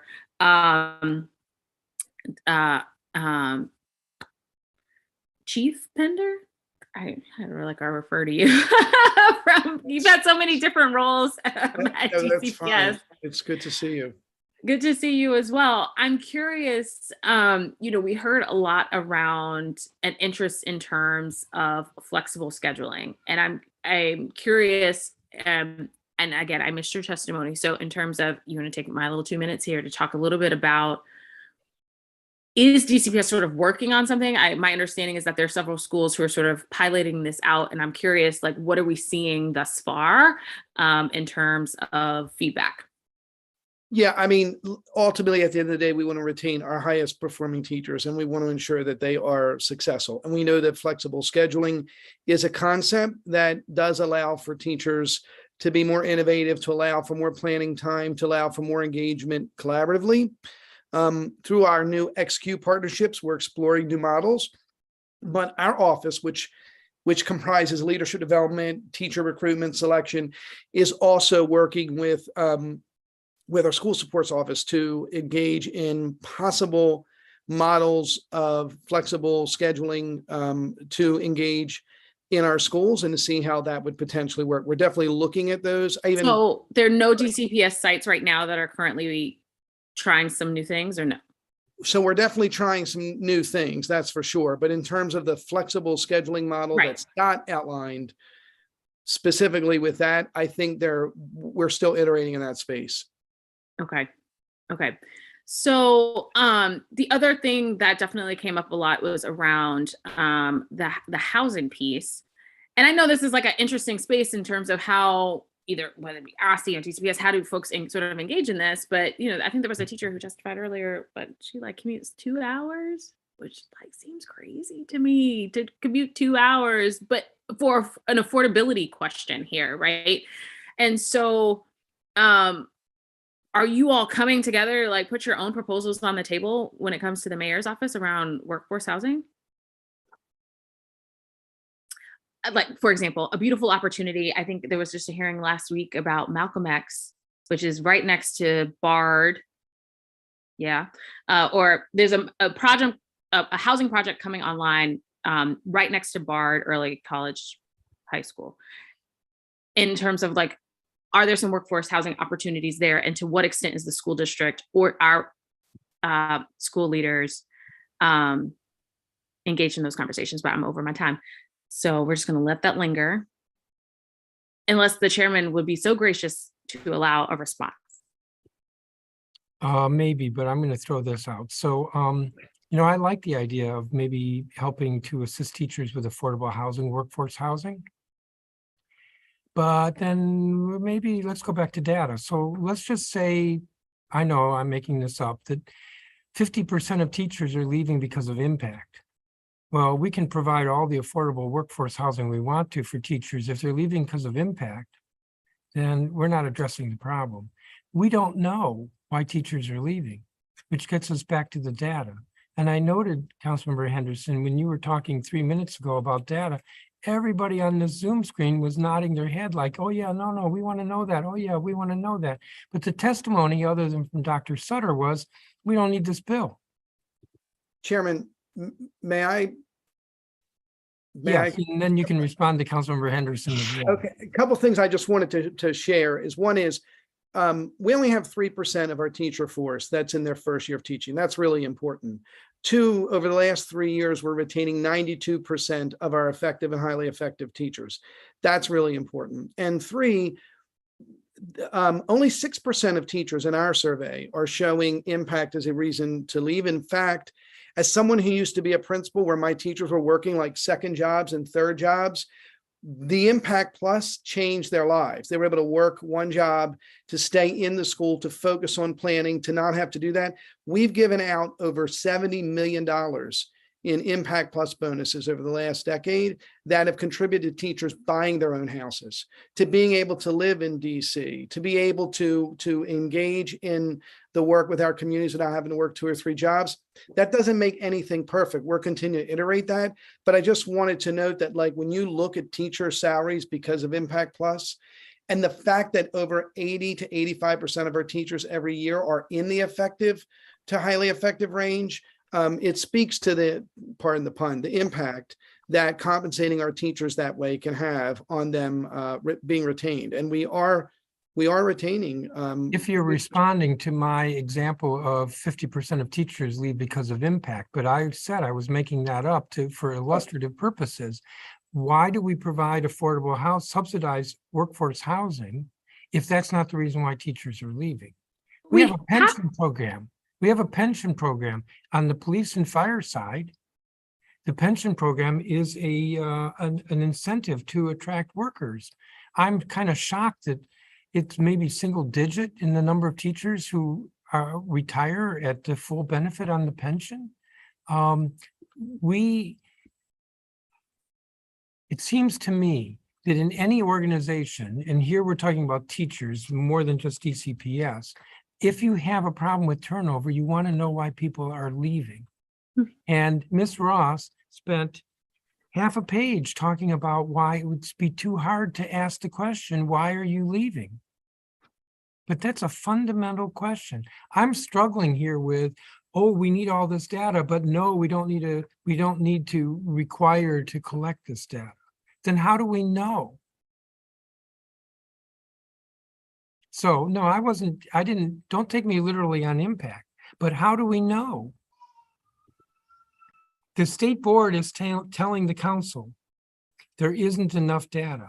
And even in this conversation, people are agreeing that there isn't enough data. Our turnover rate, even if we're at the national average, seems to me to be too high for teachers and for principals for sure. I didn't make this point earlier, but a lot of folks say that a principal needs to be at a school for 4 or 5 years before they're really effective in terms of the programmatic gains at that school. Anybody disagree with that? But if the turnover rate of principals, the mean is 4 years, that's just way too high. So we need to know why this is happening, and we need to change the status quo. And that's not the answer I'm getting from anybody here, except maybe Dr. Sutter. Can I chime in with two things, Mr. Chairman? Please. They go off Councilmember Henderson's answers, so I don't know if she's still listening in, but hopefully these will be helpful to her as well. So one is on the workforce housing. She asked specifically around a proposal for the MLK space. And when I first moved to the district in 2006, I lived in workforce housing. I lived in the townhomes on Capitol Hill at 6th and I Street Southeast because my salary as a DC charter school teacher was just below $50,000. That put me in the middle income band for a the Hope 6 grant housing there. And so I was able to be in the workforce band. It was life-changing because I lived in a 1-bedroom apartment by myself with a yard and a parking space that I could not have afforded at DC market rent in 2006. So I think if we're thinking about workforce housing, one of the things we have to consider is where teachers are in their life trajectory, not just their career trajectory, and think about the kinds of workforce housing that makes sense for folks with families who may not be single folks in their 20s who are looking, for roommates. So I think thinking creatively about the workforce housing, making sure it serves teachers at a range of spaces in their careers and making sure that it could fulfill a full family. And things like mixed income housing were great, I think, as a teacher at the time, because I lived in the same community as my students. There were 4 or 5 students who were attending Key Academy who lived on my block, and we walked to school together in the mornings. So it was a real powerful aspect of community to live in that community with my students, to be able to afford something that felt sort of worthy of my professional life at that point. I was 6 years into my teaching career, and made a real difference for me down the line to buy another home in DC when I moved up in the income band. The second thing is on the flexible scheduling that a lot of people spoke about earlier today. I heard one teacher in particular talk about the different ways to configure work, thinking about like teachers returning from family leave and not having to be a full rostered teacher in a classroom. My mom's a nurse. She'll retire next year and she'll have been a nurse for 43 years, but she's been a nurse in lots of ways. She's been an ER nurse working night shifts when her kids were little. She's been a school nurse. She's been a substitute camp nurse. She's been a nurse in a doctor's office. And all of those things allowed her to keep her credential as a nurse, to keep up licensed on all of her skill sets, advanced cardiac life support, et cetera, because she'd been a trauma nurse for a long time, and to be flexible in keeping her profession throughout the trajectory of a 43-year career. She wasn't ever asked to not be a nurse in order to serve her family or live her life, but she was able to nurse in lots of different ways and phases. And I wonder if, as we're thinking about some of these retention issues, if we can ask the right questions and get the right level of data, we can start to think about like, what kind of workforce housing initiatives do we need so that we build the right ones? What kind of schedule flexibility do we need so that we don't offer schedule flexibility A and B when people were really asking for X, Y, and Z? So to me, that's the core need for all this data, is that we don't want to build programs without them being informed by what's actually hurting our folks at the time. We don't have to make things up out of thin air. Like there are mixed income housing setups and workforce housing support in DC that exists that we could look at. There's also other professions that are female dominated and critically underpaid, like nursing, that we can look to for the kinds of flexible models that might help inform things. So thank you for that time. So I'm going to change the subject a little. Dr. Pinder, I don't know you. You seem like a nice guy. My office made it clear we wanted the chancellor to testify, and the chancellor's not here. And I'm not comfortable that you are so senior in DCPS that you can really speak for DCPS on a lot of issues, like for instance, collective bargaining. Well, so my team definitely leads the teacher recruitment, cultivation, retention, and same with school leader, cultivation, retention, and development. So feel like I can certainly speak to that. In terms of where PERB negotiations are, certainly I would defer to the chancellor there, but I know that he's incredibly engaged in ensuring that we have a contract that ultimately represents both the needs of our kids and our teachers, and is working diligently behind the scenes to ensure that happens. I think it's, these negotiations are never easy, right? We're trying to find the right balance between supporting teachers and ensuring that our kids have highly effective teachers in each and every classroom. Yes, but you just said that you're not familiar with the negotiations. Yeah, I would certainly, if we can certainly ensure that the chancellor gets back to you on any questions that are specific to the negotiations. Well, I don't think that's good enough. I want the chancellor here.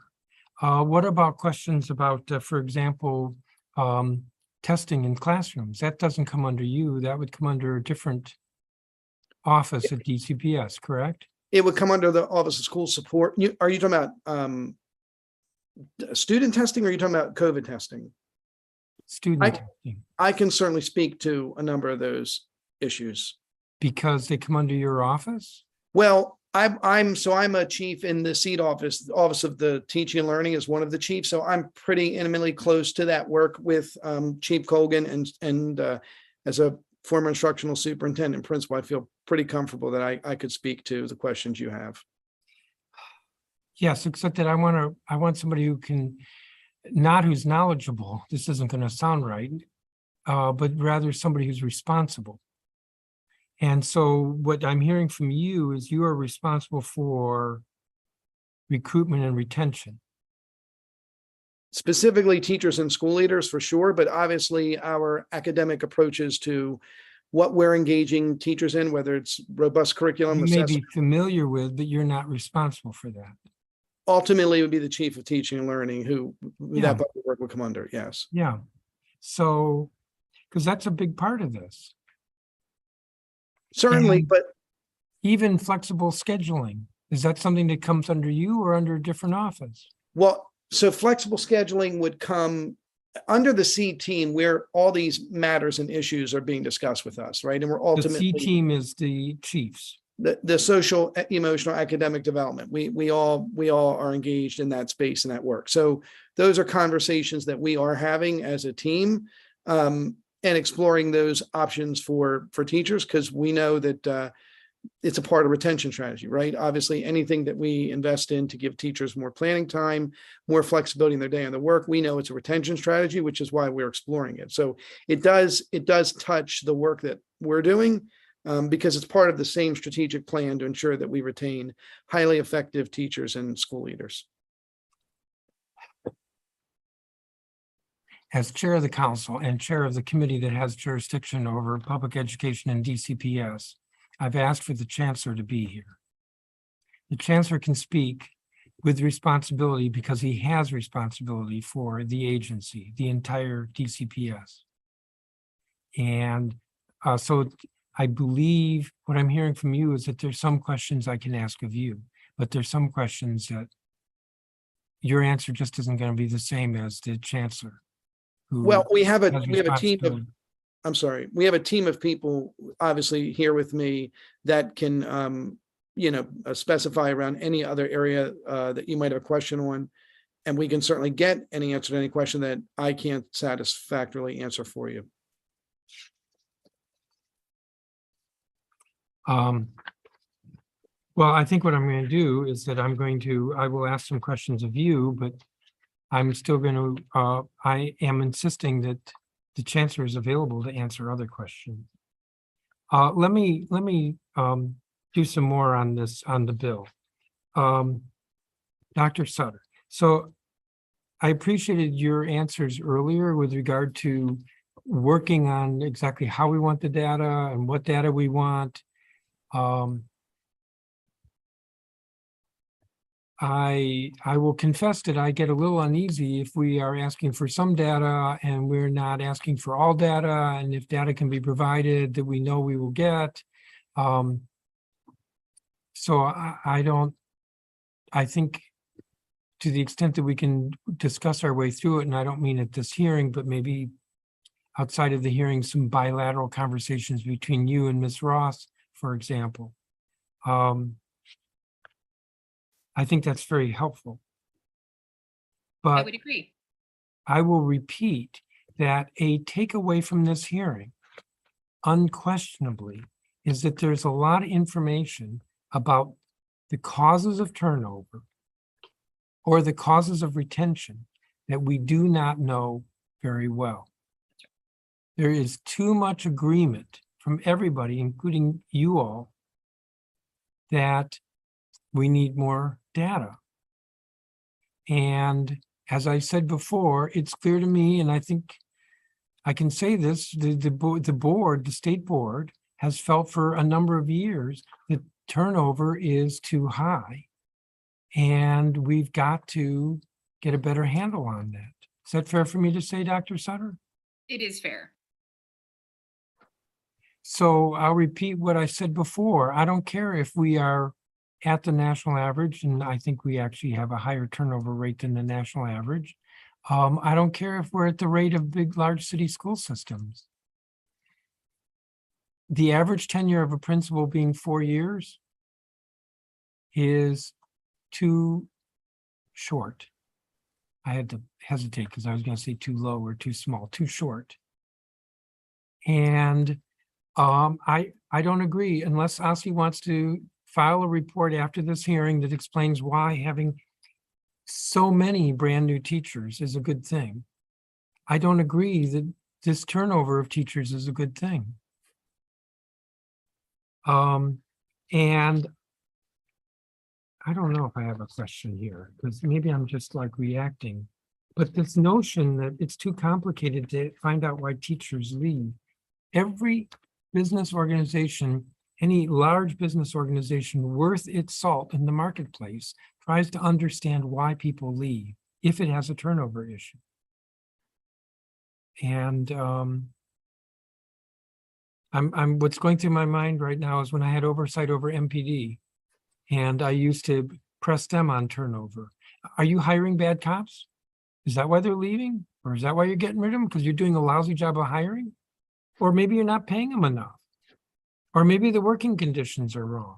But what's going on that so many people are leaving? And I'm not so sure that we're hiring bad teachers, but maybe we are. I think it's working conditions. And we don't have a clear picture of that. We do not have a clear picture of that. Sure. And the only thing I would add to your commentary here, which I think is spot on, is that these data points that are mentioned in the bill build on one another. And figuring out how we get clear about why they're important to collect together to build an understanding, I think is also clear. So to your point of the questions you just laid out around MPD, are we hiring teachers who are truly prepared to teach in DCPS? Well, that's going to depend a lot on what educator preparation programs they're coming from and whether there's a differential in how long teachers from one prep program stay versus others. I'll share a large district superintendent in the town where I attended college noted that young people prepared at my college for education did not do well teaching in her school system. And I had to acknowledge that she was right. That was not a strength of the school's prep program. So we should know that about our prep programs. I also think that that data then informs some of the other questions. Well, if we're getting teachers from great prep programs who seem to have good track records, maybe in other places, then maybe it's about working conditions. And so gathering data on exits will help us with that. So I just want to put a pin in that getting clear on what data we collect, 100% we should have those discussions, but also making sure we're gathering data points that build the case, I think is really important, and what we tried to put in the draft of the legislation we asked you to advance. Yes. Oh, I'm sorry. If I may chime in, I have been smiling and nodding during these conversations about educator preparation provider data in particular, because OSSI engaged in a significant work that was meaningfully informed by our engagements with State Board. And as part of regulations that we finalized just a couple of months ago, we are now requiring our educator preparation providers to provide us with meaningful data that, as President Sutter shared, we are using to answer some of the very questions that have been raised here tonight. Where are our educators coming from? Are we seeing differential retention rates based on where educators are prepared? And so we are really excited to continue to engage in that work with the State Board. I will also note that I really appreciated President Sutter's point that was raised earlier in this conversation regarding the question around why teachers leave and where those data might optimally be collected.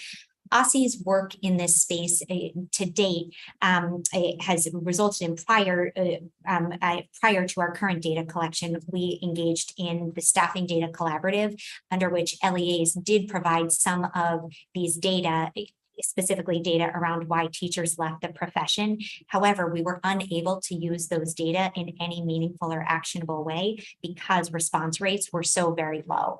And so we share the interest of the chairman, of the council, of others on this call in determining those data, but want to make sure that we're doing so in a way that does not add any necessary burden to LEAs without providing us with information that is going to meaningfully influence policy. And it's an interesting data point in particular for us, because in general, our data collection has been quantitative, whereas what we'd be looking for here are qualitative data. And so I just really appreciate the point that President Sutter raised earlier, that you're interested in engaging in conversations about how and where to collect those data, and the current tools that OSSI has may not ultimately be the right tools in order to get those important data. I'm not sure I completely followed all that. I mean, I'm going back to the exit survey of asking folks why they left. And I don't think it has to be scientifically precise.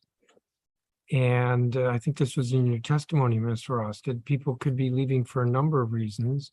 Well, okay, so then that qualifies the data, but it's still, there's, and so one then tries to perfect the question, but it's so the answers may still be subjective. But if the first reason I give for my leaving, which may not be the entire reason or the whole reason, or maybe even the correct reason, is that my mother-in-law is dying, I mean, it is the first reason I gave. And there's something to be said for that. I didn't like that example. I'm horrible with examples. But the point is that if we don't ask the question, we don't know, and we get to speculate.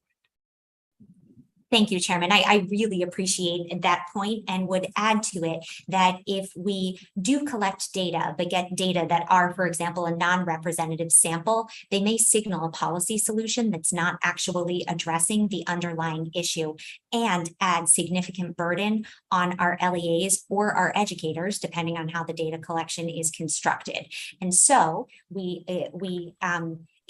believe that in order for that burden of data collection to be meaningful, we need to make sure that we're doing everything we can on the front end to set ourselves up for getting high quality data that are actually actionable, meaningful, valid, reliable, and that we can use to inform our policies. Well, maybe I'm quibbling, but I think this is like putting the perfection being the enemy of the good.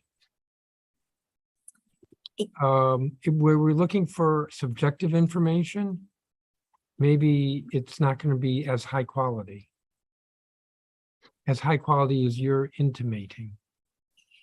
Yes, I mean, so certainly educators leave for a myriad reasons, and I really appreciate your point that any single one of them is of interest to all of those who are sitting here today. But also, we do find that the last time that we collected these data, most of them were left blank, and so they did not provide us with any data at all. It wasn't even that it was meaningful data, it was just no data. And so we want to be sure that if we are moving forward with any type of data collection, that we're doing it in a way that is actually likely to yield some meaningful evidence that's going to enable us to implement policies, practices that are addressing the reasons that educators are electing to leave an individual classroom or leave a role. We also are very aware of selection bias in terms of individuals responding to survey data. And so we want to keep that in mind in terms of putting any tool into the field, because in order to implement policy solutions, we want to be sure that those are the right policy solutions. Although I also really appreciate your encouragement to have a bias towards action in this space, Chairman. So thank you for that. Dr. Sutter, you look like you were going to say something. And if not, I was going to ask you a question. I will go with your question, Chairman. Okay, so you were listening to the witnesses earlier. I kind of paperclipped those who said, we applaud the State Board for endeavoring to strengthen our data warehouse. However, we believe the legislation is unnecessary and presents a few issues. OSSI already collects much of this data. Annual collection of existing teacher data is challenging to collect and would cause a burden. Unique teacher identifier information should be kept for internal purposes for privacy reasons. Lastly, the State Board already has access to government officials, documents, and data. I'm going to ask you to respond in a minute. Another witness, in fact, our schools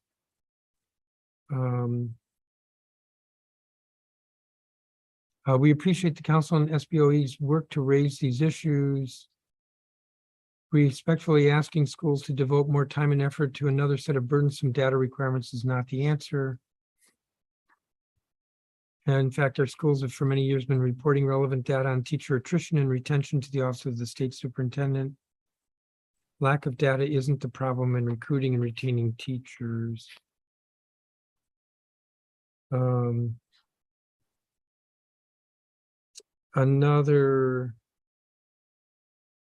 The bill requires collection and publishing of certain data. Much of the information is already published with some regularity. These reports from OSSI include much of the data that would be required by the bill, including gender, race, ethnicity, who leaves a classroom position for another role, vacancies by subject, as well as teacher demographics, retention, vacancy data at the school and the LEA level. Other information requested by the bill is worthwhile and could be straightforward to add, like teacher state of residence or age. However, some of the requirements would introduce new burdens on schools and may be better suited for periodic surveys. I think there was one more.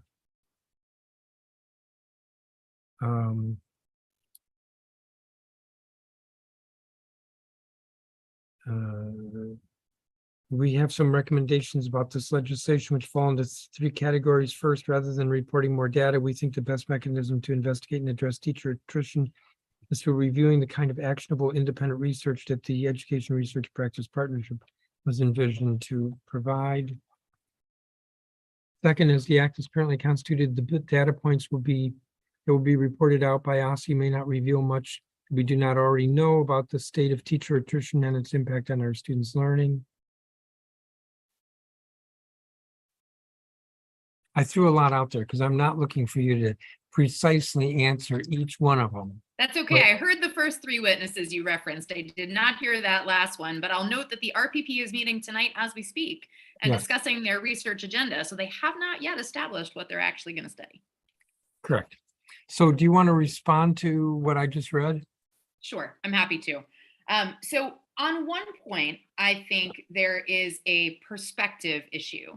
So OSSI has done data collection from LEAs around their teacher workforce for a long time. Much of that is reported to the federal government and appears in large federal data sets. That is not publicly accessible in the way the State Board is envisioning public accessibility. And again, I'm going to pick on our neighbor, Maryland, and their very accessible teacher dashboard where any layperson could go and quickly see like how many teachers were retained in Anne Arundel County versus Prince George's County versus Howard County versus Montgomery County. It's that simple. It's that accessible. no one needs to have access to Stata in order to be able to pull data from the data set. So I think there is a perspective of, if I'm an LEA, I know I've been giving this data for a long time.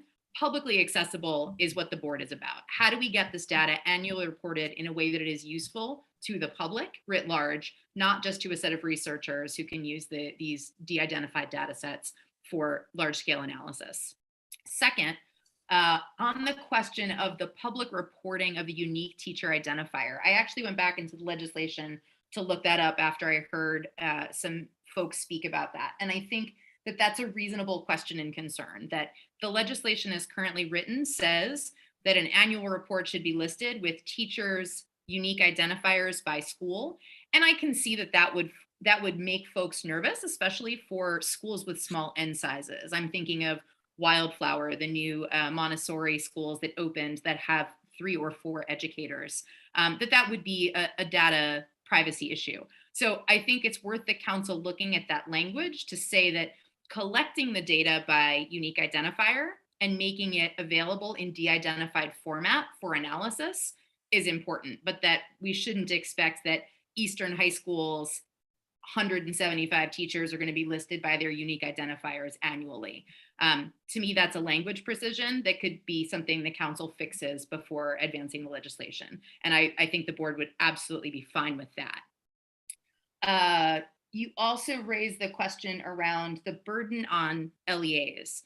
I think part of this here is how many new data points would need to be added, and could they be added to existing data collections so that it is not an additional data collection, but rather when data is collected to respond to the federally required data points, are there ways in which OSSI collects that data that it could say, sheet 1 is the federal data collection, sheet 2 is OSSI's state data collection, sheet 3 is a pilot set of data being included this year to attempt to comply with the council's requirements.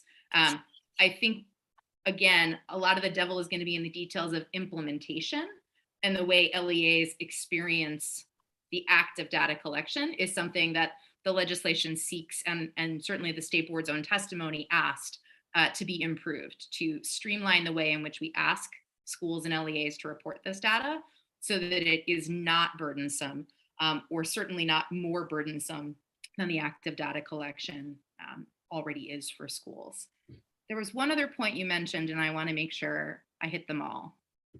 Data privacy, data burden, what did I miss? I know it's late. Well, you want me to go pull out the what I just read to you? Well, I think the first testimony was from Ed Reform Now. The second one was from the Charter Alliance. I think the Charter Alliance mentioned something else. The third one was from the DC Policy Center, and there I know Chelsea Coffin mentioned the data privacy, so I wanted to make sure to comment on that. I'm not sure whose is who. Much of the required information is already published with some regularity. OSSI's published 2 comprehensive annual reports. Oh, my apologies. It came back to me. There were some LEAs that were previously involved in a staffing data collection, but that was not all LEAs. And so it was not comparable, and it was not published with the level of granularity that OSSI's 2022 Educator Data Workforce Report was. So to me, some of that testimony reflects sort of the inside baseball nature of LEAs who were involved in that collection feel like, we've been doing this for years, why are you making hay out of it now? When those folks who are not part of that collection may not know it existed and certainly hadn't had access to the granular level of data. Ms. Ross can tell me if I'm wrong, but I think that if I participated as an LEA in that study, I got access to that data. But if I was not part of that study, I did not get access to that data. And so the general public did not. That is correct. Okay. So that was my take on that particular piece, that especially for the Charter Alliance, it makes perfect sense to me that there are LEAs who feel like this is asking for something they've done already, but that's not necessarily true for every LEA in the city. And it's certainly not true that the public had access to it. Thank you for that. Hold on a second.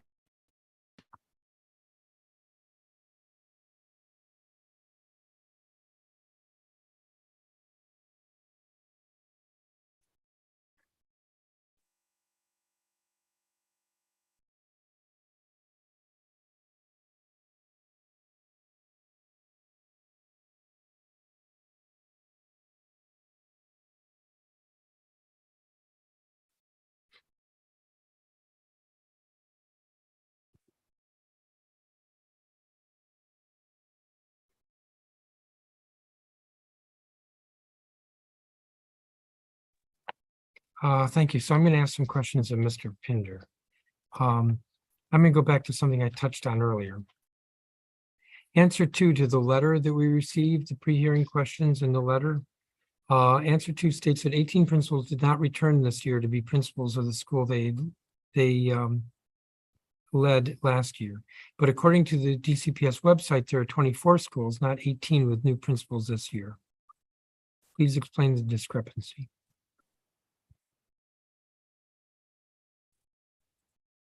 Sorry, are you able to hear me? I can hear you now. Yes, so on the website, 18 principals left their 21-22 schools. 4 of those 18 took another principalship in DCPS. The website also celebrated 4 interims from last year who were named permanent principals, as well as the new principal at Jackson Reed, filling an interim position that existed, and a principal who transitioned to a head of school role to further support the principal at Bard. So that's how we got to 24. But the actual number who left the schools that they were at is 24, and 7 of those transferred. 8 of those left DC public schools, and 3 of those retired. So the number is actually 18. Why wouldn't Jackson Reed be part of the 18? The principal at Jackson Reed left Eastern and went to Jackson Reed. Or to put it differently, Jackson Reed got a new principal. Right, but Jackson Reed, the principal from Eastern, Saw Brown, went over to Jackson Reed.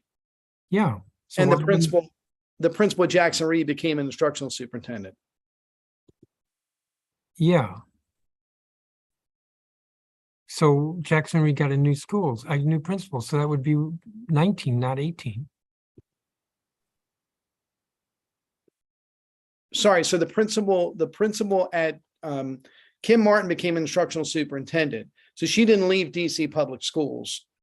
She just went into a different role in DC public schools. Yes, but the question was the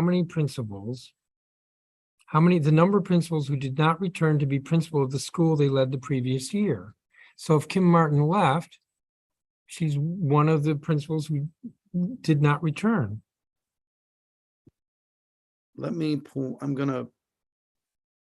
can share this link with you, but I thought you had to hang on. This actually will go through every specific. Well, I'm not sure I have the patience at 8:12 to go through. I see a discrepancy. I see 24 schools that got new principals. Now, you said a couple of them, principals had been there the year before as an interim, so they're not really a new principal. That's correct. And maybe that's true, but it does still speak to turnover. It's just turnover last year, not this year. And then attached to the letter is a page with 4 tables listing by instructional superintendent the number of principals who did not return to their cluster in each of the 4 school years beginning in 2019. For school year 22-23, the current school year, the total number of principals who did not return to the cluster is listed as 14, even though on page 1 of the letter, it states the number as 18.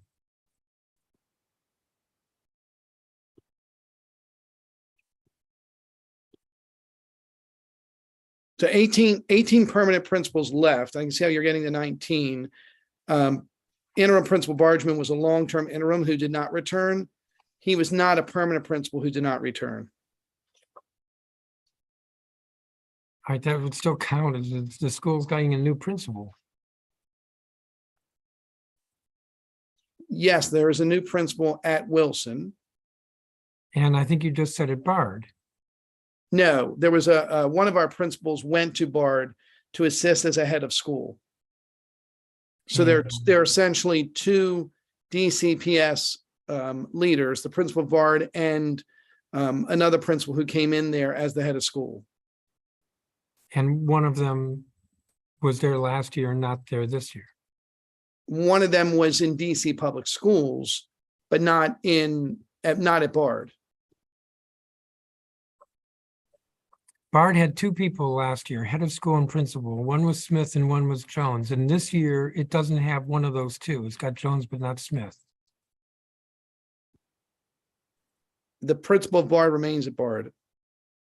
And the head of school? And the head of school is not new to DCPS, but was in DCPS and has come to there. I'm not sure then who you're referencing. I don't, so Bard's got 2 leaders.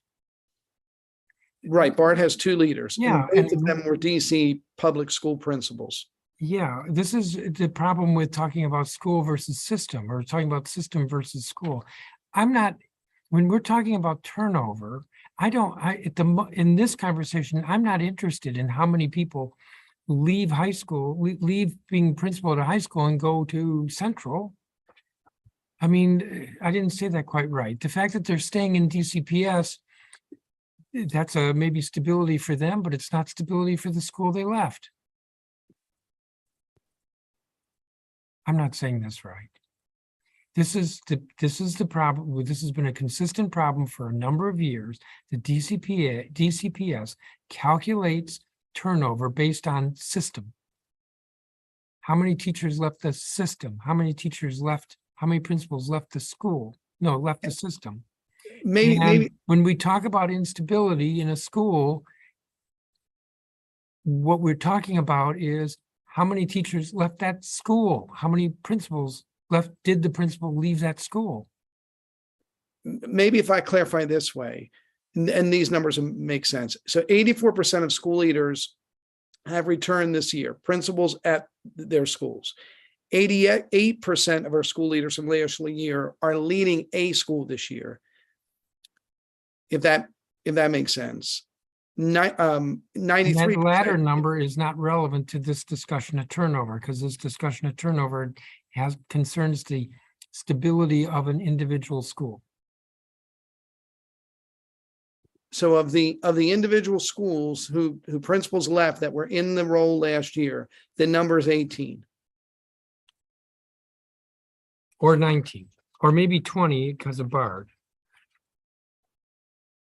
No, I can go over specifically if you want the schools and who was in a school and who is not returning to that school. The fact that we're having this discussion is being prolonged is disturbing. So let me just say it one more time.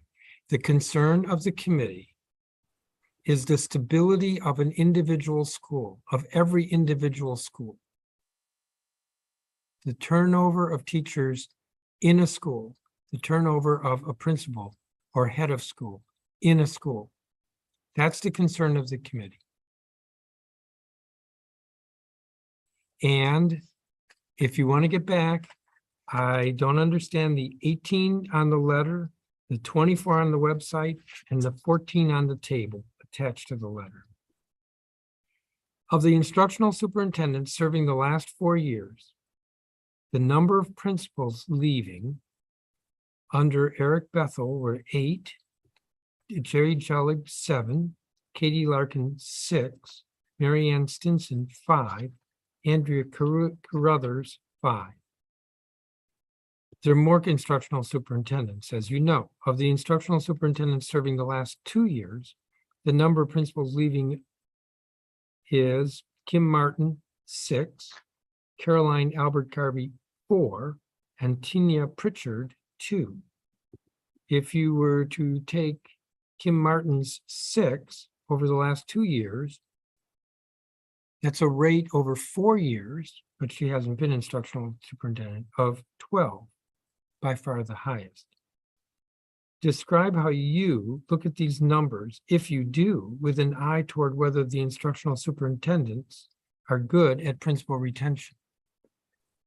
So it's different if a principal's moving within a cluster than leaving DC public schools, just to be clear, right? So 7 of our principals this year moved to transfer and take on new responsibilities, like Principal Brown at Eastern moving to Jackson Reed, right? So ultimately, we don't see that as a bad thing, right? A principal taking on a new opportunity. They have experience in DC public schools, experience with our community. They want to obviously take on a new space, a new role.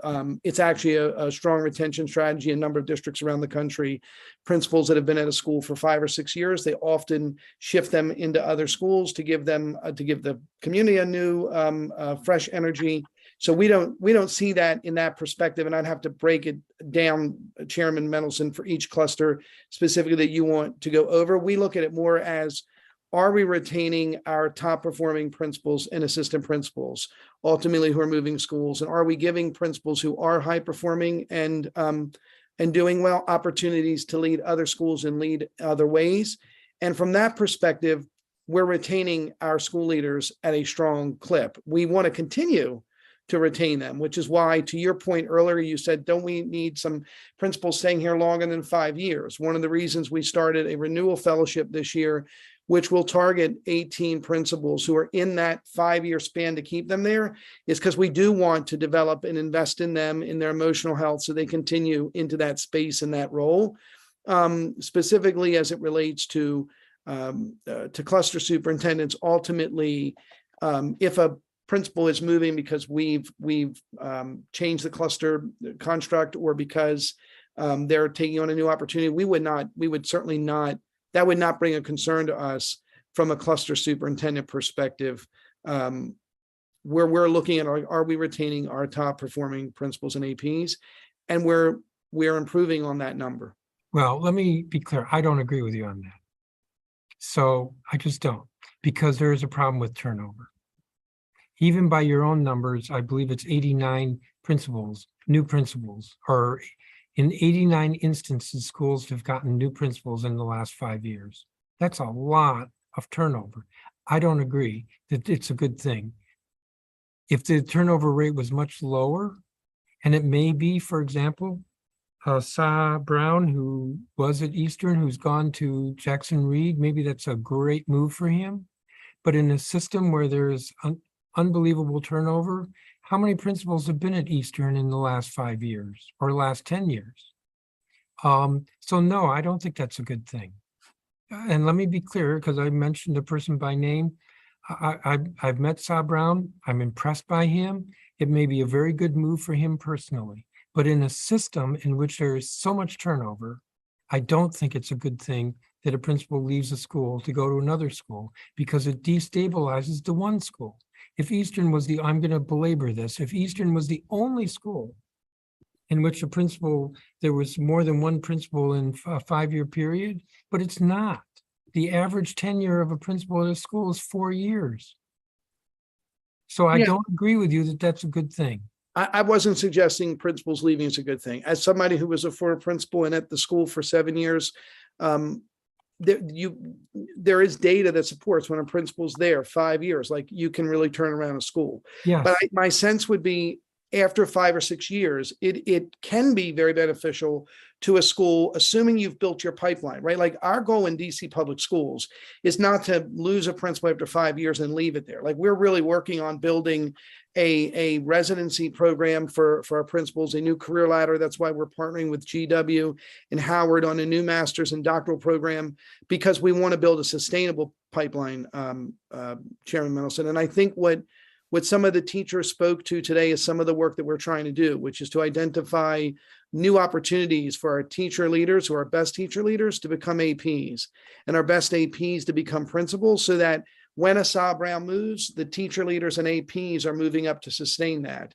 Or we're bringing in another principal who is in the system, but knows the work and wants to be, re-energized in a new space of work. I think the key is that when we shift a principal to a new opportunity, that the school has built the internal pipeline so strongly that it can be sustained. And I feel like when we made the decision as a team that Sa would be a great fit at Jackson Reed, we felt like there was real work done at Eastern with a very strong force of educators to continue to support and pipeline that work. Having said that, I think you make a legit point. We do want to keep principals and school leaders in this work deeply, which is why we're continuing to invest in our renewal fellowship, in our career ladders, in our doctoral program, because we do believe in that. Well, I appreciate that, but that's the same thing that the chancellor said when he personally testified. I'll just repeat that. He personally testified at the first hearing we had on turnover, and he made the same point, and yet we're seeing this turnover in principals. What is the average tenure of principals as principals in DCPS? Provide the mean, median, and mode, and the median is 4. Half of them are longer, half of them are less. The mean is 5. So that's distorted because there are a couple who've been around for 20, 30 years. And the mode is 0. It's the most frequent number. So that's, and it takes longer than that to turn around a school. So do you look at this turnover with an eye toward whether the instructional superintendents are good at principal retention? We absolutely do, right? I mean, one of the things that we're proud of is that 8 of the 9 instructional superintendents today are principals, are former principals in DC public schools, right? So we know that they know the work, and we know that doesn't speak to whether they're good at personal relations, and they may be familiar with what the work is of a principal, but that doesn't mean that they're good at nurturing, growing the principals in their cluster. So the highest turnover of an instructional superintendent serving the last 4 years is 8 principals left. And of the principals under 2 years, the highest is 6, which is a rate of 12 over 4 years. Is that not concerning? Well, I think it would be concerning if you said that all the people who left under SUPs were specifically due to the fact that they didn't feel their SUP was supportive or nurturing. That's not. Do we know? Because this gets us back to the exit survey. I think we definitely know inside our team. Obviously this data is not an OSSE data point, but we certainly know inside our team how principals feel about their SUPs and the work that they're doing. And the supports that they're getting. You ever heard a principal complain about their SUP as being unsupportive and in fact being hostile? So I certainly don't want to get into a specific, personnel question as to superintendents. Have you ever heard a principal complain about their SUP being not supportive and even hostile? I don't remember anyone ever saying to me the word hostile. Are there 2 who come to my mind immediately?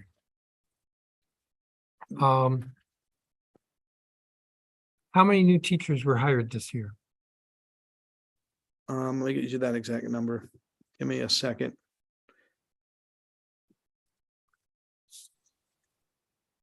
Fewer than 3% are, you mean new to the profession or new to DCPS, correct? New to DCPS. I believe it's 147. I want to get you the exact number from my team.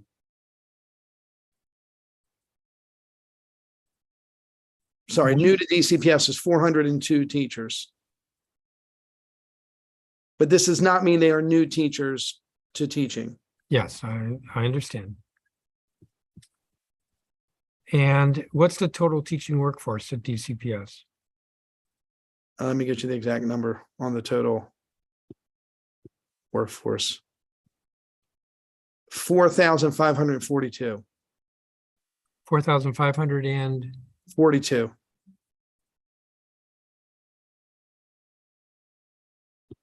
So the new to DCPS is a little bit less than 10%? That's correct.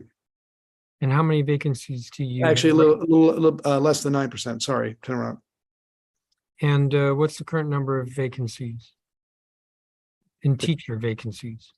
The current number of vacancies, I believe, is less than 3%, but I want to give you the exact number. It's 149. Sorry, I have to reference my notes.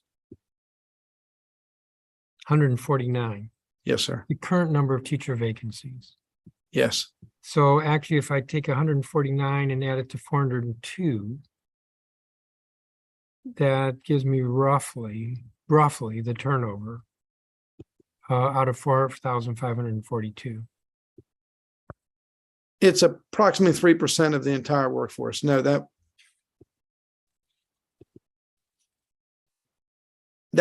could include that could include newly budgeted positions that were not people who left before.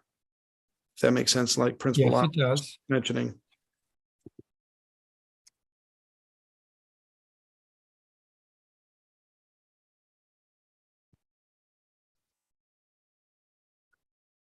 Can you give me a number? How many teachers left the school where they taught last year? That's in school versus system.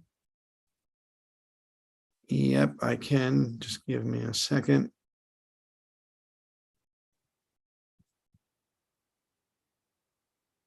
You're looking for the retention rate inside the school. 77% of teachers were retained within the school they were working.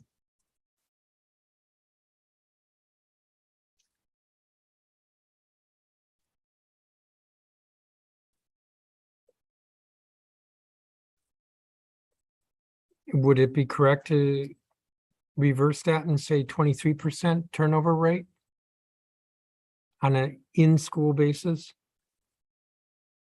Sorry, 80, yes, and 86% were retained in DCPS in the system. I mean, there were teachers obviously who transferred. So what was that, 86%? 86% in the system. So we didn't lose the 23% entirely. Some teachers obviously transferred into new schools. Yeah, but yep. I'm a believer in stability.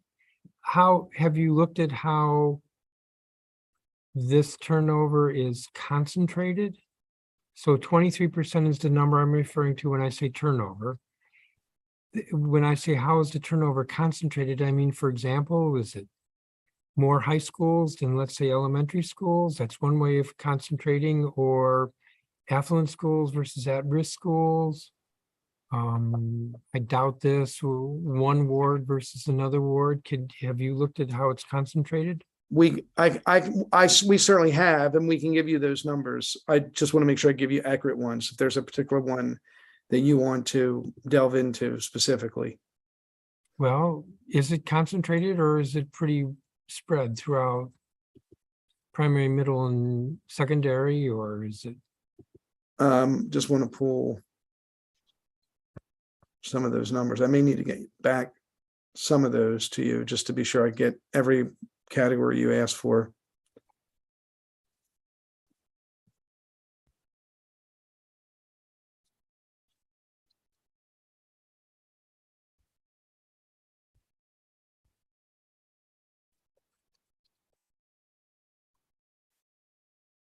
Also a good point to note, since you asked specifically, our 21-22 data shows that Title I schools retained 88% of their teachers within school, compared to 89% of teachers at non-Title I schools. So that's generally, you don't see that generally in urban schools where you're pretty much matching your retention rate of your non-Title I and your Title I schools. So that's something we were obviously feeling strongly about in last year's data. You're still looking at yep for concentration. So yep, Ward 7 and 8 schools saw an increase in average within school retention rates for 21-22. Notably, Ward 8 schools have seen a 9.7% point increase from their average within school retention rate in the pre-pandemic 18-19 year. Okay, that doesn't help me. I'm interested in turnover, not retention. You want to know specifically the turnover by elementary, secondary. Is that what you're asking for, sir? I'm looking for whether it's concentrated or whether it's spread. Oh, where you're talking about where the total number is concentrated. Yep. No. So 23% of teachers left the school where they taught. I see. Was that more predominant in elementary schools? Yep. Sorry, I want to pull that up. I'm going to probably have to get back to you on that breakdown by grade level. We can get that to you pretty soon, just to be sure these are accurate. What I'm looking for is not all the data. I'm looking for where it was concentrated. And if it wasn't concentrated, then that's the answer. And looking at it in different ways. The school, meaning elementary, middle, high school, or the ward, or the demographic, economic demographic. Yep, I'm trying to pull that for you now.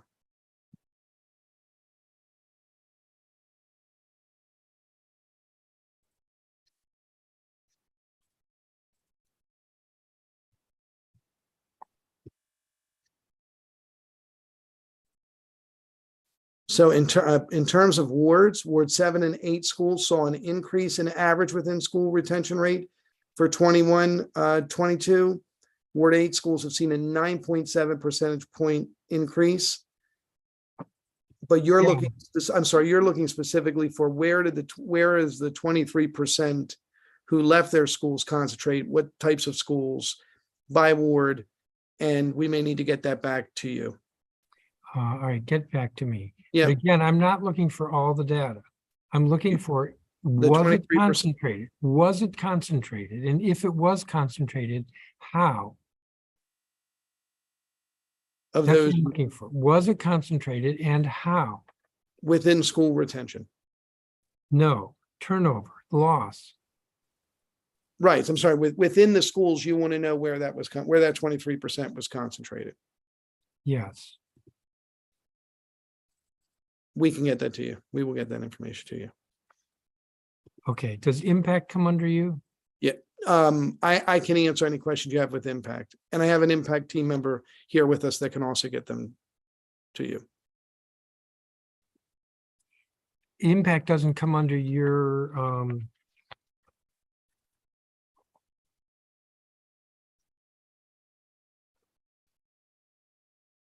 leadership development office. No, not specifically, but I can give you impact answers as I have an impact member of the team here. Yeah, no, I want the chief. Oh, the chancellor, okay. Testing doesn't come under you. No. The idea of flexible schedule, I think you already said that doesn't come under you.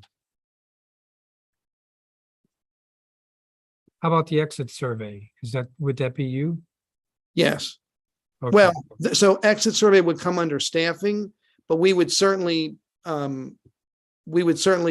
receive some of that data, but ultimately that would come under employee services. So that's a different office than yours. Yes. Okay.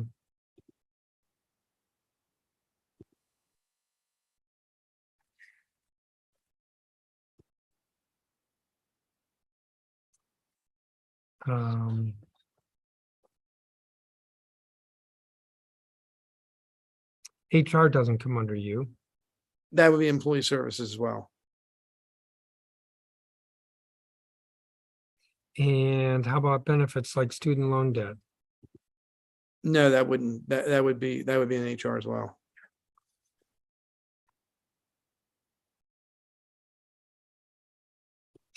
All right, let's try these. Over the past year, how have you reduced the burden on principals? Yep, so there's a number of ways we're doing this. Obviously, we have supported them with school mentoring. We've supported them with an RJ coordinator, directors of strategy and logistics. They can focus on instruction. We have given them access to our cluster support team. So ultimately, these are experts from our central services teams in math, English, science, social studies, special education, who visit regularly with schools. We've done over 1,000 touch points this year alone on those experts coming into schools to support principals around that specific space, where we host 4 leadership academies each year to give them support and professional development, as well as a summer leadership institute. School leaders get once a month a cluster meeting with their instructional superintendents, where they get additional support We also provide outside resources such as our school club mentors, who are made up of former administrators in DC public schools who have many, many years of experience, who have coached some of our principals, particularly in the 2 to 5 year experience, so that we can hold them together and support them. And I would say those are the obvious, the ultimate ones, but we're still building out things. We're working with GW and Howard on a new master's and doctoral program to support them. We have a Georgetown LIP program for our assistant principals, so that we're building our bench, that the assistant principals can become stronger at the work and help them. We also have first year principal orientation and support with them, and monthly PLC meetings, professional learning community meetings with our new principals. And we're supporting principals with 6 new resident principals who we're obviously supporting over the next year in a residency to build their capacity to continue to lead and support our school leaders. So a number of ways to support our school leaders. Okay, so those are supports, but my question was, how have you reduced the burden on principals? So for example, last year, principals had to spend their weekends calling parents when there was a COVID sick kid in the school. That was a new burden. Presumably, they don't have to do that this year, so that would be removing that burden. My question was, how have you reduced the burden on principals? So I think there's a number of ways that DCPS does this that other districts don't. So for example, most districts across the country, you're not going to find a director of strategy and logistics, a manager of strategy and logistics at each school. We have those at each school, or most schools have 1 or 2 of those, so that they can support the operations work while the principals are doing the instructional work. Additionally, on our cluster support team model, we have an expert for each cluster that tends to operational issues, that tends to special ed supports, that tends to content and testing supports and instructional supports. We also provide. Wait a minute, that's somebody within the instructional, whatever he's called, the cluster, the instructional superintendent, somebody within his or her office who's actually doing some work for the school? Yes. Or is giving guidance to the school? No, they're in the schools. Their job is to be in the schools, supporting teacher leaders, to support the assistant principals and principals to develop their teach. We know at the end of the day, when you've got strong teacher leaders and strong teachers, principals are going to have more opportunities to do the kind of coaching and support that they need more time to do. So that cluster support model allows them to obviously have a bunch of experts come in, work with their teachers, work closely with them. Also, our LEAP leads, we give them off additional periods so that they can work directly with teachers. Most LEAP leads have 3 periods off, 3 periods on, so that they can be in the classrooms working with the teachers, helping the principals and assistant principals coach teachers and support teachers, because that's a huge responsibility, obviously. So we feel like those are huge investments that we've made, so that principals have more time, more flexibility to not just engage teachers, but the community as well. So I wrote down manager of strategy and logistics at most schools and a staff person from the instructional superintendent's office who works with teachers. Multiple staff members. The cluster support team is made up of approximately 13 members in each core content, math, English, science, social studies, special education. They have an operations person on that cluster support team. We want to make sure that principals aren't calling down central office.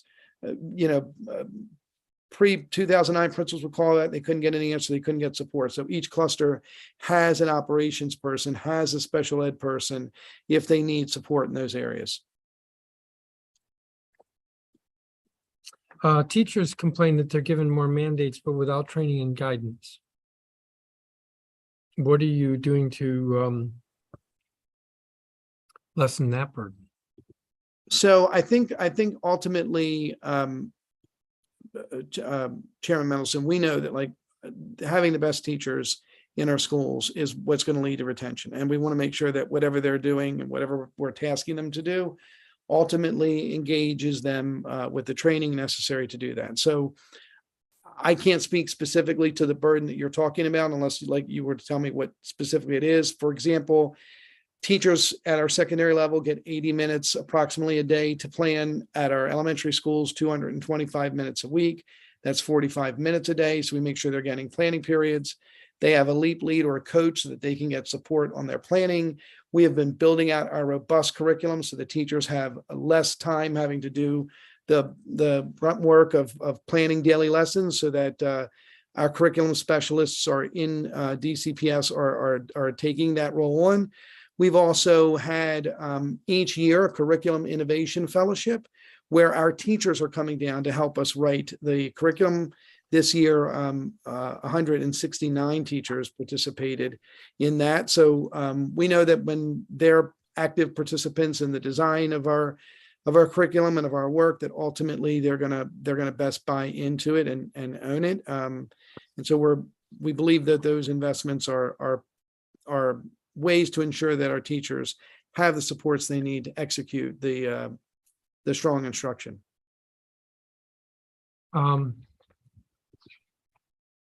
One of the witnesses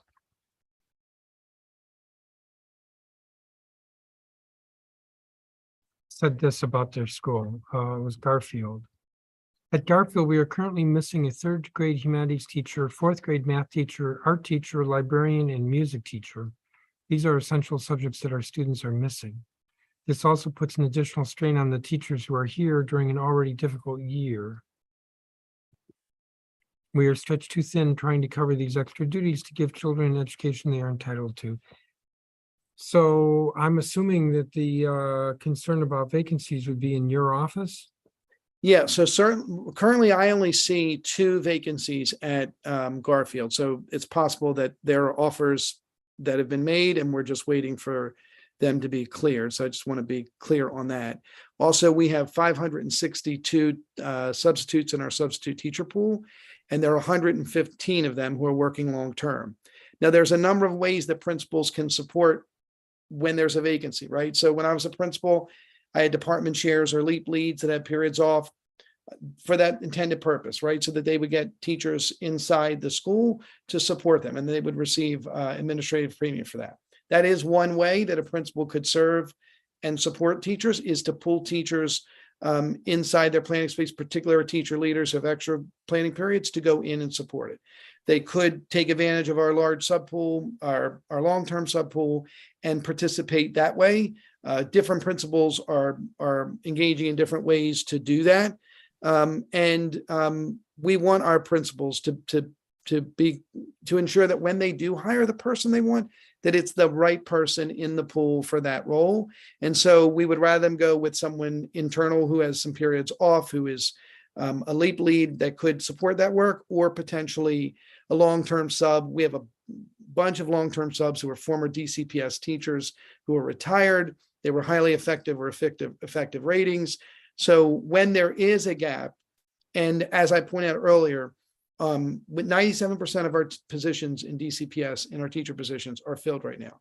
So where there is a gap in that 3%, we work closely with the principals to ensure that we're not going to put an ineffective teacher in there. We'd rather tap our long-term sub pool with a highly effective or effective former DCPS teachers, or to work with one of the LEAP coaches inside the school to support that. And each principal looks at their unique situation, their dynamic, and makes that decision. And we do our job in supporting them to find a robust set of candidates. Ultimately, though, when a teacher leaves at this time of year or there's a vacancy, we want them to be very deliberate about the decision they make in terms of how to fill it. Well, I want to say I appreciate that, but I also want to say I find that completely unsatisfactory. My recollection is when my daughter was in DCPS, there was I think it was a mid-year absence, and the rest of the year was just a waste in that course. The substitute teacher is not the same. And another teacher from the school filling in, that's not a solution, a long-term solution. So no, it's definitely, I'm sorry. To me, the answer is to get those positions filled next week. That might sound a little unrealistic. Of course, they've been vacant probably since beginning of August, or yeah, since August. Does DCPS not have the ability to fill these positions? And Garfield is a school, I'm sure, that has a very high at-risk population. So certainly we certainly have a pool of candidates. Obviously, they're different in October than they are in June. I'd say as a former department chair and a former teacher who was a teacher leader, I had teachers in my department that went out. And I know that my periods off, that it was definitely a better thing for me, who was a seasoned, strong teacher, to come in and support the kids and teach those lessons, because I had those periods off, than it was for us to fill it with a person that, obviously in October, we feel like is not the strongest candidate. That being said, to your point, like, we continue to work with principals and individual schools to close those positions and ensure that they have the right candidate. But we did, I want, just so that Chairman, that this is part of a strategy that exists in a lot of good school districts across the country, to take your best teacher leaders and give them periods off so that they can fill in when someone's on paternity leave or position is vacant, because they're your best teachers. This is not about taking teachers who have a class and doubling up. That happens in a lot of school systems that aren't well prepared. They'll take a teacher, there's a vacancy, and they take a class, they make it a class of 45.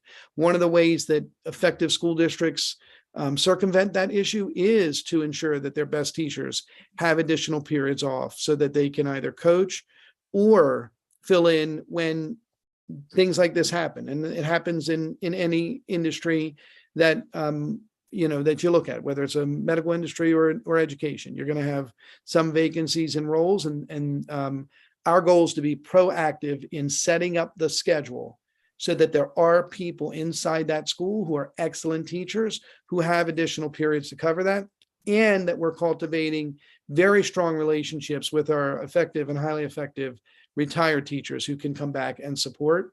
And in my experience, both as a teacher leader, as an AP, as a principal, and as a SUP, those are far better options than closing that vacancy in a week with a teacher in October, where the pool is your weakest in the region in that space.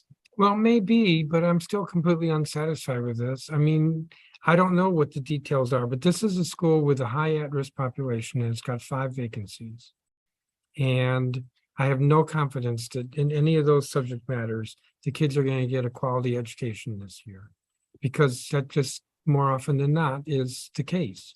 And I don't know if I'm guessing these have been vacant since the beginning of the school year. In fact, the witness who testified, my recollection is that she said that, I'll put it this way, the word on the street is that all the positions were filled, but HR was so slow with the paperwork that the people for these positions went elsewhere.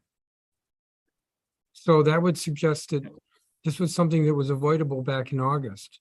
And instead, here we are in October, and it sounds like it's just going to be this workaround with somebody filling in through the rest of the school year. And that's certainly not the goal. I mean, I contextually, Chairman, I'd say, DCPS experienced this year, like most school systems in the country, higher rates of retirement, resignation, and pandemic related absences. That being said, we feel like we have built in internal structures to support school leaders by ensuring that other teacher leads have additional periods, by ensuring that we've got a robust substitute pool.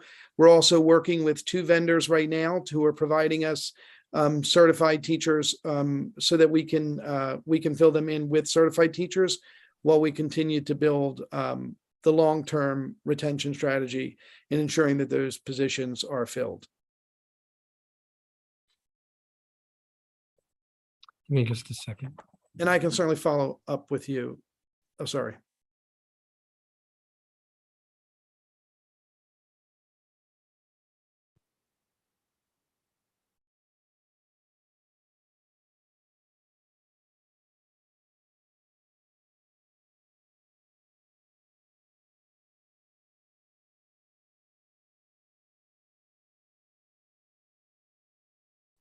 So there are two thoughts that come to mind, not to prolong this much longer. And one thought is this.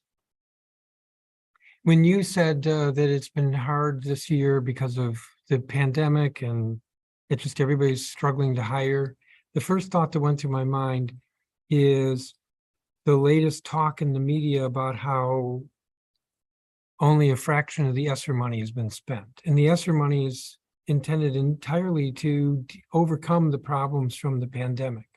So we have millions of dollars.